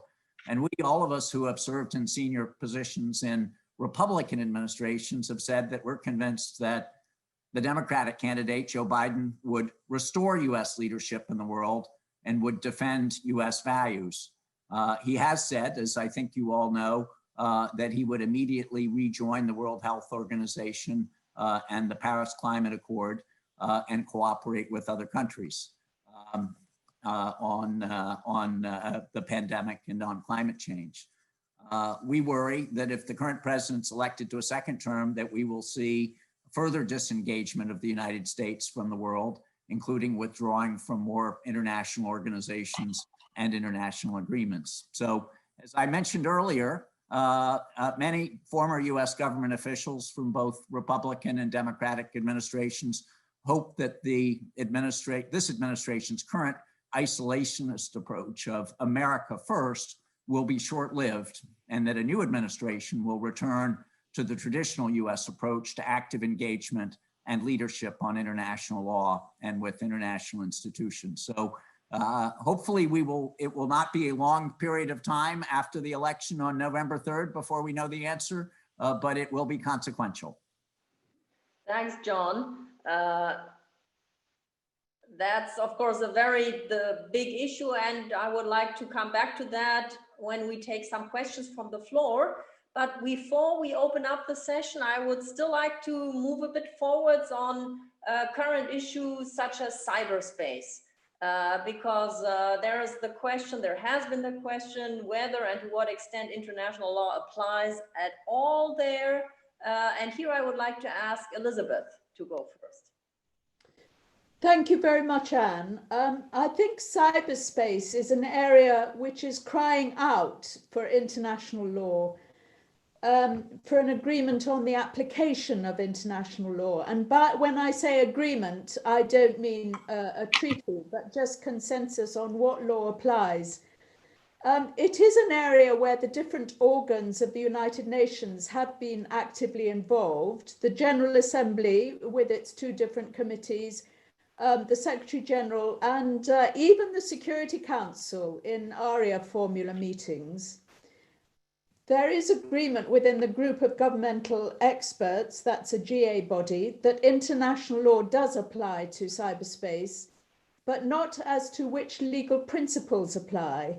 And there is active disagreement, I think, about others. State sovereignty and the principle of non-intervention are being applied, but even among Western governments, there's no consensus about how the concept of sovereignty applies to cyber operations by and against states.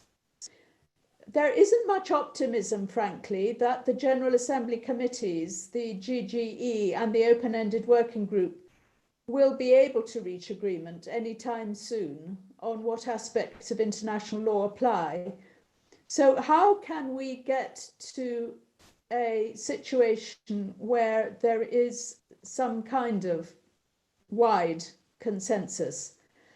It is an area where it is very important that states make clear what law they consider applies and how. So we're harking back to what we said under a previous question.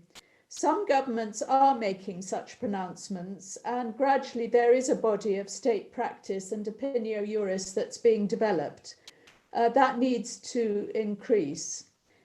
And perhaps too, this is an opportunity for research centres and private companies with governments to agree on statements of the law, which can gradually get traction. It really exemplifies cyberspace, some of the challenges and the solutions we've been discussing here. The need for engagement by non-state actors, the need for governments to give legal explanations for their actions, and the need for more clarity in the law and further development of it. Thank you. Thank you, Elizabeth. I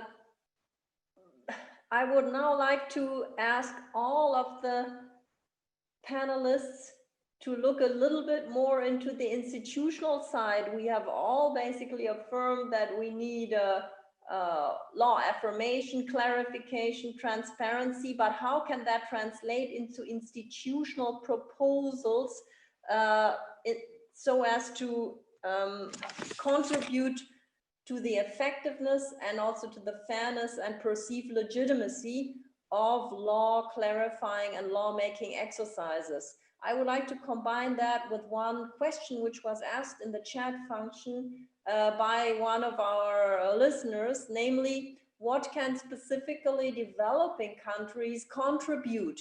Will their contribution be taken seriously? Are they in a different position from states of the North? That was the question in the chat. And generally, I would like to hear your thoughts about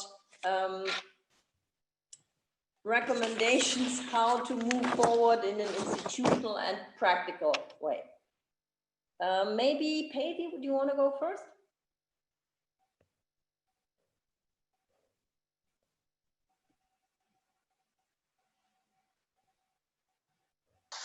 Yeah, sorry for taking time to unmute myself. Well,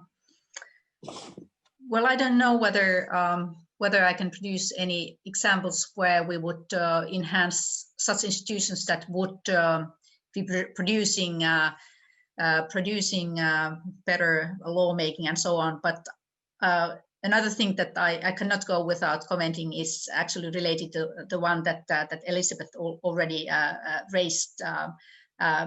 Working here in The Hague, so another institution that is close to my heart is, of course, the ICC, which we did negotiate together with Elizabeth during the PrepCom of the ICC some time ago. I would just recall, as Elizabeth said, that a year ago the Assembly of States Parties did decide to establish the independent expert review to identify ways to strengthen the ICC and the Rome statute system in order to promote universal recognition of their central role in decision making or in global fight against impunity and enhance their overall functioning. And this decision was preceded by the request to this end also by the ICC's leadership. And last week, indeed, the experts chaired by Richard Goldstone submitted their report. It was 347 pages, 84 recommendations, and I do not intend to go into the details thereof, since their deliberations are just about to start here in The Hague. But I would argue that this review process is a proof of serious attempt by the states parties, supported by the court and other stakeholders, to strengthen and make this important institution more effective and resilient to efforts to obstruct its mandate. I must admit that I did not warm to this idea of review immediately myself, because I had concerns that this process could be used against the court and to undermine the court. But today I really join those who see the preparedness to undergo such review, that it shows healthy confidence by the court and to the court that we can further strengthen it and the Rome system altogether and enhance their functioning. So I'm looking forward to the work on the basis of this report. The ICC, like any international court or tribunal, has a dual nature of being a judicial entity and an international organization. And it is only natural that certain tension between the requirement for judicial independence and the guidance by the states parties exist. And similar dynamics can be seen, of course, in the development of the European Court of Human Rights, which has undergone several reforms over the years, and there too there has been very sensitive balancing required with the judicial independence and keeping in mind the essential role of the court in safeguarding the human rights of individuals and their access to the court. So just to end with the role of civil society and a need for inclusive processes that have been predominant factors over the last decades in creation of new rules and institutions. It has been apparent, especially in the field of human rights, environmental law, and international criminal law, we've seen the situation has been such that new norms have been able to be agreed upon. So there has been this window of opportunity, but I would doubt that that the development had happened if there was not this push from the side of civil society to do those. So I would think that this is something that we would need to continue in order to maintain the acceptability and especially the acceptability of these rules. And lastly, there was the question what the developing countries can do. I would only remind that for example, African countries were very vocal and important when the ICC and the Rome Statute was being negotiated. So I'm welcome the input of all those countries. We need it. Thank you. Thank you very much, Päivi. Speaking of the ICC, I think Elizabeth mentioned challenges also, and but there was a question in the chat with regard to speaking about violations of the law. What's your assessment of the sanctioning the prosecutor and other staff members of the ICC? So that's one question which was posed. But I would first like to ask John to follow up on this kind of wrap up before we go to more questions which have been asked now in the chat about strengthening institutions, making them more effective and fair for lawmaking. John, please. Sure. So I'm going to limit my recommendations to something rather than sublime, rather narrow, and that is the importance of personal relationships amongst legal advisors in the development of international law. I know this is not as grand a theory as many of the things that we have talked about, but I will simply say from my own experience, it was something that really worked. I was actually a little bit surprised when I became the US legal advisor in 2005, how many legal advisors around the world either didn't know each other, even in Europe, even in the EU, did not know each other, or really saw their role as only providing advice inside their own ministry to their internal clients, and not really as diplomats who engaged with each other around the world. That was left to those in policy positions. My sense is that this has changed a lot. Part of it has been made easier by having email.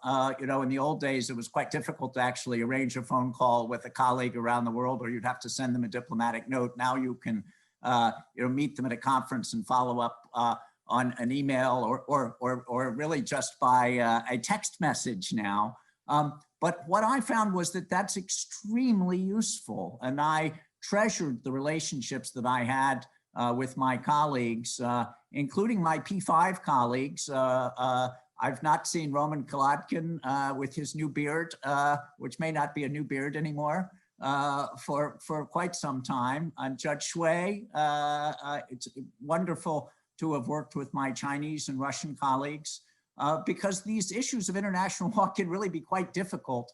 And if you try to filter your views up to your policy officials and then have it filter back down to you, there's so much more that you can get done by just working together on these issues. So that is something that I think is important to develop these relationships. Maybe if I said that international law are the gears in international relations, these personal relationships amongst legal advisors are in fact the oil that help those gears to move. I can come back later to the ICC question, but why don't I hold my fire for a moment? Okay, thank you very much. Elizabeth, do you want to join in with some recommendations, if not recipes, forward-looking, or rather not? Well, I'm happy just to address one question, which is was about developing countries and their place, and will their voice be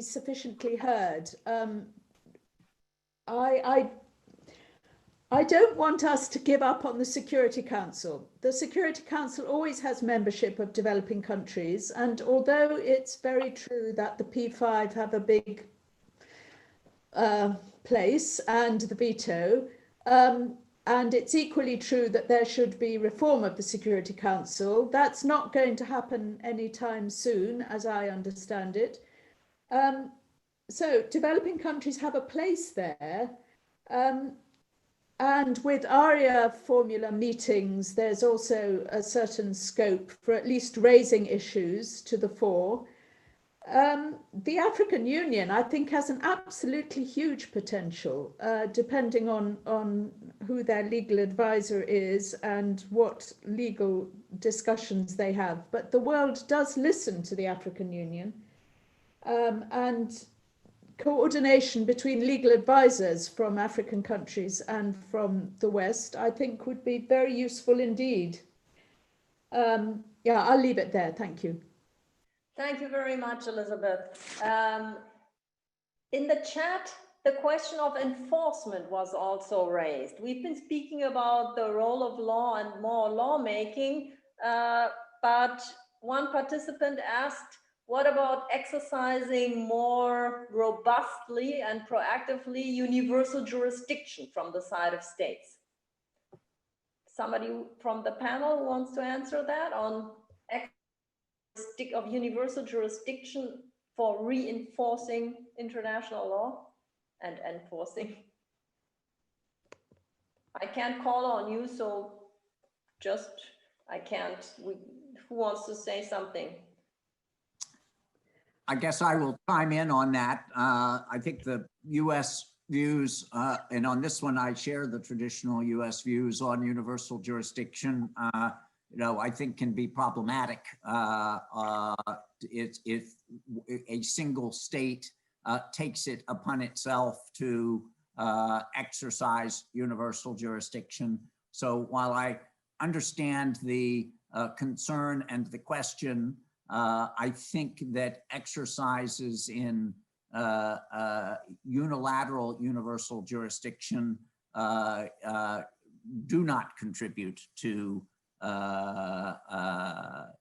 good relations among states. Let me give you an example. This is not the example that I think probably the question was thinking about, but it was one that I heard a lot about when I was legal advisor. We have this famous Alien Tort Statute that was included in our first Judiciary Act in 1789 that allows our civil courts to exercise jurisdiction for civil actions brought by non-US citizens in US federal courts for violations of international law. Many of you are familiar with this. In fact, I had a parade of legal advisors from many countries in the world telling me that the US exercise of universal jurisdiction over actions that had occurred in the territory of their countries was a violation of international law. And as you all know, I think our Supreme Court has cut back on the use of the Alien Tort Statute, concluding in a series of cases that it was never intended by the drafters in 1789 to apply extraterritorially to torts that occur on the territory of other countries. And one of the reasons that the Supreme Court said that was that they felt that that exercise of universal jurisdiction undermined comity and good relations amongst states. Yeah, thanks, John. Elizabeth, you also looked like you wanted to say something on universal jurisdiction, or did I misinterpret you? Well, I'm happy to come in, but I'm also happy not to. Universal jurisdiction seems to come in waves, and we had a wave, and at the end of that, the African Union wanted to take the question to the International Court of Justice for an advisory opinion, because they too were not happy with the way in which it had been exercised. on the other hand, I'm very much in support of it when it is the only way to bring, for example, those committing atrocities in Syria to justice. And that's why I mentioned it previously, to really say that what Germany is doing is a lesson to us, that Germany is prosecuting some perpetrators of atrocities in Syria. It may not be quite universal jurisdiction, but it's a wider jurisdiction than some states are exercising. And I'm all for that. Thank you, Elizabeth. There is one other question asked, which makes us skip a little bit, namely the overall question again of the panel and of the conference. What actually is the power of international law to influence behavior of states? Does international law play a role at all? What's your view? Maybe Päivi? Yeah, and if you allow, I just say on the last question on universal jurisdiction that my country does have jurisdiction which allows us that we have had a case of Rwanda's case that has been dealt with by Finnish courts concerning a genocide. So just to mention that one before saying whether we have the possibility of influencing the behavior of states. Well, of course, that is the dilemma, that if states just refuse to enforce, for example, the decisions of international courts, it is very, very difficult to make them do it, and that is the weak point of our relations. Of course, we have recently been using quite a bit of sanctions, not only US, but also the European Union. It has its downsides as well. It may influence and make the states to abide by decisions, but we do realize some of the complications thereof. So I don't know whether I have the answer how we can influence if there is a country that totally refuses to implement. But of course, to a certain extent, states wish to remain in the circle of other states and in friendly relations. So there is some possibility, but not always functioning. Thank you, Päivi.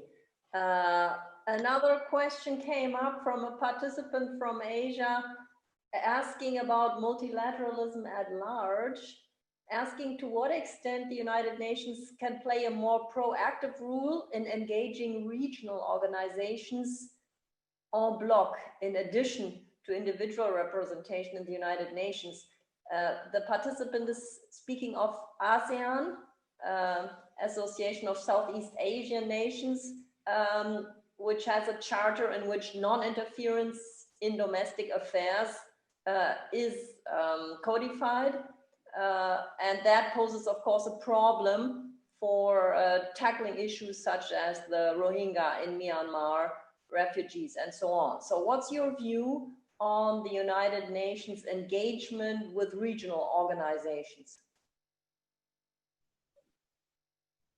Päivi or Elizabeth?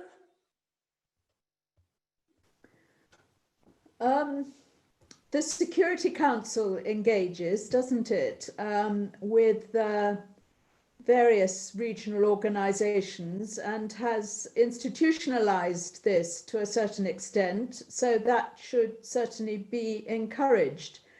I'm afraid I don't know the answer with regard to other organs of the UN, but the General Assembly is there for regional organizations.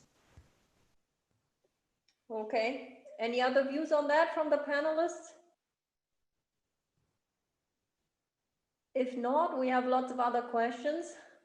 I would like to ask you whether you think that the current pandemic, COVID, which was mentioned, of course, also by Ambassador Ike at the beginning of the conference, whether you think that this will have a lasting effect on international law, which things are changing and might be changing for the good or the bad. Derogations from human rights treaties have also been mentioned, I think, in the other panels, but what's your view on the effects of the pandemic on international legal order? I would like to hear all of your views now. John. Sure. A couple of things. I think one, of course, the pandemic shows just how connected we really have become. I mean, it is for all of us an amazing thing, in a bad way, a shocking thing, to see every individual on the planet affected by this.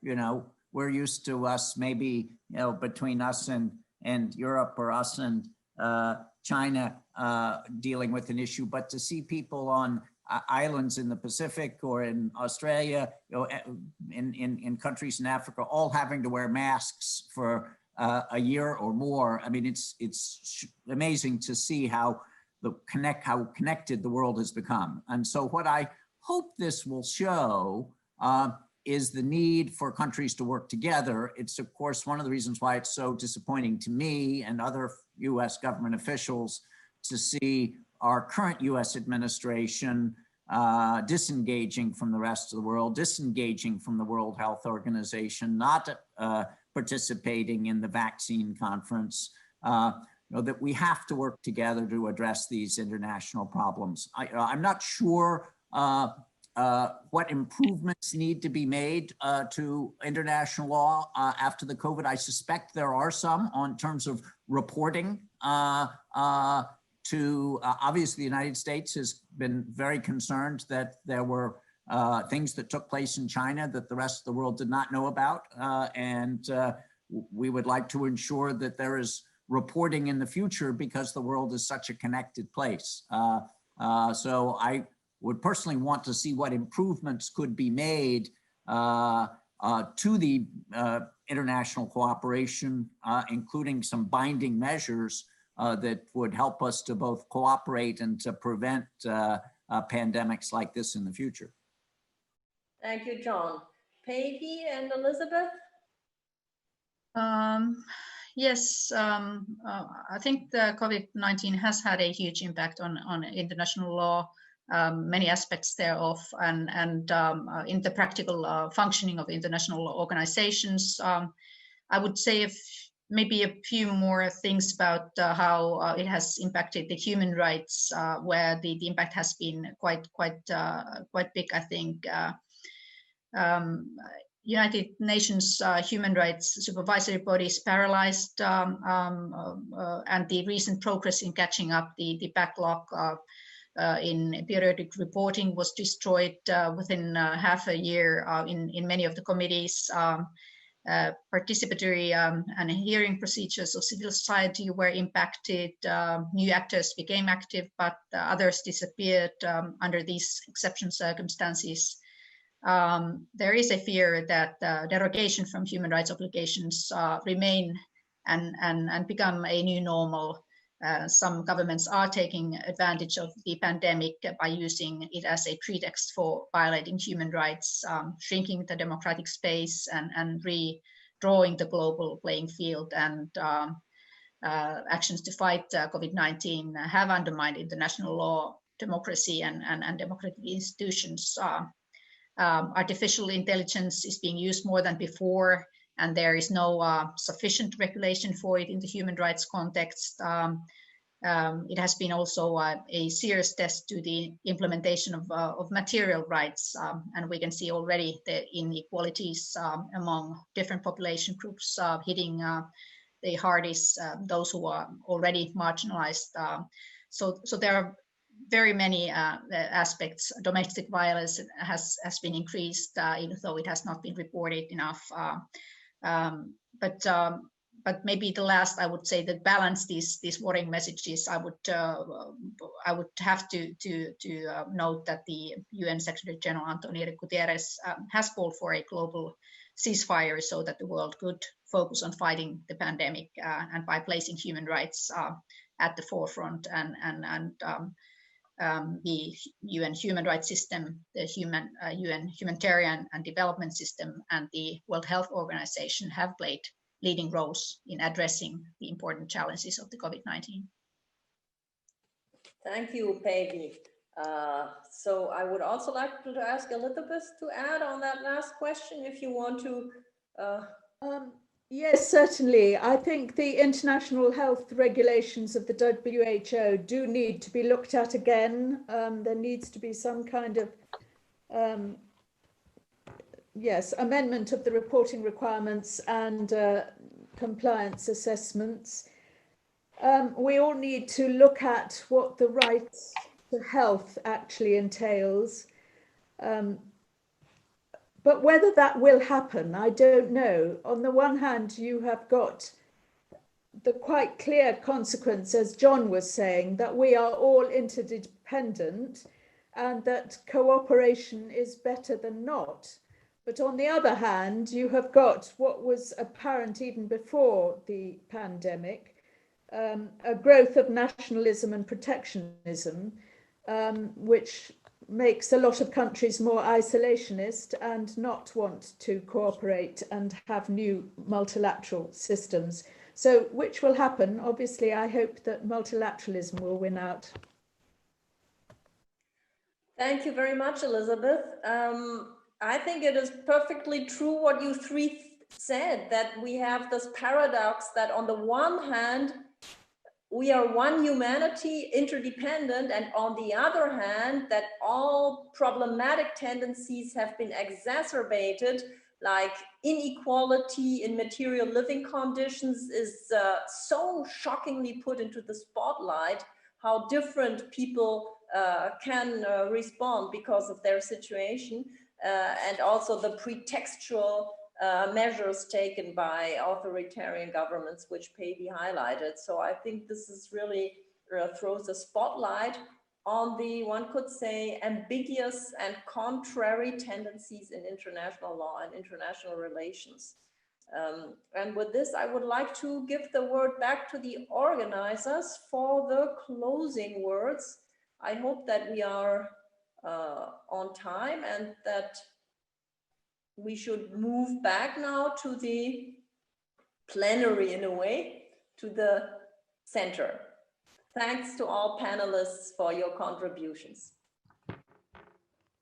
Thank you very much, Anne Peters, and thank you to all the panelists for a fascinating panel. I thought that was an excellent discussion, and this really gave us food for thought. I would now like to invite Stephen Mathias, Assistant Secretary General for Legal Affairs from the United Nations Office of Legal Affairs, for some closing remarks. Stephen, you have the floor. Well, thank you very much, Dr. Eich, dear Christoph, and thank you very much for giving me the floor to say a few words at the closing of this conference. Let me begin by saying how grateful we, the Office of Legal Affairs of the United Nations Secretariat, are that you have partnered with us in organizing the conference. We would have loved to have been in Berlin with you today, and we hope there will be another opportunity before the 100th anniversary of the United Nations. Please also convey our deep gratitude to Foreign Minister Maas for taking the time out of his busy schedule to be with us this morning. It has been a tremendous honor for us at a time when international law is under attack. He stood with us in his capacity, not only as foreign minister, but as a lawyer among lawyers. And I believe that this is an important expression of Germany's deep commitment to international law. So thank you for that. Now, the Legal Council began today by observing that the organizers had managed to assemble the finest judges, practitioners, and academics of contemporary international law. Extraordinary men and women representing the principal legal systems of the world. And during the intervening hours, the truth of that observation has been demonstrated repeatedly. This has been a deep and rich discussion. It would be folly for me to attempt to identify key moments or main points. So at the end of such a conference, what can I hope to add in these very few moments? I thought that perhaps a brief observation from my own recent COVID-19 related experience might be of interest. What we have seen at UN headquarters in New York during the pandemic is what might be viewed as a surprising reluctance by member states to embrace decision-making on virtual platforms. While the Security Council has had open video conferences, these have not constituted formal meetings of the Council, and any Council decisions have been made by correspondence or in limited in-person meetings. No vote of the Security Council has been taken on a virtual platform. Similarly, in the General Assembly and the Economic and Social Council, decisions have been taken through a silence procedure or in person. Informal virtual meetings of the Assembly and ECOSOC and their subsidiaries have been held, but no decisions have been taken in these meetings. Hybrid meetings have been proposed where some participants are in the room and others would participate remotely, but it has generally not been possible to hold formal meetings on this basis. Now, the fact that during the months from March to August, the Assembly could take decisions only through a silence procedure, with the exception of the election of the non-permanent members of the Security Council, which was conducted outside a formal meeting on a staggered basis. But the fact that we only had the silence procedure in general meant that, in effect, all 193 members of the Assembly had a veto on Assembly action. This can only be regarded as a significant impediment to the work of the General Assembly. Now, the problem was not that there were technical issues with holding votes on a virtual platform. In both the Security Council and the General Assembly, secure means of casting and recording electronic votes had been devised. And of course, it would in any case have been possible to hold roll call votes. The problem was that some member states refused to permit decision-making on virtual platforms. Why? And what does this have to do with effective multilateralism and international law? While more can be said, I'd like to make 3 quick points. First, the procedural rules of the various entities were scrupulously observed at all times. The silence procedure in the Assembly, for example, was adopted through a silence procedure. And any decision to permit decisions to be made in another manner could only have been adopted by the silence procedure itself or in an in-person meeting. While a clear majority of member states supported virtual decision-making in some cases, the position of a minority of states was respected in accordance with the process that had been established. And this can only be regarded as appropriate from the standpoint of international law. Second, it must be conceded that the Council and the Assembly were, in the end, able to take decisions on the most pressing issues, such as budgetary matters and elections, through a combination of compromise on the items being adopted through the silence procedure and a few limited in-person meetings. So a minimum standard of effective multilateralism can be argued to have been maintained during the period. Third, and perhaps most significant in the long run, the unique character and authority of in-person intergovernmental diplomatic processes was maintained.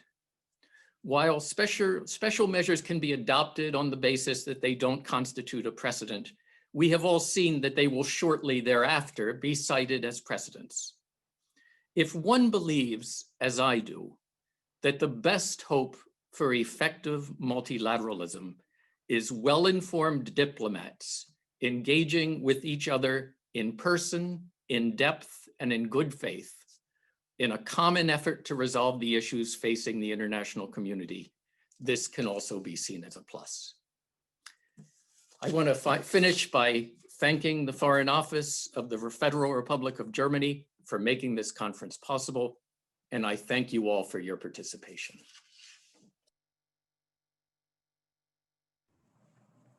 Well, thank you very much, Stephen, for sharing with us some of the challenges that the UN bodies have been facing in these COVID times. And it is surely a welcome sign that the Security Council just a couple of days ago has started to meet again in the chamber after so many months. And perhaps this is a sign for optimism. Let's keep our fingers crossed that perhaps we will be able to meet in person again, also at the UN headquarters.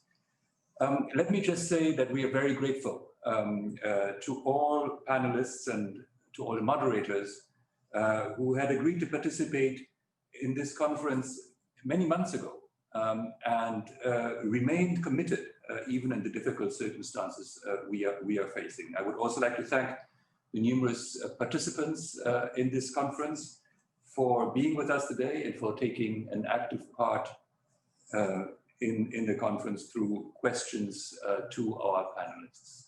Again, thank you very much, everybody, for being with us. The conference is now closed.